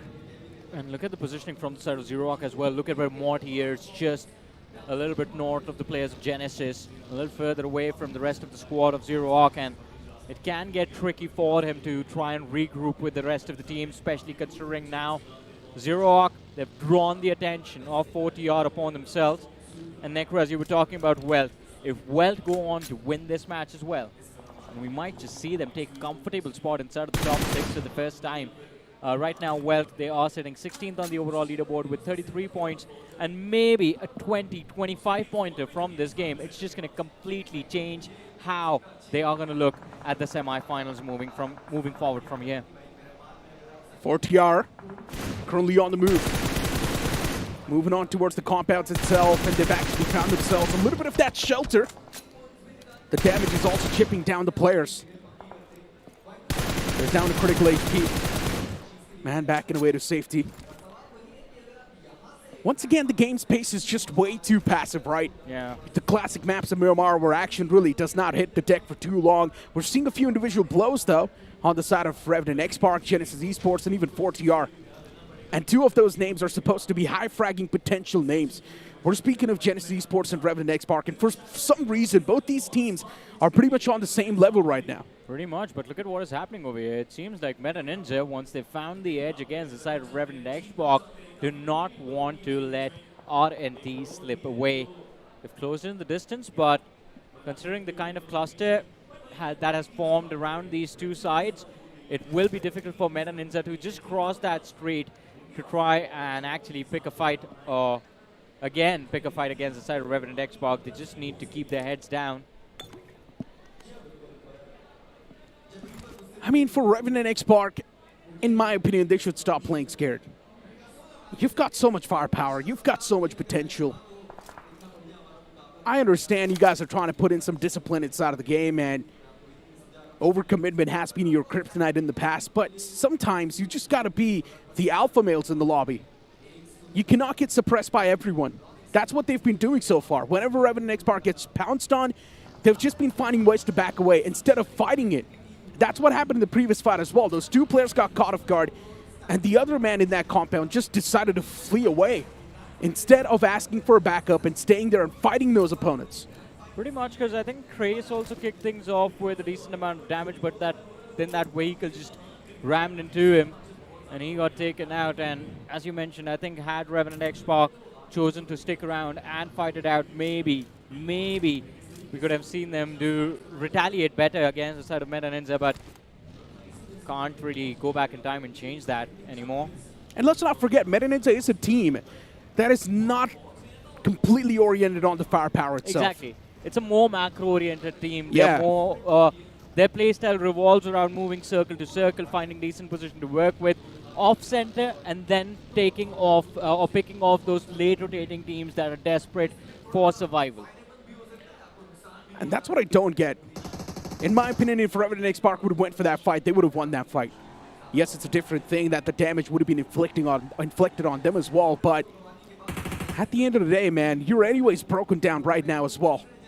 And now the strategy that you're going to be opting for is to play as safe as possible and try and just squeeze as many points as you can. So for me, here's the thing. I think if you are anywhere but above 30 points, you still have an opportunity to make a comeback, even though it's just the last 2 matches.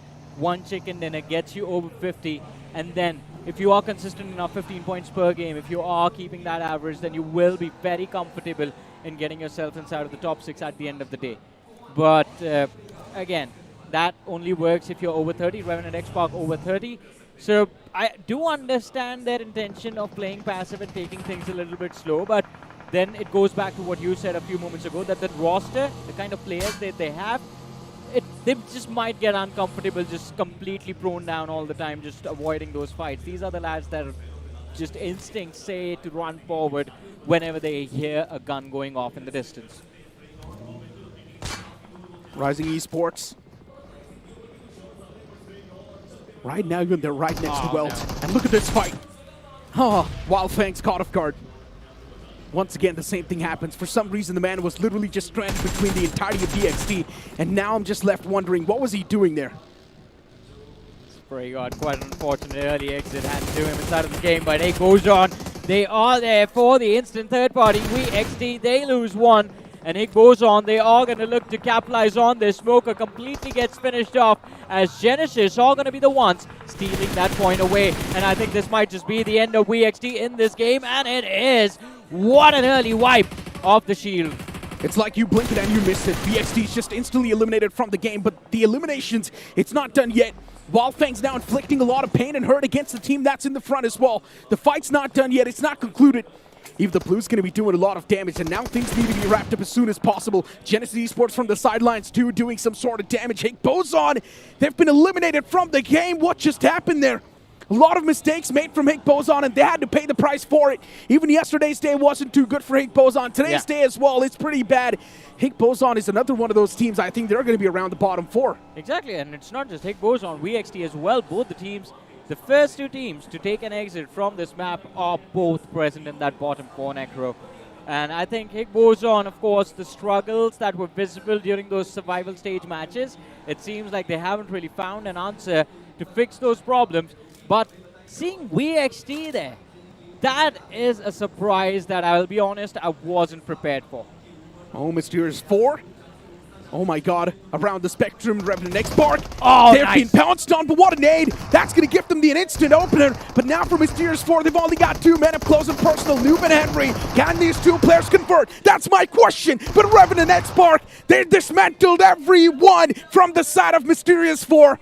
The last man isn't even close, he's all the way in the back, and I'm not even sure what sort of push this was, but here comes an instant third party, an instant slap from Metaninja. Can they keep up with the pace? That's my question! Pain turns around and slaps them both down! Revenant X Spark, they've already taken too much damage, and Metaninja now, they've somehow been eliminated from the game by a third party from Reckoning Esports. What is going on in this fight? Reckoning Esports showing up out of nowhere.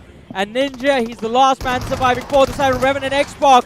Tries his level best to find the trade, but the shutdown, the final nail in the coffin is going to be there at the hands of Roman.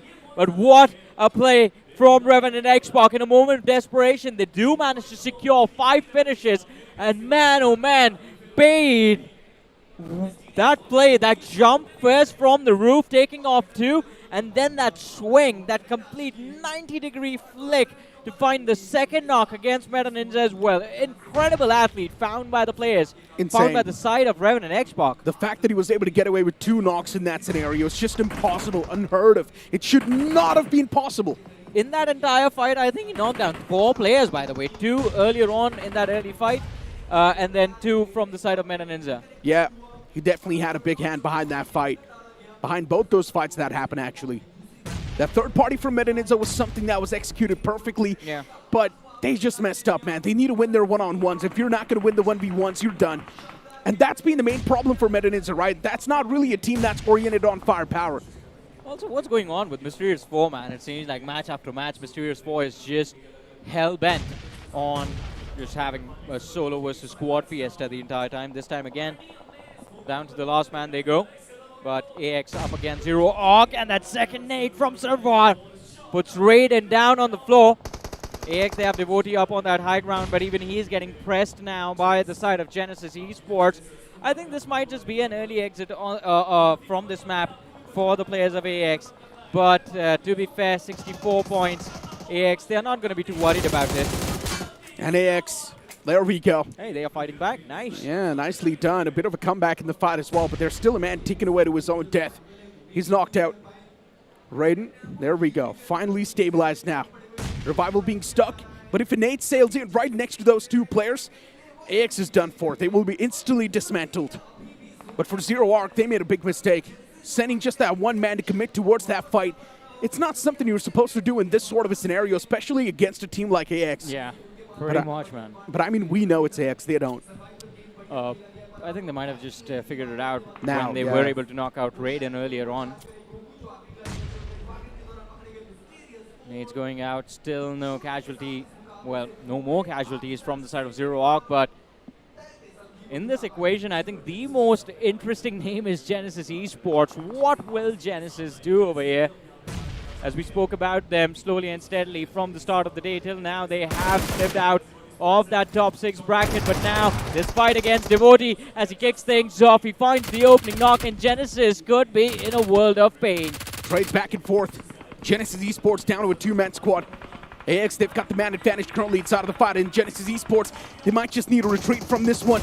AX is taking too much damage, and eventually Cyrex is also going to be able to find that knock. Pulls out the shotgun up close, but AX, they're still getting struck. Eventually, the last man from Genesis Esports as well gets wrapped up in a sheet and sent back home. I love what AX are doing. I love this level of confidence. They just tell Zero Arc to hold on for a minute while they fall back, deal with Genesis, and now this 3v3 continues. AX a player down, so Aaron has to handle the pressure all by himself, and he's going to be the first man to fall from the side of AX.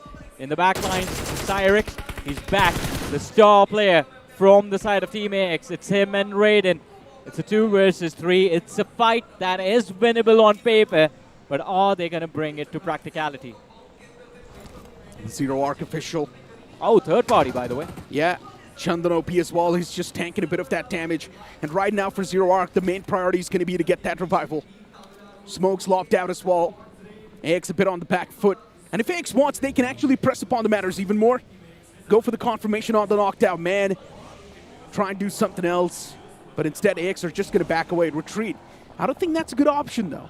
I think it's okay. I think the intention right now might just be to cross that 70-point marker, because there is a massive difference between where they are and where the players of Reckoning are. But we'll come back to that conversation in a bit. Well, they're dealing with the players of God's Reign, or at least trying to deal with the players of God's Reign. Gokul whips everything, and he might just have to witness his teammates fall apart because of that. Down the stairwell, the players of God's Reign still looking to build up pressure. Gokul down to about 10 HP. What is he doing? He's also getting pushed on right on top of the staircase. Gokul, I don't think he's going to be able to withstand all of that damage. Wyld Esports, they're getting toyed with. God's Reign, all the 4 players still standing. Somehow they're also patching themselves up. And Wyld Esports, we're just seeing a systematic dismantle against him, and it's all because Gokul whiffing all those shots initially. Yeah, he whiffed, not just initially, even down the stairwell when he was trying to make sure the players of God's Reign were entering that choke point. He just whiffed.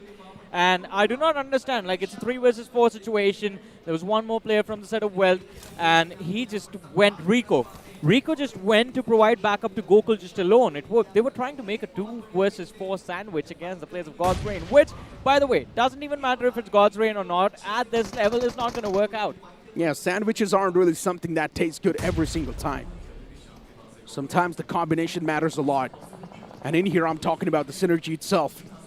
Wyld Esports in a lot of trouble, and this one-man shove, he also gets the instant confirmation. There's no way. He retaliates, and somehow is able to find the second knock as well. How is this even allowed? God's Reign, they're whiffing everything. They're messing things up. This was never supposed to happen in the first place. Wyld Esports, they might just pull off a comeback in the fight, but no, he eventually gets struck down. How did that even get that close? It was never supposed to happen. Hand on my heart, after those first 2 knocks, I had started to pray for a 1v4 over there, and he had the weapons to actually pull it off. But God's Reign, they are going to be lucky to keep 3 players still standing, as now finally God's Reign finds themselves competing for the top 3, competing for the podium. But Rising Esports up against Team Tamila's Aim God has been dropped extremely low in the backlines. 4 players fighting for space, fighting for protection of the play zone. But they are being gate-kept to perfection right here. Those nades tossed on top of Justy. And Rising Esports, once again, shy just a bit off. And oh no, for Team Tamilas, they're also getting shot at from the sidelines. Reckoning Esports, you talk about perfection, and right now Reckoning Esports is delivering that. Somehow they're finding cheeky angles on every single team or whoever they decide to take down. Reckoning Esports is everywhere and nowhere, both at the same time. It's very unpredictable. They just show up out of nowhere. I don't think even Team Tamila is expected to get third party. But anyway, it's a situation that's forced upon them, and it's a play that they are forced to deal with. But luckily for them, they are trying to inch closer to the players of Reckoning Esports as well. Look at Pro. Just a few nades lob towards the side of God's Reign. And with how Reckoning Esports have positioned themselves, I think they might just actually try and go after God's Reign before initiating or re-initiating a fight into Team Tamilas or Rising Esports. Autobots Esports. Well, there we go. A man getting knocked out. That too, Lobster. Oh no, it's just unfortunate. Why does that happen to Lobster? Anonymous. From the side of 4TR, 4 bullets in the magazine, Johnny. He needs to make it count. The moment he starts to reload, He's going to get pushed on by the entirety of Autobots Esports. Those two players and that nade. It's just going to be the nail in the coffin. That was a perfect Yorker over there. Just getting kicked out of this match. We're down to the top 17, 20 players still alive, and Reckoning Esports finally have forced God's Reign out into the open. Look at that. Aquinox still inside cover, while the other two lads, they have been forced out. Finally, Aquinox looks to join the rest of the team, and it's a very difficult position, by the way, that God's Reign decided to take, considering that Reckoning Esports completely saw where GDR was going, and there's going to be pressure from the top. This is what I want to talk about. Team Tamila sitting on the top of the hill, although luckily for God's Reign, they do manage to find a knock onto Mr. IGL, and he does eventually get finished off as well. Chumacera, the circle shifting out in the open. In no man's land. And there's only 2 airdrops. So technically it's an airdrop land. Quite close to Autobots as well. They might just be able to use those airdrops for cover. Yeah, but the concern is that it's so easy to toss utilities behind airdrop. And if a nade is tossed actually around the corners, the airdrop can change position as well. It can move. Pretty much, but Necro, also I think we were talking about Autobots getting to the airdrop. You got to stay alive to get to the airdrop. Ralphie gets knocked out as soon as I say their name. It's fine, though. I believe Autobots Esports can easily go for the recovery, and things will be all good in the hood. It's not a concern. AX, right now around 0 arc. And 0 arc. They just probably do want to be the Guardian Angels, right? Guard this entirety of the edge line. Make sure no one's squeezing in from the sidelines, from the back lines itself. And 0 Arc's performance, for some reason, from that previous game itself, it's just been skyrocketing up. Yeah, exactly. I think that was the morale boost that they needed, but I think God's Reign, someone needs to give a pep talk to them as they try to go up against the players of Reckoning Esports. Instant retaliation comes through. Neo with a beautiful trade as Levi hits the floor. Sahil in the back lines also not really doing too well for himself. And Reckoning Esports are now just down to their last 2 players, Roman and Pro. But Necro, are these 2 lads going to be aware of the third party that might just befall them from the backlines in the form of Autobots? Definitely there is a third party potential. And Autobots Esports right now, it feels like they're also playing pretty suppressed. Yeah. Because they don't really have a lot of men standing. Only a 2-man squad. And Autobots Esports also needs to be a little bit careful of Reckoning Esports because there's a chance they might just try and find a bit of a line of sight. Reckoning Esports, they send it against God's Reign, and there's still 1 man standing from the side of God's Reign itself. He does a lot of damage to Reckoning Esports. The fight's not done yet, but the toes are exposed, and that's more than enough for Levi to capitalize. You talk about an ankle breaker, and that was the most deadliest one you could witness, but 0 Arc and AX eliminated in tandem. A quick third-party play being made by the side of Rising Esports, and it is going to be Yuva who gets that last finish in the fight. But we're down to the end game right now. Reckoning Esports still in this match with 1 player still standing, 2 knocked out, and they are getting those revives going. Same goes for Rising Esports. They just had 1 man knocked out, but he's been brought back. And then Autobots Necro somehow do find themselves on the podium for this game of Miramar. Ralphie knocked. That's a little bit of a concern. Nate tossed right around the rock as well. But for Reckoning Esports right now, they're just focusing on getting things a little bit under control because for now it seems like they're definitely not. While speaking of Rising Esports, that is the team that seems like in full control. They've got all the 4 men standing, and they've also got the circle with them. This should be a Rising Esports game on paper, but you never know. Rising Esports is also known to throw games like these. Exactly, and the struggles have been pretty clear as far as their journey inside of the semifinals is considered. So a lot of pressure on the players of Rising Esports. And well, it seems like they are just going to completely fall back, in fact. Just look to control the circle. I think this is the perfect play, by the way. I think with this play, Rising Esports might have secured the chicken dinner of this match. We are going to find out. If they make mistakes in terms of approaching the fights, then things can definitely turn against them. But they have control of the circle. They have Rich to work with. And now it's a 4 versus 3 against Reckoning Esports. They even have the numbers advantage in this endgame. Considering the amount of advantage they've got, I highly doubt it's hard to mess things up, and Reckoning Esports is just denying points. They're dying to the blue zone itself. They've denied every single point to Rising Esports. Oh my god, that has to be so frustrating. Rising Esports could have actually gotten away with the elimination points in the end, but Reckoning Esports, they're just too evil to deny every single one of it. That's the most unfortunate way we see a game conclude, and It's the most unsatisfying chicken dinner you can ever get it for yourself. Peak rage bait. Peak rage baiting. Yeah, exactly. Well. But you know what? I think somebody has to give it to the lads of Reckoning Esports. I think they were nowhere near the level of threat that they are being right now in the online stages. But finally, when they did get the chance to showcase their prowess, every single game Reckoning Esports, they have hit the bullseye, haven't it? Of course they have. I mean, Reckoning Esports, even if you talk about yesterday, if you talk about it today as well, every single game from the side of Reckoning Esports just has been picture perfect. This game as well, them getting inside of the top 2 with an okayish amount of finish points, Shawnee, this just means that they're pretty much closer to a triple digit in the overall standings. Yeah, I think and right now it's just Reckoning Esports. They will be the first ones to accomplish that feat. I hope they do it today as well, because as I was talking to the players backstage, it was pretty clear there were a lot of turnarounds happening throughout the entirety of day 2 of the semi-finals. And the only team that was consistent was Reckoning Esports. So I think they've made their lives a whole lot easier. Reckoning Esports, I think first 2 games tomorrow, they might just be playing the grand finals already. I mean, Reckoning Esports at this point, what they can do is just to keep things a little bit more hot, they can just keep on targeting teams now. Whoever they don't like, target them. I think target the teams inside of the top 6. That way, you break the mentality of the teams in the grand finals before you play the grand finals. Oh my God, think about it. If they start targeting teams like Genesis Esports, Exactly. if they start targeting Nebula Esports, they're going to be broken, heartbroken. I mean, they will have to leave the venue and get back home as well, boys. I mean, do you want the players to actually get into a fight? Hey man, BGM are 1v1. Hey, listen, it's not going to happen, okay? The security's pretty tight. It's never going to happen. Yeah, we've got big bounces as well on the desk, outside the desk as well. So it's definitely not going to happen. But one thing for sure is going to happen. Hey, boys, I have got big guns myself as well.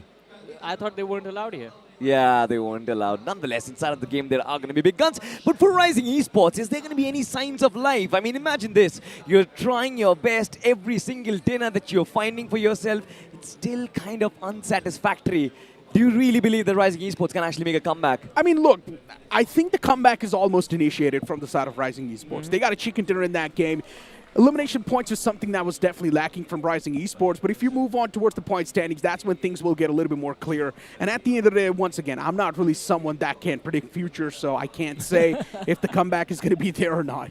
This man always plays it smart, Johnny, but looking at the stats again, we do have the top players on our screens. This possibly for the first time, I'm seeing Roman being inside of the limelight. You've also got Beard Baba as well, 3 finishes each, but I'm looking at Raiden, Fury, and Pain. For Revenant X-Pac, it hasn't really been the best of games so far. In my opinion, I think the entire semi-finals for them has been very topsy-turvy, and I was having a word with their coach. Even they have no answers, to be honest. Yeah, I think I agree with what Necro says about Revenant X-Pac. I think just stop focusing on everything else. Just start focusing on frags. Yeah, I think every single player in Revenant X-Pac can easily pull off a 1v2, 1v3 clutch. That's the whole point, right? Exactly. The main reason why this lineup was formed in the first place, it's for frags. And if they're not going to be focusing on frags itself, well then, why did you form this lineup in the first place? Revenant X-Pac should have a separate goal from everyone else. Their goal should be to set the record for the highest finishes claimed inside the grand finals ever. 27 points so far. It seems like that is going to be the target for Revenant X-Pac. 27 finishes, but we'll find out if they can do it. This was again the fight between them and Mysterious 4, which was again easily clarified. It easily closed out as well, but moving on from that point on, I feel like that is when Revenant once again lost their momentum. Hands down, right? But then later on, Zero Arc as well, we saw them take a fight against Team AX, and that was quite a scrappy fight. For AX right now, you can't say the struggles are definitely there. It's not the same AX that we saw yesterday, but at least you can say that AX are getting some sort of points in the overall standing, so it's not like they're getting away empty-handed. Pretty much, and I think that is the one thing that keeps AX in check as well. The fact that they have stayed inside of the top 6 in a comfortable position, and even in this game, I think they are now starting to go down the same route as Reckoning Esports, wherein you know you have an advantage, you know everyone else apart from just 2 teams inside the overall leaderboard is under pressure. Might as well just keep the pressure on those teams. And that was a crazy 1-on-3, by the way, from Raiden, right? All the way back from the blue, he was able to spray transfer 3 players of Zero Arc, and just imagine dying like that. That's literally got to be salt on top of the wounds. You know, I'm also happy about one thing, that finally Reckoning Esports, they've got a fixed playing for as of now. On the online stages as well, we saw how much switches were actually going into place, playing in Lovish, playing in Pro as well. But finally, when Pro is popping off, Reckoning Esports, they are popping off as well. 14 points in this one. You've also got Rising Esports. 14 points from them as well. AX.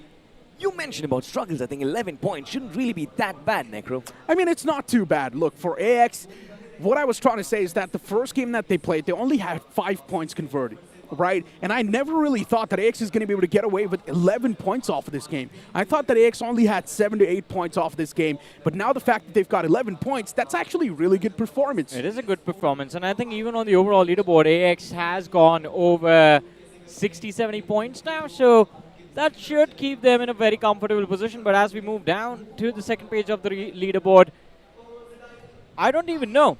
I don't think VXT will be able to survive the semifinals. Hig Boson, even they're going to be a part of the conversation, right? Yeah. Hig Boson is the only team around the bottom three who've played the most amount of games, and they're still around that spot. And that's the main concern for me. Moving on towards the overall rankings, Reckoning Esports is on the 99-point marker. You know what? Just 1 point shy. I really wanted them to actually grab that final point so that they can actually reach that glorious triple digit, but never mind. I still feel it's domination, Johnny. Exactly. I mean, this is domination because if you look at it, so far in the semi-finals, only 2 teams have been very comfortable in every single game they played. First is Reckoning Esports. They have more finishes than the total points of God's Reign, who are sitting third on the overall leaderboard. And the next team will be Team AX with more finishes than, well, equal finishes to the total points of Autobots Esports. These 2 teams, they've been doing well. Everyone else in the mid-60s will now feel pressure because even if you are Rapid Chaos right now, sitting on the 15th position, 120-pointer match propels you directly inside of that top 8 bracket. That is what the semi-finals is all about, and you mentioned it right. I think apart from the first 2 slots that has been booked by AX and Reckoning Esports, I still believe 4 slots to the grand finals, it's still up for grabs, and it is going to be anybody's game. But if you are in the last page, Johnny, there's going to be signs of concern, isn't it? Oh, of course. Look at that, Johnny. I mean, Hig Boson and VXT, they've played the same amount of games, and those are the only teams currently around the bottom 8, right? Including 4TR and Mysterious 4 as well. But you can't say they've got a better shot at making a comeback. For a team like 4TR, we know that's a team with a lot of comeback potential, and 4TR are known as the comeback kings. I'm pretty sure tomorrow we're going to see a massive game from them, and they will make a comeback. Yeah, but a difficult question now. With this state of affairs from Hig Boson and VXT, are we expecting a comeback from them, Necro? I think their priority might just change after tomorrow. If they can't really make like a miraculous bounce back, they might have to resort to avoiding those bottom 2 positions, not get eliminated, take it to the survival stage, take it to last chance qualifies, and then try and play your luck out, I guess. For True Rippers and White Walkers, I think they are the least deserving teams to be in those positions, in my opinion, Johnny. What about you? I agree with you. I think True Rippers in the bottom 2. Who would have thought? You know what? Since you brought up TAG, I would like to talk a little bit about tomorrow. Now, tomorrow we're going to have teams play 12 matches in total. Everyone's going to be on the same page. But tomorrow, Group C is going to be playing all their games, which means TAG is also going to be a part of it. And TAG, there's a chance that tomorrow we might see a great comeback from them. You know, I mean, the Rondos will play a massive role as well. I was having a word with Robin in the backlines. Even he mentioned that those 2 important Rondos are still left. If a coach for GDR, who is already safe, is thinking that, you know what, these Rondos are going to be important, I wonder what the teams in the last page are going to think. Those 2 Rondos might just be a shot at life for all these teams. I know what those teams are going to be thinking, that those 2 Rondos are important. That's what they're going to be thinking. That is exactly what I'm saying. Yeah. That is exactly what I'm saying. Exactly. Why did you disagree, my man? I sometimes feel like Necro is like a big ball of surprises, Johnny. But moving ahead with the conversation, This guy just never, he just never improves, man. Hey, man. I mean, a lot of teams don't. Should I just push you off the stage? You do have the strength to do that. Why not? There was a little bit of an update as well. Smoker, who was the eliminator for a total of 25 matches, it seems like has been dethroned finally. Cyrax is gonna be the new eliminator of the of the tournament. I think that's what AX might have been going for, actually. Yeah. Makes much more sense than just running around looking for finishes. Maybe they were just trying to get Cyrex on the top of the Eliminator leaderboard. Potentially, but you know what? The conversation is going to be much more deeper than that. I think VXT and their struggles, I think it's because of the fact that they were relying too much on Smoker, they were relying too much on Rex, and now that is getting exposed. Spartan isn't really up there in terms of how important Smoker is, how important he gets those finishes as well, and then there's Keshu as well. No impact from these two players. Is it what costing VXT? Of course, man. At the end of the day, these two players were hard carrying VXT, right? When it comes to the points itself, these two players had so many elimination points that even if you just put those two players in the elimination points bracket, that was more than enough to get VXT qualified in the future stages. So if these two players are not able to perform right now in the semifinals, it's clearly affecting, but that also should mean that the remaining two players should also step up to the occasion, and we're not seeing that happening. By the way, VXT isn't the only team that follows this example. Same goes for Revenant, Xbox, same goes for teams like 40R. Frag heavy teams, if the star performers aren't really shining as bright as they used to, then the struggles will just keep on going. But it is time. We're about to head into the last match of the day, and it's going to be an important one for sure. As you said, Salty, before the Rondo tomorrow, it's this Miramar that might just make their lives easier. Very, very important matchup up next. Revenant X-Pac will be eyeing on this one. And it is going to be crucial, as always, ladies and gentlemen. Tighten up your seatbelts because you are going to be flying on top of the dusty deserts of Miramar. Dusty deserts, I like it. Dusty desert, and then the game itself, it's going to be a dessert for us to enjoy. But this time on this map, we do have the flight path starting from the north of Impala and headed towards the southwestern quadrant of the map, just ending west of Partona.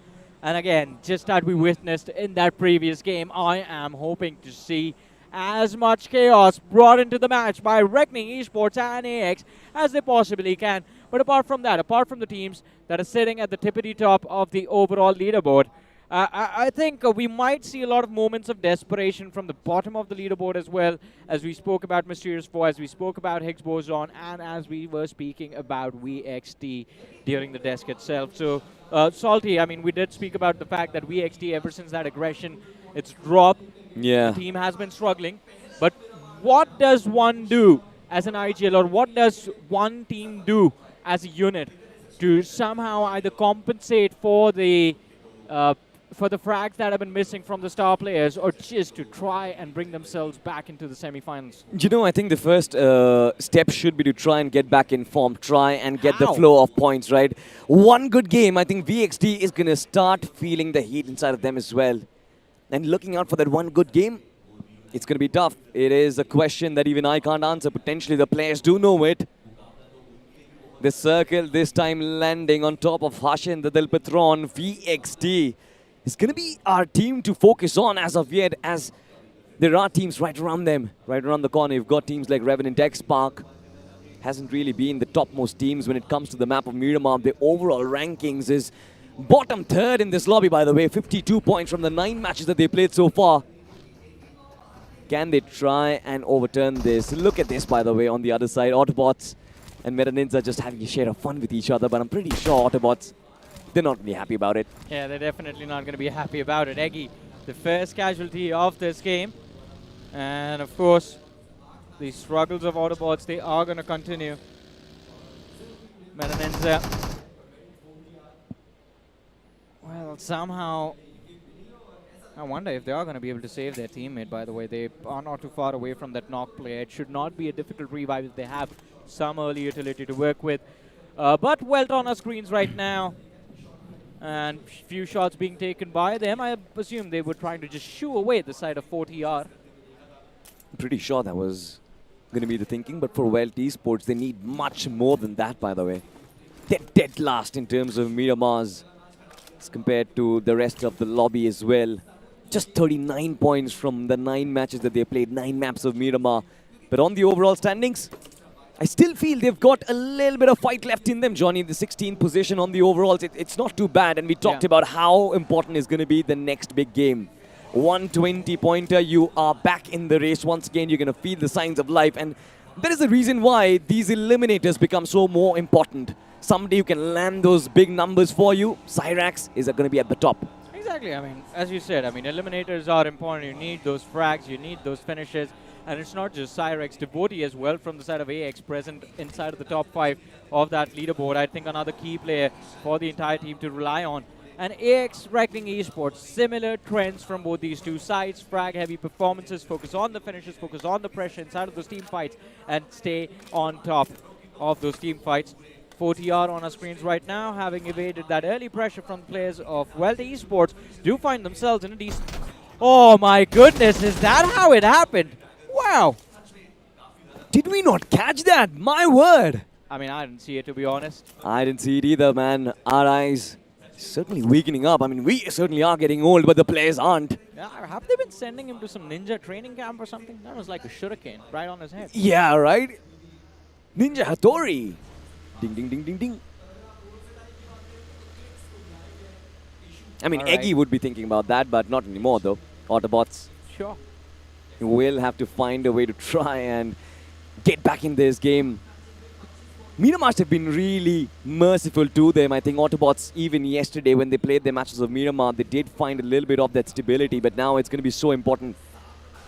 Had a little bit of substitution as well, and now VXT going through changes. And you can literally see it on the faces of the players, Johnny, that this team, they're still trying to get adjusted to the LAN environment. Yeah, pretty much. I mean, from the player pictures, you can clearly see it. Not from the pictures, man, from the footage. What, Johnny? But VXT, so I think, again, VXT, these lads, they're trying to get used to this environment, as you said, right? Yeah. You see them in LAN under pressure. These pictures were taken, by the way, on the media day as well. So they were under pressure since then. Like, all right, media day. Are we supposed to just like stay here and on for the photo shoots? Is this really happening to us?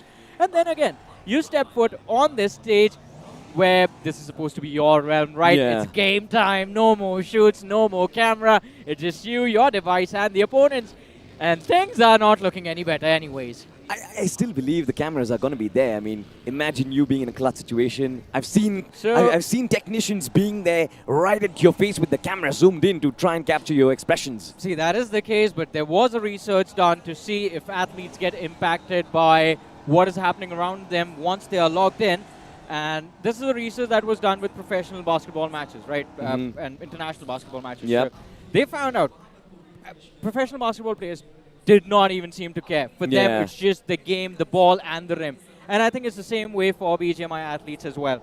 Because at the top tier, you lose focus even for a split second, you're gone. 100%. That's it. Snap, and you're gone.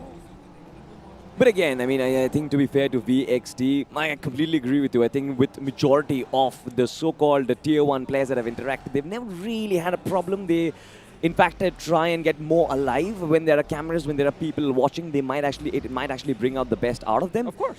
But then it takes a while to get adjusted. I think if you are very comfortable playing in from your home versus you being in the LAN environment, adjusting to a different climate, adjusting to a different setting. I think it's more of just like a personal player mentality, what gets you locked in, what gets you into the best possible setting.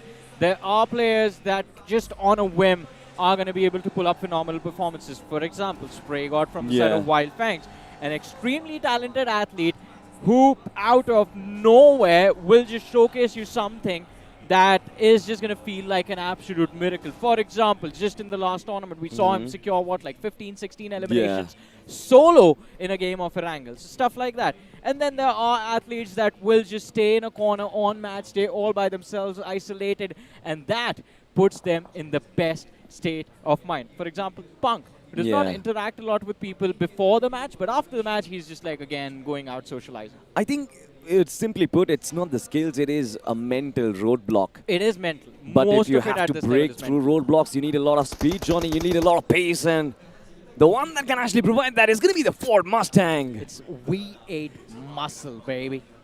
You need a lot of muscle to break a mental block. And of course, you want to look cool while doing that as well. So we have the Spartan King set, ladies and gentlemen. I still am trying to get myself one. But yeah, just like the game, even during the spins, my luck, well, it's better than noob at least. Gets knocked out Mysterious 4 not really having a fun time. And that was a long distance knock as well. Yeah, and there's going to be nobody who can try and save this fallen lad from Mysterious 4. They finally do come in, right, to try and save their fallen comrade, but is that also going to be the signs of alarm for Mysterious 4? Because I think this is where Rising Esports can also try and push up against them, maybe spotting an opportunity to finish off the team early on in the game. Pretty much, and as you said, it's not just Rising Esports. Look at that cluster, look at that wave moving from the west to the east. And, well, let me tell you, that Cruz del Valle intersection area, it's very empty. So there are these hills along those roadways that you can use. But once you cross Hacienda del Petron into the El Azhar side of the map, then you just have those hills to work with, not a lot of buildings, so you won't be able to find loot as well. And that loot scarcity, it can be detrimental for the end game result. That is something that you have to keep in mind. But we'll just see what the end result for Mysterious 4 is. They have gone into hiding again after getting that reset going. They have all 4 players back on their feet. But at least they know where one piece of threat is. At least they know where Rising Esports was. Are they aware about Meta Ninja closing in? Are they aware about Revan and Xbox behind their back? That is what I want to see. Big clusters forming on different parts of the map right now as yet another player gets picked off. That was Levi bringing down foul from Rising Esports. A pretty long-range battle once again, and I feel like, Johnny, whenever it's down to the basics of Miramar, one thing that gets taught to the players is to never step out in the open. Rising Esports have been trying to keep themselves hunkered down in one corner, but they've also been trying to gather information and intel, and that is where majority of their players tend to fall. Still, a lot of teams in migration mode as majority of them coming from the south side of the circle. 4TR and Revenant X-Park did spot each other. That was it. That was the end of things for them. Small little love affair, a little bit of a fling as well, Johnny. Do you find it relatable? Not really, man. I think you do. Never.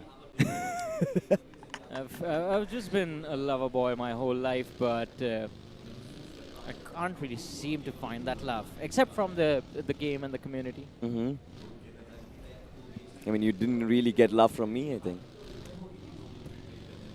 I don't want it from you. But I'm pretty sure teams in front of us, they would want all your love, gentlemen.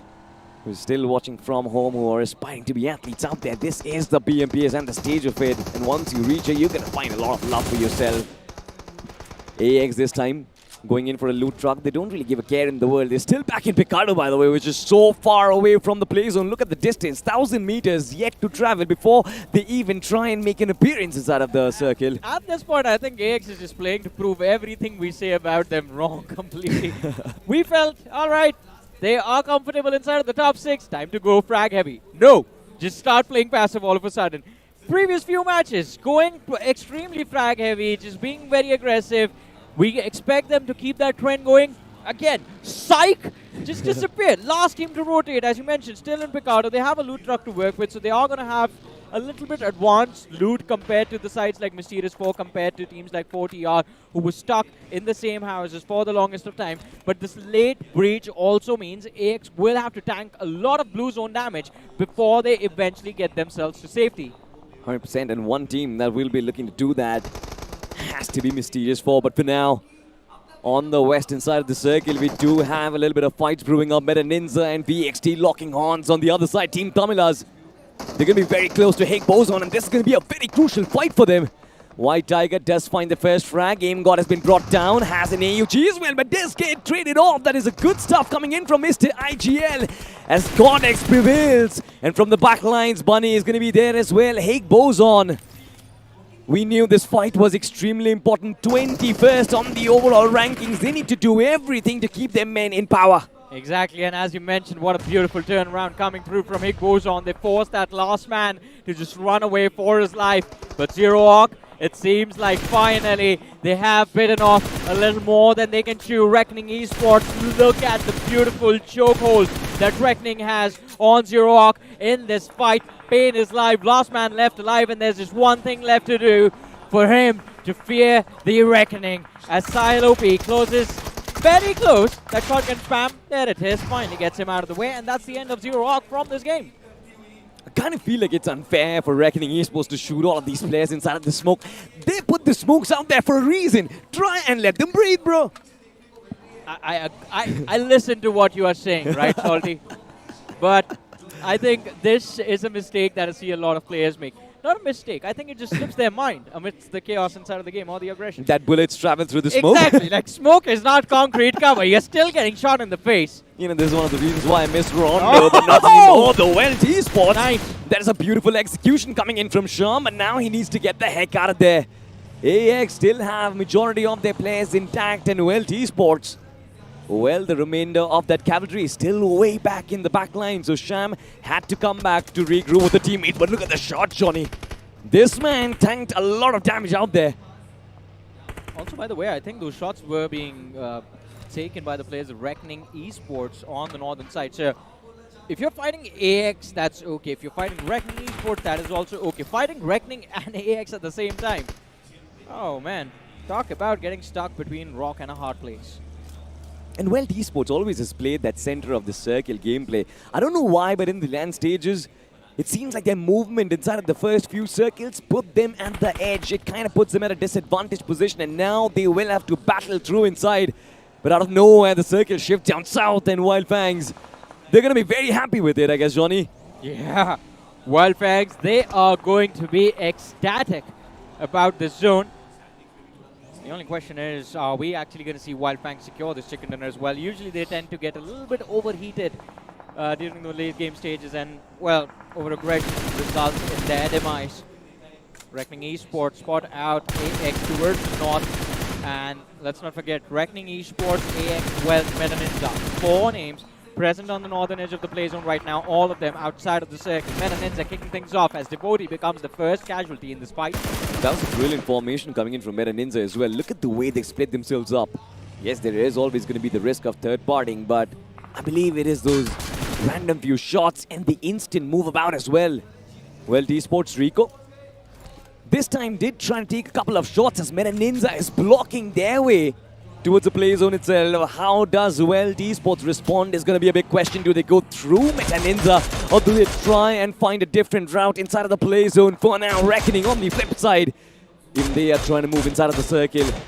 And I like this fight prioritization from the side of Reckoning Esports, by the way. They instantly switch focus after realizing, like, all right, now we're not in the play zone anymore. There are teams behind us. We need to clear the front lines first. But while Reckoning Esports is trying to make sure that their mission to find space in the play zone works out, we have Meta Ninja who are trying to deal with the players of Wyld in the back lines, and Meta Ninja are not doing too well for themselves. A third party by Mysterious 4. 3 players from the side of Meta Ninja hit the floor as Apollo is the last man left alive. And even though he has found some room to work with inside of the play zone, I don't think Apollo is going to be able to make that smooth landing inside of the play zone. It's not about the landing anymore. I kind of felt like maybe he wants to take this fight against Wyld Esports, but now Wyld, a couple of those finishes have been claimed, but from the distance, Mysterious 4 has been taking in shots. That was a good one, by the way. Rico needs to put himself under cover. On the flip side, Reckoning Esports, and their assault continues, this time taking down Foul quite comfortably. Rising Esports, it almost seems like, Johnny, they're not even putting up a fight in front of Reckoning right now. In fact, a majority of the teams in the lobby, they're struggling in front of the wrath of the Wolves. I understand. Reckoning Esports, they just make everyone look like the competition is just standing still, not even moving. People forget to pull the trigger of the weapons that they hold when Reckoning Esports is in front of them, but not this time. Pro got knocked out. Roman still on the flank. Genesis Esports right in front of his eyes, and it seems like Reckoning Esports, they're starting to itch. They want to make this bounce. It's not going to be an easy one. I think there are a few names inside of this lobby that can match the firepower that Reckoning Esports has, and Genesis Esports is one of those names. And Genesis Esports has actually been a major roadblock for Reckoning for a long time now. Reckoning had to fight through multiple teams to try and get that pocket of space inside of the play zone. Even Hunters is taking shots at them now. Knew it. When this man unleashes that trigger for himself, it's very hard to survive. Doesn't even matter if you have 300 meters away from this man. Also, another important thing to keep in mind for this game is going to be the fact that Genesis, they are desperate to regain their spot inside of the top 6 of the overall leaderboard. Yep. They started the day on a decent spot to begin with, but since then have slowly and steadily slipped out. I believe now they find themselves sitting 9th on the overall leaderboard, which is not really a great position to be in. So it's an important fight for Genesis Esports to win. And let's just hope that they do not panic and drop the ball completely. Certainly, and I think the same can be said for Meta Ninja as well. Look at that. The last player surviving, trying to keep himself alive inside of the top 6 before we draw the curtains for day number 2 of the semi-finals. Here in BMPS 2026, 64 points. It shouldn't really be enough. There are so many teams trying to tail you down. GDR. It's been a great match for them so far. They're still surviving, kept all of their numbers up high, but now they're going to be under fire from Reckoning Esports as Levi finally makes the invasion inside the warehouse. A couple of those nades are still getting cooked. Levi wants that opening. It's going to be hard to find. Genesis has been lingering around the corner as well. They might just be coming into a third party. This is going to be a very big battle. Neo in the front lines. Levi trying to find the opening. And Pro from the back lines as well. Can Reckoning destroy the hopes and dreams of God's Reign? Oh, I thought that nade might just be the kicker to God's Reign and their hopes and dreams, as you mentioned, with Reckoning Esports. I think that numbers disadvantage, that disparity, it's a little too big. All right, that's an early smoke lobbed out just to deny vision, and I think they are going to try and catch the players of God's Reign off guard. What a play coming through. A smoke first and a nade to follow it up through the smoke. God's Reign did not even see that piece of view till getting lobbed in their faces, and now they are just going to charge face first into the side of God's Reign. It doesn't matter. Reckoning Esports, they get wiped out. God's Reign, they keep the ball rolling. By the way, before the fight began, I just wanted to say this. God's Reign today have made a very massive comeback, and had they lost this fight, it would have all been for Nai. All of that hard work would have just gone to waste. But now they're paving the way for potential Exactly. ticket to Jaipur itself. GDR, they are in store for a massive game in this map of Miramar this time. Taking down Reckoning was important in spite of the fact that it was a 4v2. The slide mechanic, the smoke first and then nade. These are combinations we don't usually see. But as of now, Mysterious 4, they're struggling in different battles altogether. Up against Wyld Esports, couple of their men has been knocked down. Goku is still trying to cover the gap, still trying to cover the distance. Shots being taken, finally arrives in style. But is Wyld Esports going to allow him any more time?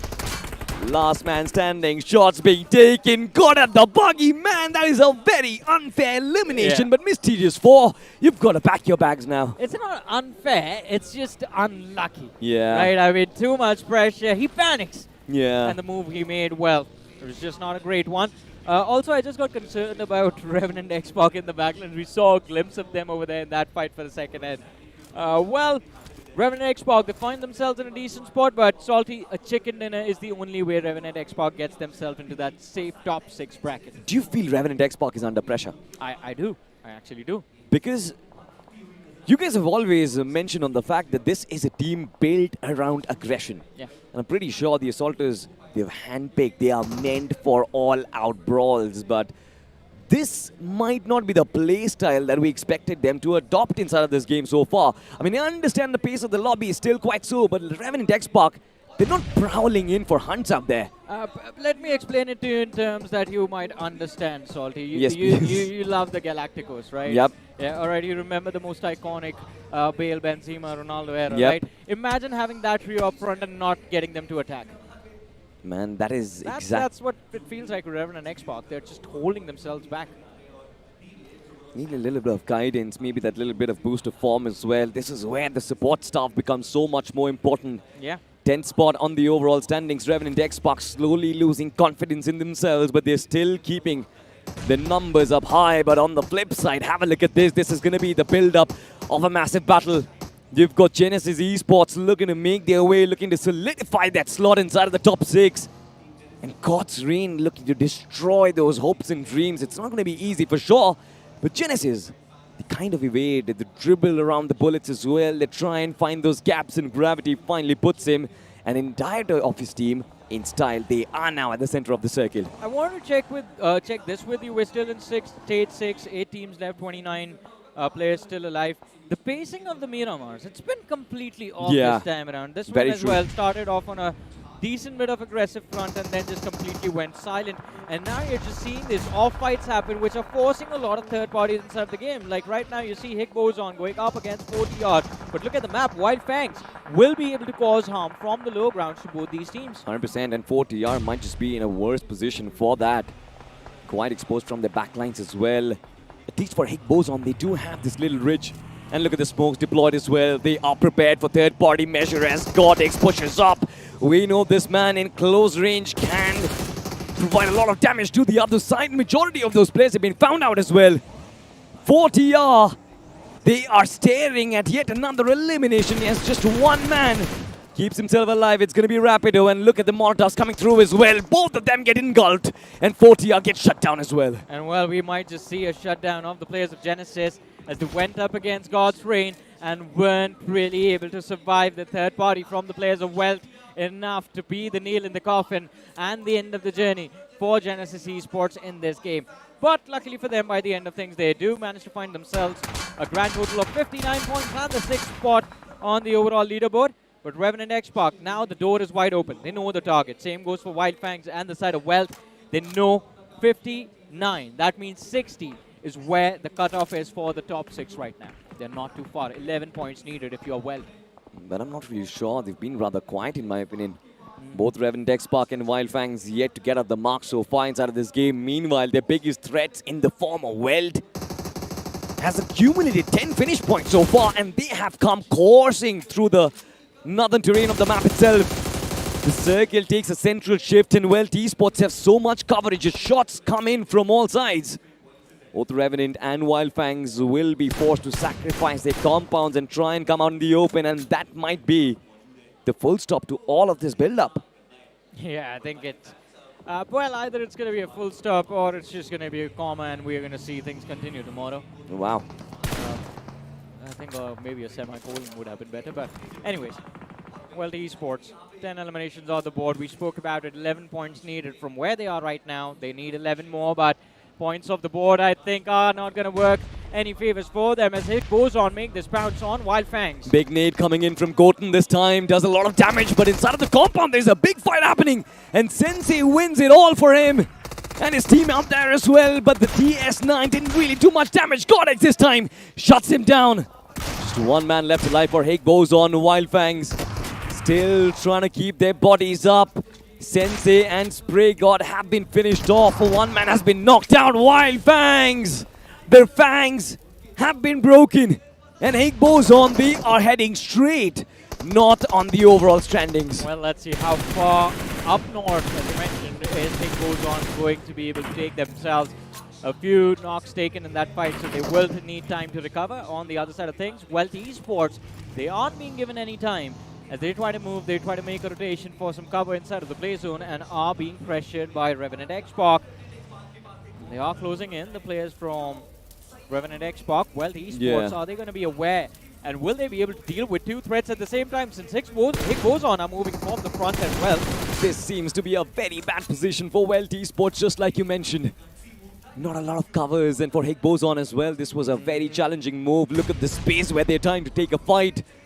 Not a lot of covers, nades being lobbed in, but from the back lines, Bunny finds a knock. Important nade as well, and as well, T-Sports. They get belt treatment inside of this map of Miramar as they get finished off, but Higbozon, they set themselves up for a fight against Revenant X-Pac. Now this is going to be the big run of battle. Well, of course, I think this might be the final showdown. Last man left alive from the side of AX. He's going to watch this unfold, and we have seen this happen before, that last player clinching away the chicken dinner. But both Revenant X-Pac and Higbozon are desperate for this win, Salty. They miss out on this chicken dinner, and oh! He got in. Did Trey see him? I can't believe my eyes right now. Did they see him? That's the question I asked. Did they see him? Did they know that Raiden is there behind him? I don't believe nobody knows. Now this is going to be an X factor. My God, that.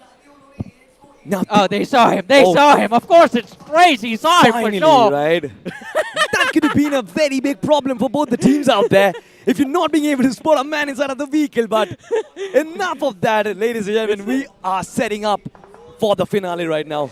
It was the timing of it all. It was the timing of him being prone and him getting in the vehicle. But anyways, last fight, Revenant X-Pac against Higbozon 4v4, and it's Higbozon Bunny that kicked things off with a brilliant nade and the opening knock. This is going to be an important fight, especially for Revenant X-Pac if they really want to start tomorrow's day from being in the comfortable shoes, as Higbozon finally pushes up, gets knocked out as well. Ninja couldn't really do much. This man Pain, can he do a little bit of damage? Just find it. 2 men knocked out from Higbozon. 1 man is going to be in a position to try and shut down. Not a lot of SP for this man, and eventually it is going to be the likes of Higbozon who win the winner chicken dinner and the map of Miramar. And was a decent win as well, especially a clean, close game fight. A clean game closer fight, in fact, against the players of Revenant X-Pac. But again, rated towards the end.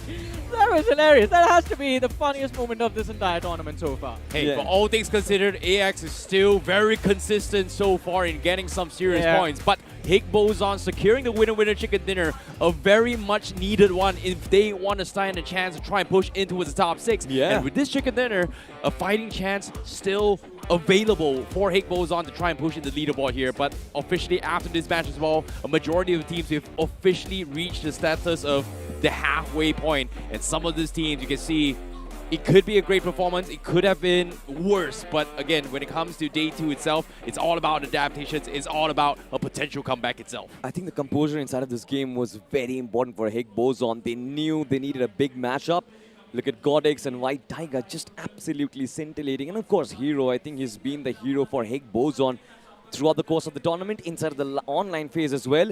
But now come the land stage, it is Godix and White Tiger as well joining the party. So many finishes, 18 eliminations being secured, and potentially might just be the highest point secured inside of BMPS 2026. Well, we are going to check up on that, but I just want to say one thing. I think this man, Godix, this young lad, in fact, because he's like about, I think, just 20, turned 20 this year. So this young player, I think we've seen him in the past as well for the last few years, did not really get that much playtime when he was playing for the rosters of Reckoning Esports and the other teams, mostly on the bench. But this time around with Higbozon, finally has started to get that playtime, and he's always been incredible. You remember last year, Reckoning Esports, they were starting to struggle during the run of the showdown, put Godix in, all of a sudden started getting those finishes. And again, I think with White Tiger and Hero right next to him, the job just becomes a whole lot easier. You know, I'm just going to say one line, and that is every piece of Reckoning blood, I think they love Delhi, man.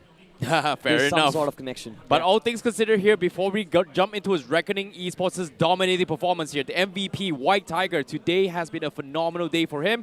It's been a while since we've seen White Tiger perform, but this is the moment that Higbozon needed here in day 2. And with this chicken dinner, it does give them a decent shot to actually come back as well. Godax, of course, you talked about it a lot here from Johnny. We also have Hero, part of the top 3 as well in this overall top players in that game. Trey's God being number 4 here, with Henry with Mysterious Fall. But personally, I feel like there is going to be one more guy. It has to be the guy Raiden from EX. He had to be part of this mix here.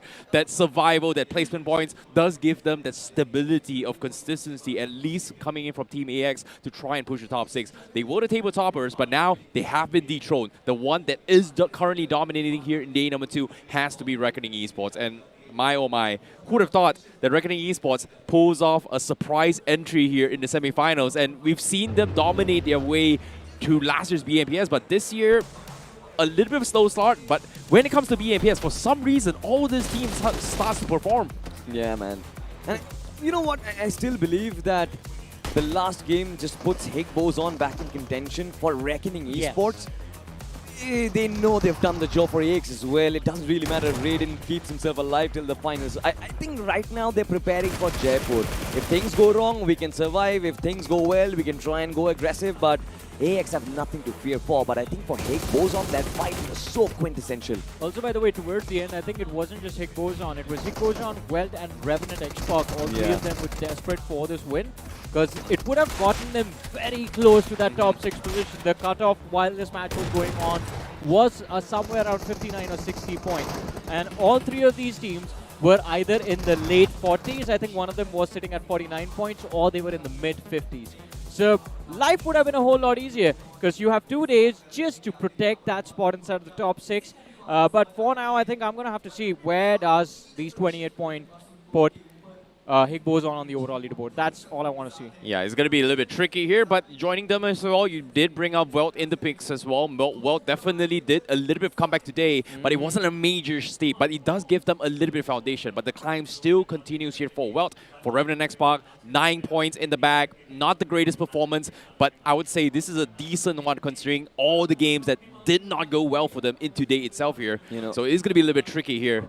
Actually, I still believe that the team, the camp of Revenant X-Park, they're not going to be very happy with this performance. Because they had the circle on top of them through and through, right? They did not have a lot of threats as well. They were playing for those 4 extra points. They were playing in for the chicken dinner, but even that was denied by Higbo's coming from the outside. How can you let that happen if you're a Revenant X-Park? Fair enough, but with that being said here, the overall standings are on screen as of yet. Revenant X-Park, with that performance, is able to push themselves in towards the 7th position, tying it with Genesis here for the top 6 as of now. But need I remind you here, there is a group that has not played a 3 matches as well, and Nebula is still sitting at the top 6. Yeah. You know what? I completely forgot about that fact, that Nebula Esports with just 6 games are there in the top 6. I think what we are seeing from Reckoning Esports today is what we will see from Nebula tomorrow. That has to be it. Now you just have to try and set a benchmark, right? Yep.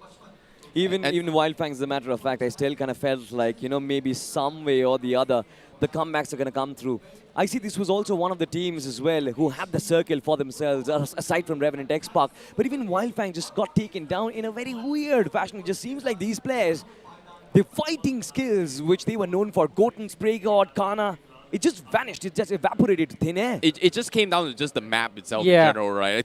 Yesterday's map was a lot of scam. Today's map was a lot of technical situations here, urban warfare, out in the open. I think the only 2 maps that was a little bit more balanced here has to be these 2 Miramar maps as well. This is where they were given a little bit of chance to actually fight on playing grounds where they can choose where they want to fight rather than getting gate capped, getting messed up by zone, getting forced into situations where there's just no cover in the game itself. I think the previous Miramar was still a little bit better. This one was just too brutal, man. I mean, every single time you saw someone peek a ridge to try and take a fight against a team on the low ground, they were just getting shot at from a high ground about 100 meters away. At one point, Wyld were sitting close to the center of the circle, and they were putting pressure on teams pushing in from that southwestern edge. About 300 meters, they found a knock.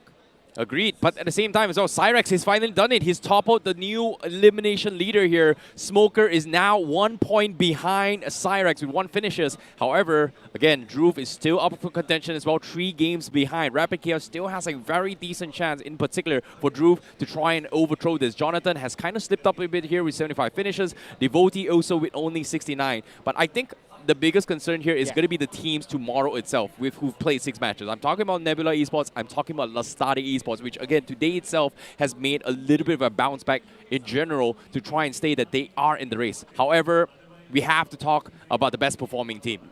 Reckoning Esports undeniably has to be the best performing team, and the best performer of today here is going to be Levi here. Yesterday we saw Cyrex with 19. This time Levi with 20 finishes today itself. This man is an undeniable beast. He might be out of form. He might be he might be slacking off inside of his games as well, especially if it's the online phase. But when he locks in Icy, I'm pretty sure he can slash off half of the lobby as well. This is brilliance of 20 frags in a day, Johnny. I mean, it's not just the frags, it's also that 24-minute survival time for 6 matches. Reckoning Esports, like, how consistent are you? And also one very important thing, it's not even like Reckoning was surviving till the end for a very long time. Levi was the only man who was surviving for majority of the games, by the way. Fair enough, but at the same time here, this is going to be the day summary for today here. Lastade Esports with the Chicken, Nebula, Wyld Esports, God's Reign, Rising Esports, and also Higbo's. These are the teams that have made a little bit of bounce back to actually push through, but the first 2 games, extremely crucial coming from Group C. Both Nebula and Lastade, they are 3 games behind the rest of the pack, whereas we see comebacks coming from Rising Esports, we saw comebacks from Higbo's, we saw comeback coming in from Wyld as well in particular, which they are still in the race here, so it's not exactly over for them yet. Yeah, pretty much. But again, I think it's just day 2. We still have to talk about tomorrow, right? Because it is going to be an important day. We always talk about the trend of these qualifier stages. Day 1 is the day of the setup. Day 2, it's the day of the comebacks, which we got to see. But Day 3 is the day of consolidation, and then we move on to the day of decisions. Exactly. It is going to be very, very tough here. But all things considered here, I'm curious to see what our performers have installed as well, because we are going to be jumping into a very, very interesting interview. And it's going to be an interview with Spiro and, of course, the guys coming from Reckoning Esports.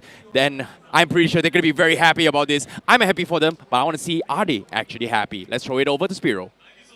मेरे साथ अभी के लिए reckoning के IGL Roman खड़े हैं जो अभी के लिए टेबल टॉपर भी हैं but Roman first of all welcome here I would love to know कि क्या सीक्रेट है यार आपकी कंसिस्टेंसी का कुछ नहीं, हम बस भगवान पर भरोसा रख के आए हैं यहाँ पे BMPS खेलने इस बार। पिछली बार हमारी ट्रॉफी रह गई थी, तो बस अभी हम काफ़ी टाइम से बहुत बेकार खेल रहे थे। पास्ट में हमने थर्ड पार्टीज ऑफिशियल भी उतना अच्छा नहीं कर पाया, BGS में भी हमने बहुत एंड पे ही वो किया अपना। तो बस यही था कि जाना है तो कुछ करके ही दिखाना है, तो या we are going good. Alright, it was perfect. वैसे लीवाई हैं आज के परफॉर्मर ऑफ द डे, बहुत अच्छा प्रदर्शन उनका भी आया और जब आप नॉन-एक्स में थे तब भी उनका वो रोल लैंड के ऊपर बहुत इंपॉर्टेंस रखता था आपके लिए। कितना जरूरी है लीवाई का परफॉर्मेंस आपके लिए? मेरे लिए तो उतना नहीं, लेकिन उसके खुद के लिए बहुत ज़्यादा ज़रूरी है, क्योंकि वो अगर खुद से इतना कॉन्फिडेंट हो जाएगा तो फिर वो मे बी वापस से लैंड का MVP बन जाए।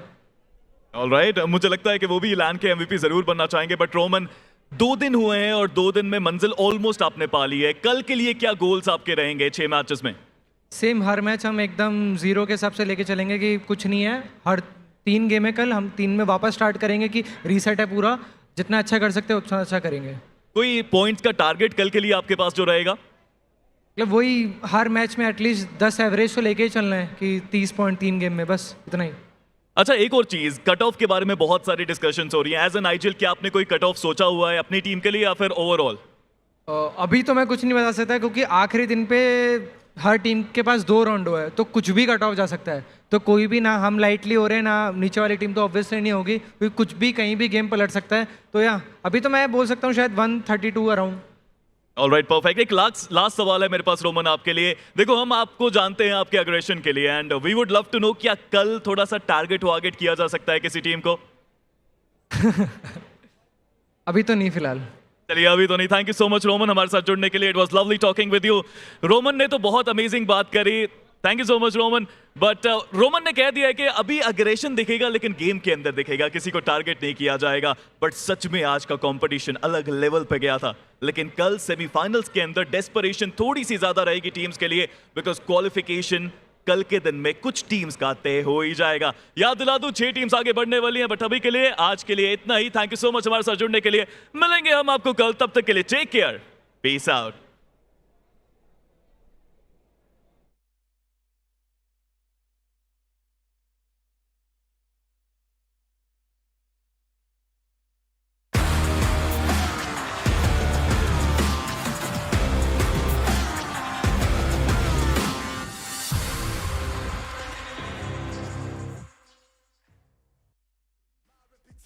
Borderline amazing. Good things coming, they just need a little patience. Ready for whatever, all you gotta do is say when.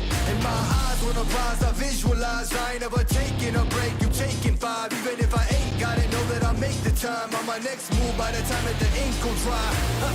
Let me tell them one time, I've been on the grind. This is my prime. Huh. Let me tell them one time, I've been on the grind. And this is my prime. Let me tell them one time. I'm all in my prime. Let me tell them one time, I've been on the grind, feeling real good, yeah, all in my prime. It's about that time, say your goodbyes, 'cause ain't no match for the way that I grind, yeah, I'm all in my prime.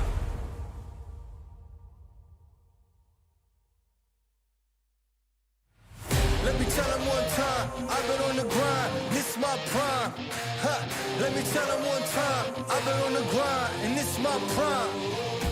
Yeah, sorry for the wait, didn't think I'd come up, y'all just need a little faith. I've been patient, just waiting on the river with an ace. Gotta move real careful, we coming surveying the place.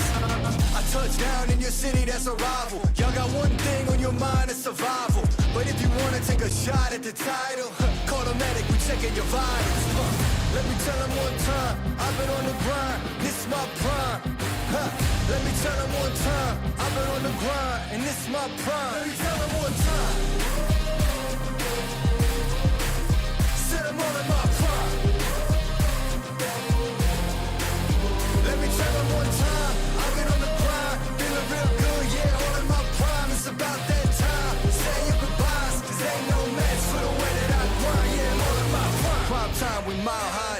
closed. Same city as voice and I mean roles. It's flat bets for the checks, that's a bank rolls. I've been killing it, I'm guilty, case closed. Yeah, y'all are too basic, my reputation borderline amazing. Good things coming, they just need a little patience. Ready for whatever, all you gotta do is say when.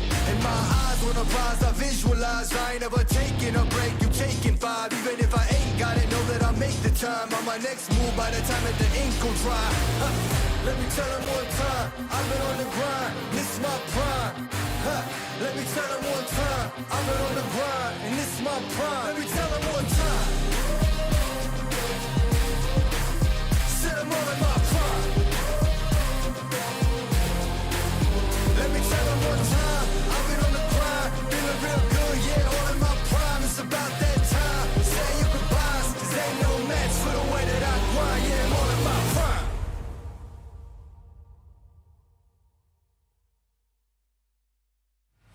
Let me tell them one time, I've been on the grind, this is my prime.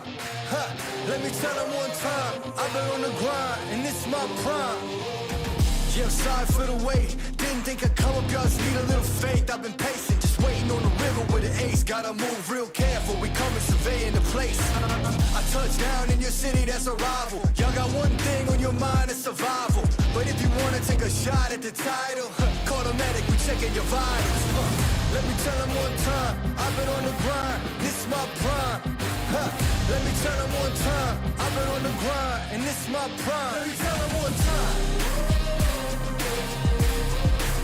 said I'm all in my prime. Let me tell them one time, I've been on the grind, feeling real good, yeah, all in my prime. It's about that time, say your goodbyes, cause ain't no match for the way that I grind, yeah, I'm all in my prime. Prime time, we mile high, the gate closed. Same city as voice and I mean roles. It's flat bets for the checks, that's a bank rolls. I've been killing it, I'm guilty, case closed. Yeah, y'all are too basic, my reputation borderline amazing. Good things coming, they just need a little patience. Ready for whatever, all you gotta do is say when. And my eyes on the prize, I visualize. I ain't ever taking a break, you taking 5. Even if I ain't got it, know that I'll make the time on my next move by the time that the ink will dry. Let me tell them one time, I've been on the grind, this is my prime. Let me tell them one time, I've been on the grind, and this is my prime. Let me tell them one time, said I'm all in my prime. Let me tell them one time, I've been on the grind, feeling real good, yeah, all in my prime. It's about that time, say your goodbyes, cause ain't no match for the way that I grind, yeah, I'm all in my prime.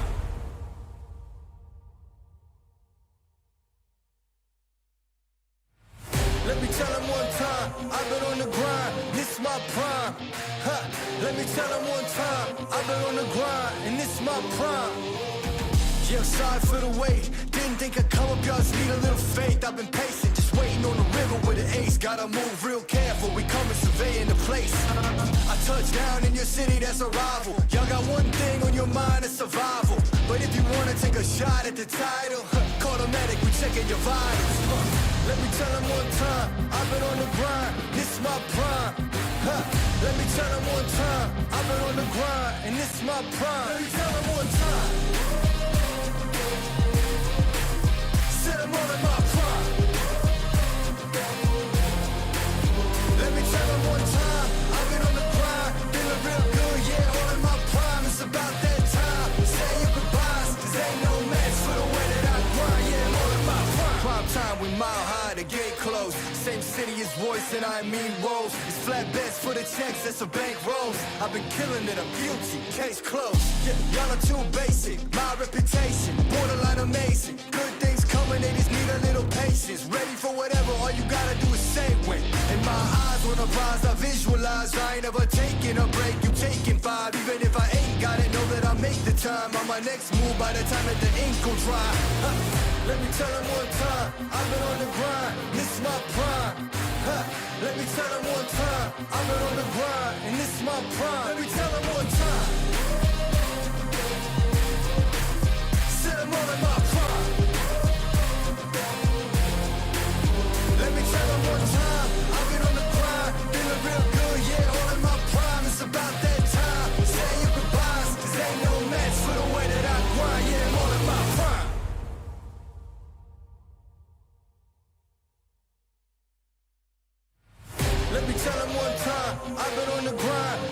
my prime. Huh. Let me tell them one time, I've been on the grind, and this my prime. Yeah, I'm sorry for the wait. Didn't think I'd come up, y'all just need a little faith. I've been patient, just waiting on the river with an ace. Gotta move real careful, we coming surveying the place.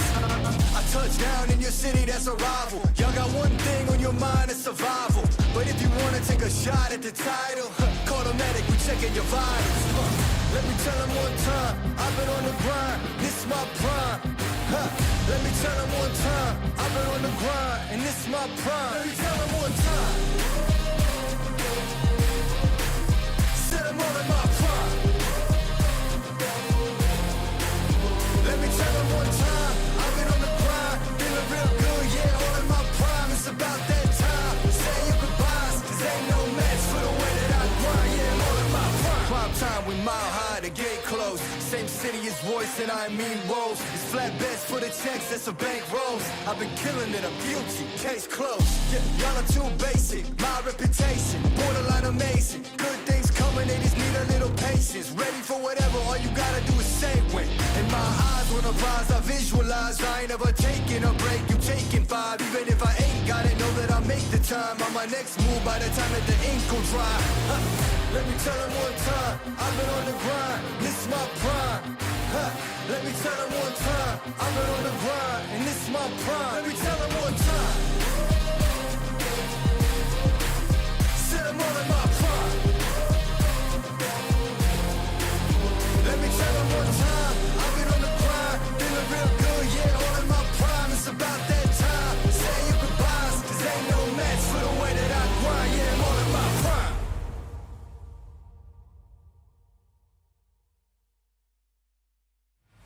Let me tell them one time, I've been on the grind, this is my prime.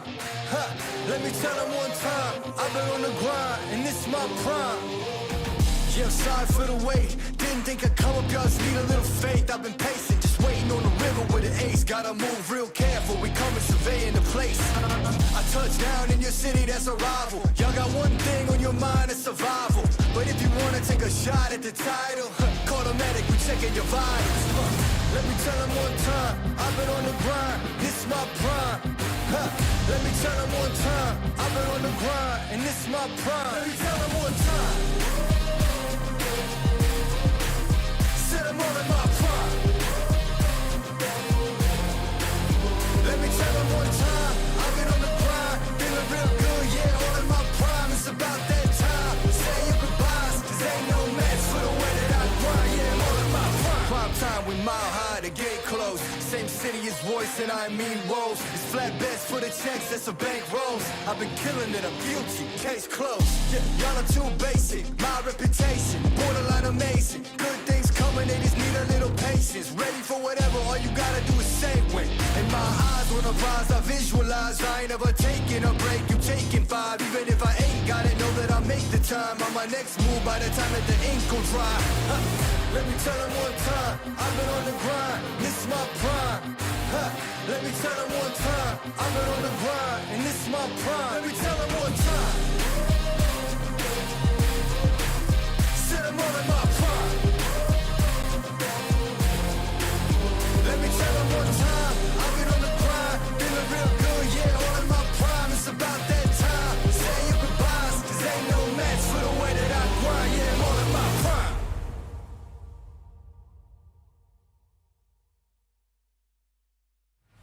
Let me tell them one time, I've been on the grind, this is my prime. Let me tell them one time, I've been on the grind, and this is my prime. Yeah, I'm sorry for the wait, didn't think I'd come up, y'all just need a little faith. I've been patient, just waiting on the river with an ace. Gotta move real careful, we coming surveying the place.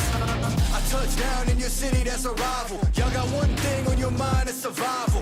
But if you wanna take a shot at the title, call the medic, we checking your vitals. Let me tell them one time, I've been on the grind, this is my prime. Let me tell them one time, I've been on the grind, and this is my prime. Let me tell them one time. Said I'm all in my prime. Let me tell them one time, I've been on the grind, feeling real good, yeah, all in my prime. It's about that time, say your goodbyes, cause ain't no match for the way that I grind, yeah, I'm all in my prime. Prime time, we mile high, the gate closed.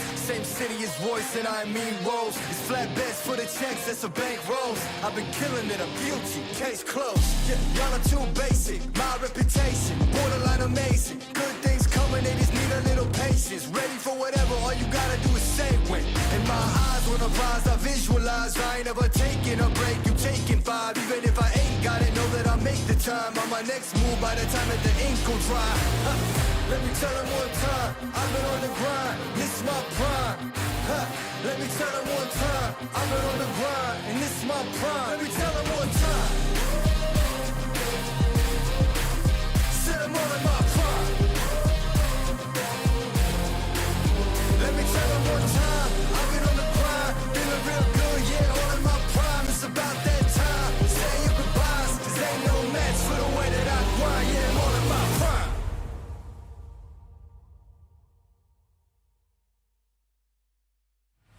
Let me tell them one time, I've been on the grind, this is my prime. Let me tell them one time, I've been on the grind, and this is my prime. Yeah, I'm sorry for the wait, didn't think I'd come up, y'all just need a little faith. I've been patient, just waiting on the river with an ace. Gotta move real careful, we coming surveying the place. I touch down in your city, that's a rival. Y'all got one thing on your mind, it's survival. But if you wanna take a shot at the title, call the medic, we checking your vitals. Let me tell them one time, I've been on the grind, this is my prime.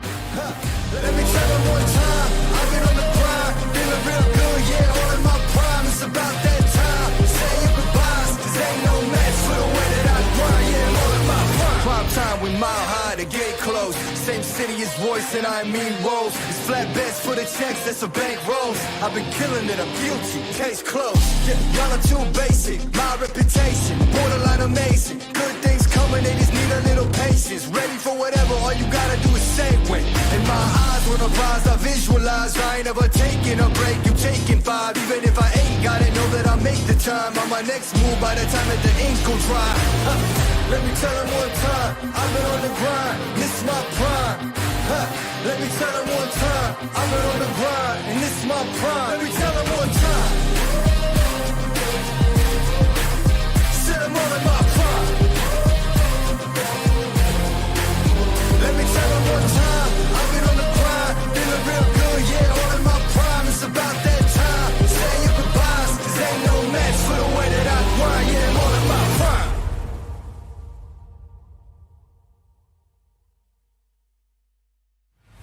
Let me tell them one time, I've been on the grind, this is my prime. Let me tell them one time, I've been on the grind, and this is my prime. Yeah, I'm sorry for the wait, didn't think I'd come up, y'all just need a little faith. I've been patient, just waiting on the river with an ace. Gotta move real careful, we coming surveying the place. I touch down in your city, that's a rival. Y'all got one thing on your mind, it's survival. But if you wanna take a shot at the title, call the medic, we checking your vitals. Let me tell them one time, I've been on the grind, this is my prime. Let me tell them one time, I've been on the grind, and this is my prime. Let me tell them one time. Sit them all in my prime. Let me tell them one time, I've been on the grind, feeling real good, yeah, all in my prime. It's about that time, say your goodbyes, cause ain't no match for the way that I grind, yeah, I'm all in my prime. Prime time, we mile high, the gate closed. Same city as voice and I mean roles. It's flat bets for the checks, that's a bank rolls. I've been killing it, I'm guilty, case closed. Yeah, y'all are too basic, my reputation, borderline amazing. Good things coming, they just need a little patience. Ready for whatever, all you gotta do is say when. And my eyes when I rise, I visualize. I ain't ever taking a break, you taking 5. Even if I ain't got it, know that I'll make the time. On my next move by the time that the ink will dry. Let me tell them one time, I've been on the grind, this is my prime. Let me tell them one time, I've been on the grind, and this is my prime. Let me tell them one time. Sit them all in my prime. Let me tell them one time, I've been on the grind, feeling real good, yeah, all in my prime. It's about that time, say your goodbyes, cause ain't no match for the way that I grind, yeah, I'm all in my prime.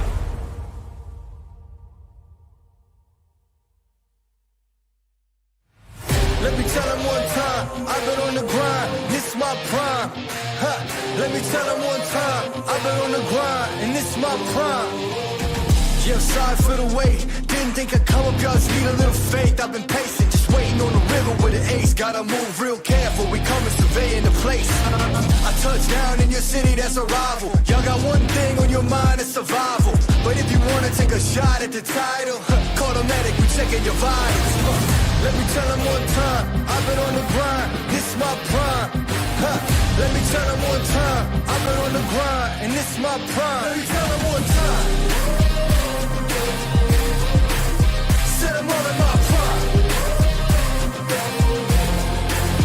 Let me tell them one time, I've been on the grind, feeling real good, yeah, all in my prime. It's about that time, say your goodbyes, 'cause ain't no match for the way that I grind, yeah, I'm all in my prime. Prime time, we mile high, the gate closed. Same city as voice and I mean roles. It's flatbeds for the checks, that's a bank rolls. I've been killing it, I'm guilty, case closed. Yeah, y'all are too basic, my reputation, borderline amazing. Good things coming, they just need a little patience. Ready for whatever, all you gotta do is say when. In my eyes, when I rise, I visualize. I ain't ever taking a break, you taking 5. Even if I ain't got it, know that I'll make the time. On my next move by the time that the ink will dry. Let me tell them one time, I've been on the grind, this is my prime. Let me tell them one time, I've been on the grind, and this is my prime. Let me tell them one time.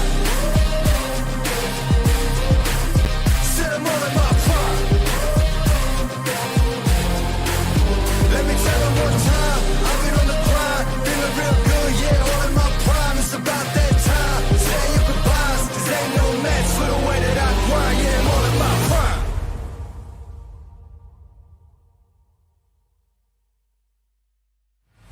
Let me tell them one time, I've been on the grind, this is my prime. Let me tell them one time, I've been on the grind, and this is my prime. Yeah, sorry for the wait, didn't think I'd come up, y'all just need a little faith. I've been patient, just waiting on the river with an ace. Gotta move real careful, we coming surveying the place. I touch down in your city, that's a rival. Y'all got one thing on your mind, it's survival. But if you wanna take a shot at the title, call the medic, we checking your vitals. Let me tell them one time, I've been on the grind, this is my prime. Let me tell them one time, I've been on the grind, and this is my prime. Let me tell them one time. Set them all in my prime. Let me tell them one time, I've been on the grind, feeling real good, yeah, all in my prime. It's about that time, say your goodbyes, 'cause ain't no match for the way that I grind, yeah, I'm all in my prime. Prime time, we mile high, the gate closed. Same city as voice and I mean roles. It's flatbeds for the checks, that's a bank rolls. I've been killing it, I'm guilty, case closed. Yeah, y'all are too basic, my reputation, borderline amazing. Good things coming, they just need a little patience. Ready for whatever, all you gotta do is say when. In my eyes, when I rise, I visualize. I ain't ever taking a break, you taking 5. Even if I ain't got it, know that I'll make the time. On my next move by the time that the ink will dry. Let me tell them one time, I've been on the grind, this is my prime. Let me tell them one time, I've been on the grind, and this is my prime. Let me tell them one time. Set them all in my prime. Let me tell them one time, I've been on the grind, feeling real good, yeah, all in my prime. It's about that time, say your goodbyes, 'cause ain't no match for the way that I grind, yeah, I'm all in my prime.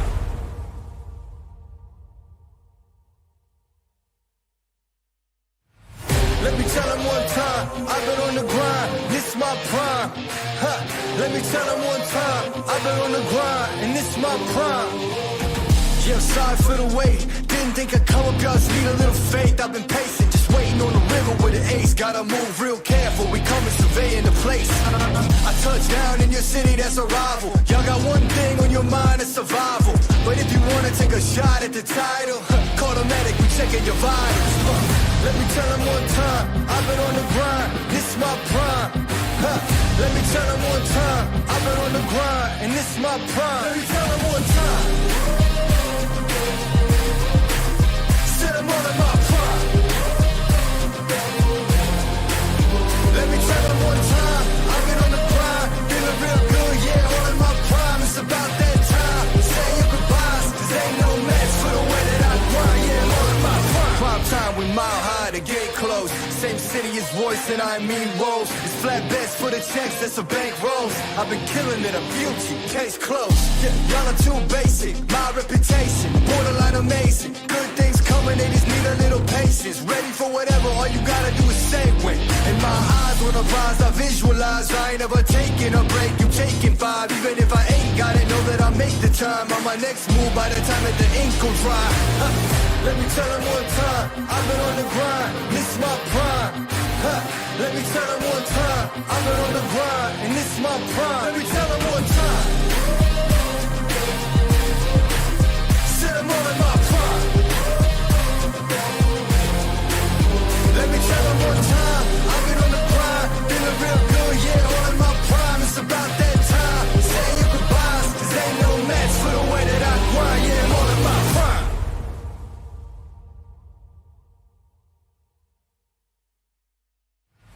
Let me tell them one time, I've been on the grind, this my prime. Let me tell them one time, I've been on the grind, and this my prime. Yeah, sorry for the wait, didn't think I'd come up, y'all just need a little faith. I've been patient, just waiting on the river with an ace. Gotta move real careful, we coming surveying the place. I touch down in your city, that's a rival. Y'all got one thing on your mind, it's survival. But if you wanna take a shot at the title, call the medic, we checking your vitals. Let me tell them one time, I've been on the grind, this my prime. Let me tell them one time, I've been on the grind, and this my prime. Let me tell them one time. Sit them all in my prime.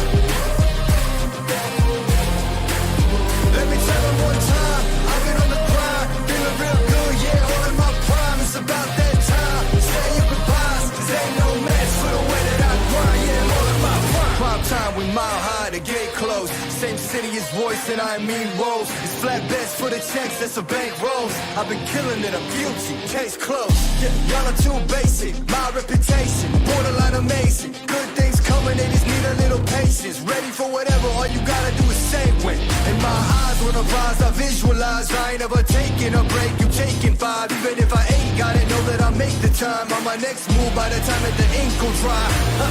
Let me tell them one time, I've been on the grind, this my prime. Let me tell them one time, I've been on the grind, and this my prime. Let me tell them one time. Sit them all in my prime. Let me tell them one time, I've been on the grind, feeling real good, yeah, all in my prime. It's about that time, say your goodbyes, 'cause ain't no match for the way that I grind, yeah, I'm all in my prime.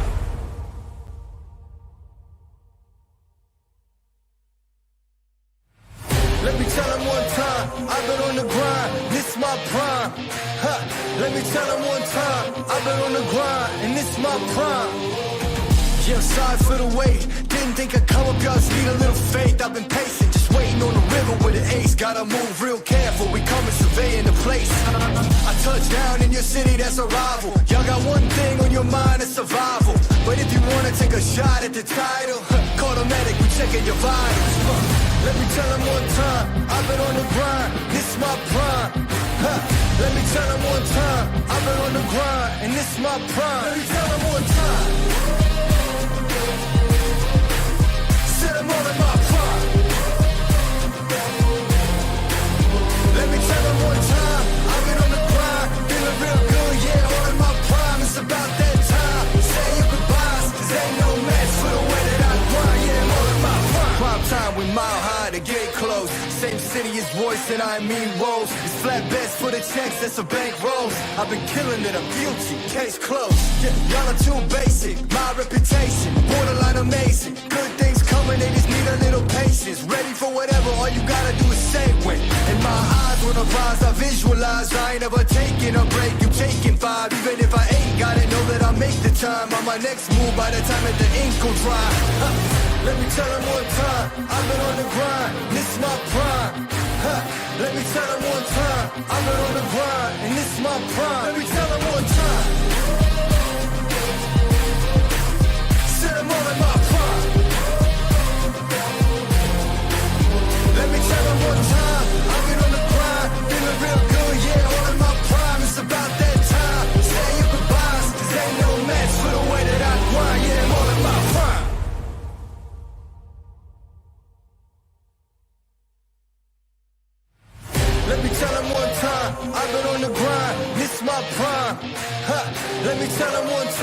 I've been on the grind, and this my prime.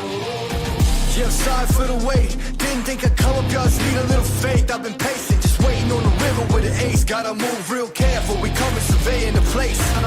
I touch down in your city, that's a rival. Y'all got one thing on your mind, it's survival. But if you wanna take a shot at the title, call the medic, we checking your vitals.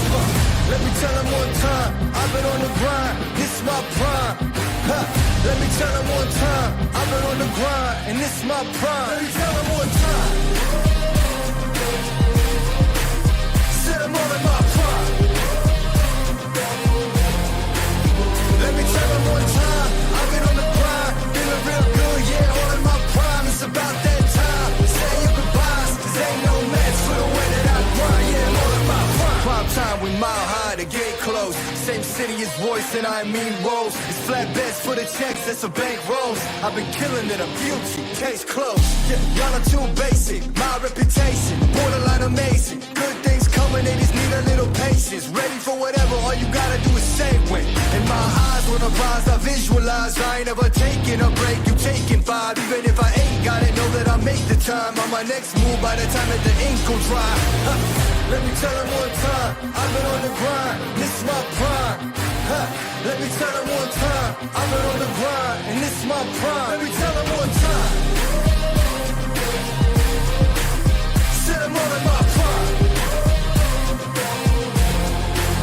Let me tell them one time, I've been on the grind, feeling real good, yeah, all in my prime. It's about that time, say your goodbyes, 'cause ain't no match for the way that I grind, yeah, I'm all in my prime.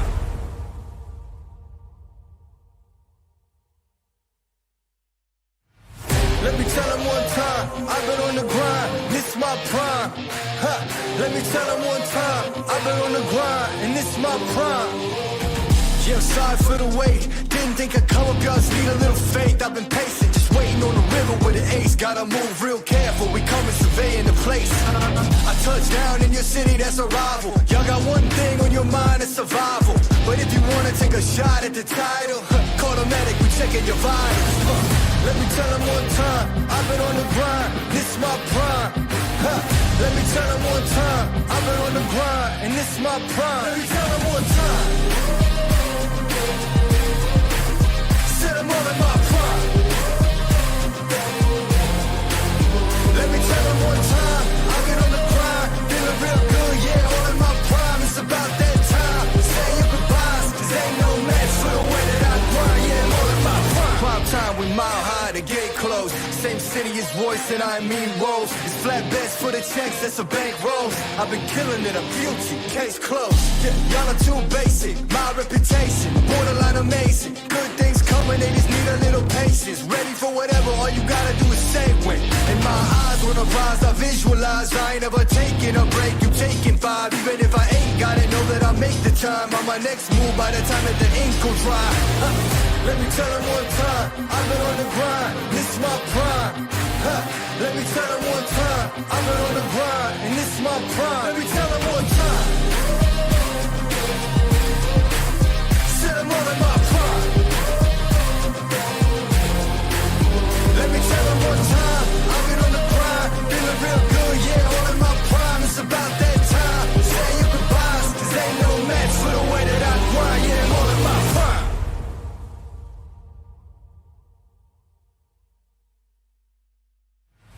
Let me tell them one time, I've been on the grind, this is my prime. Let me tell them one time, I've been on the grind, and this is my prime. Yeah, sorry for the wait, didn't think I'd come up, y'all just need a little faith. I've been patient, just waiting on the river with an ace. Gotta move real careful, we coming surveying the place. I touch down in your city, that's a rival. Y'all got one thing on your mind, it's survival. But if you wanna take a shot at the title, call the medic, we checking your vitals. Let me tell them one time, I've been on the grind, this is my prime. Let me tell them one time, I've been on the grind, and this is my prime. Let me tell them one time. Said I'm all in my prime.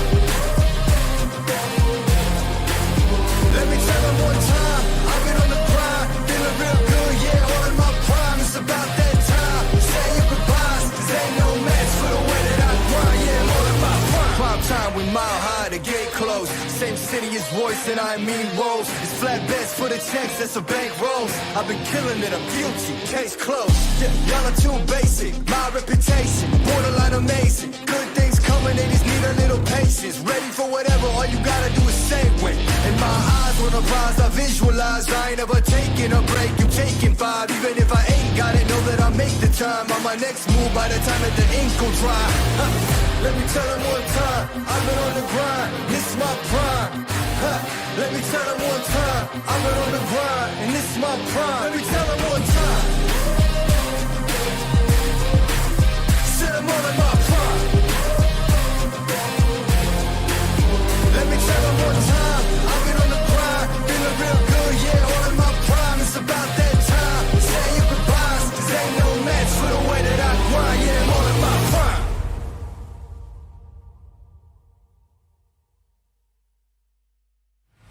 Let me tell them one time, I've been on the grind, this is my prime. Let me tell them one time, I've been on the grind, and this is my prime. Yeah, sorry for the wait, didn't think I'd come up, y'all just need a little faith. I've been patient, just waiting on the river with an ace. Gotta move real careful, we coming surveying the place. I touch down in your city, that's a rival. Y'all got one thing on your mind, it's survival. But if you wanna take a shot at the title, call the medic, we checking your vitals. Let me tell them one time, I've been on the grind, this is my prime. Let me tell them one time, I've been on the grind, and this is my prime. Let me tell them one time. Sit them all in my prime. Let me tell them one time, I've been on the grind, feeling real good, yeah, all in my prime. It's about that time, say your goodbyes, 'cause ain't no match for the way that I grind, yeah, I'm all in my prime. Prime time, we mile high, the gate closed. Same city as voice and I mean woes. It's flat bets for the checks, that's a bank rolls. I've been killing it, I'm guilty, case closed. Yeah, y'all are too basic, my reputation, borderline amazing. Good things coming, they just need a little patience. Ready for whatever, all you gotta do is say when. And my eyes on the prize, I visualize. I ain't ever taking a break, you taking 5. Even if I ain't got it, know that I make the time. On my next move by the time that the ink will dry. Let me tell them one time, I've been on the grind, this is my prime. Let me tell them one time, I've been on the grind, and this is my prime. Let me tell them one time. Sit them all in my prime. Let me tell them one time, I've been on the grind, feeling real good, yeah, all in my prime. It's about that time, say your goodbyes, 'cause ain't no match for the way that I grind, yeah, I'm all in my prime.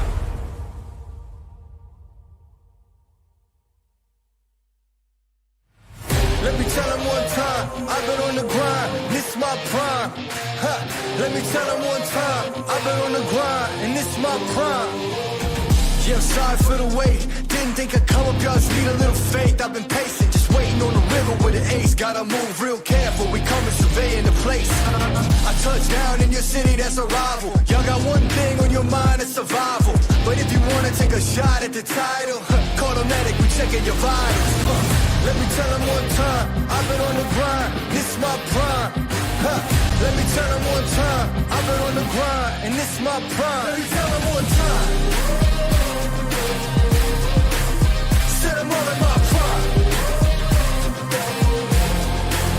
Let me tell them one time, I've been on the grind, feeling real good, yeah, all in my prime. It's about that time, say your goodbyes, 'cause ain't no match for the way that I grind, yeah, I'm all in my prime. Prime time, we mile high, the gate closed. Same city as voice and I mean woes. It's flat bets for the checks, that's a bank rolls. I've been killing it, I'm guilty, case closed. Yeah, y'all are too basic, my reputation, borderline amazing. Good things coming, they just need a little patience. Ready for whatever, all you gotta do is say when. And my eyes on the prize, I visualize. I ain't ever taking a break, you taking 5. Even if I ain't got it, know that I make the time. On my next move by the time that the ink will dry.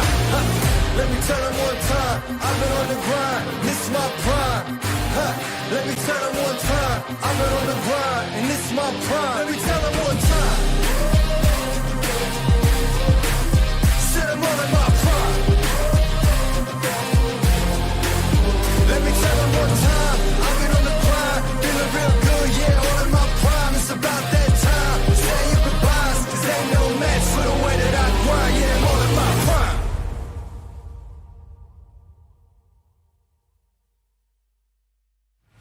Let me tell them one time, I've been on the grind, this my prime. Ha. Let me tell them one time, I've been on the grind, and this my prime. Yeah, I'm sorry for the wait. Didn't think I'd come up, y'all just need a little faith. I've been patient, just waiting on the river with an ace. Gotta move real careful, we coming surveying the place. I touch down in your city, that's a rival. Y'all got one thing on your mind, it's survival. But if you wanna take a shot at the title, call the medic, we checking your vitals. Let me tell them one time, I've been on the grind, this my prime. Let me tell them one time, I've been on the grind, and this my prime. Let me tell them one time. Set them all in my prime. Let me tell them one time, I've been on the grind, feeling real good, yeah, all in my prime. It's about that time, say your goodbyes, 'cause ain't no match for the way that I grind, yeah, all in my prime. Prime time, we mile high, the gate closed. Same city as voice, and I mean woes. It's flatbeds for the checks, that's a bank rolls. I've been killing it, I'm guilty, case closed. Yeah, y'all are too basic, my reputation, borderline amazing. Good things coming, they just need a little patience. Ready for whatever, all you gotta do is say when. And my eyes on the rise, I visualize. I ain't ever taking a break, you taking 5. Even if I ain't got it, know that I'll make the time. On my next move by the time that the ink gon' dry. Let me tell them one time, I've been on the grind, this my prime. Let me tell them one time, I've been on the grind, and this my prime. Let me tell them one time. Set them all in my prime.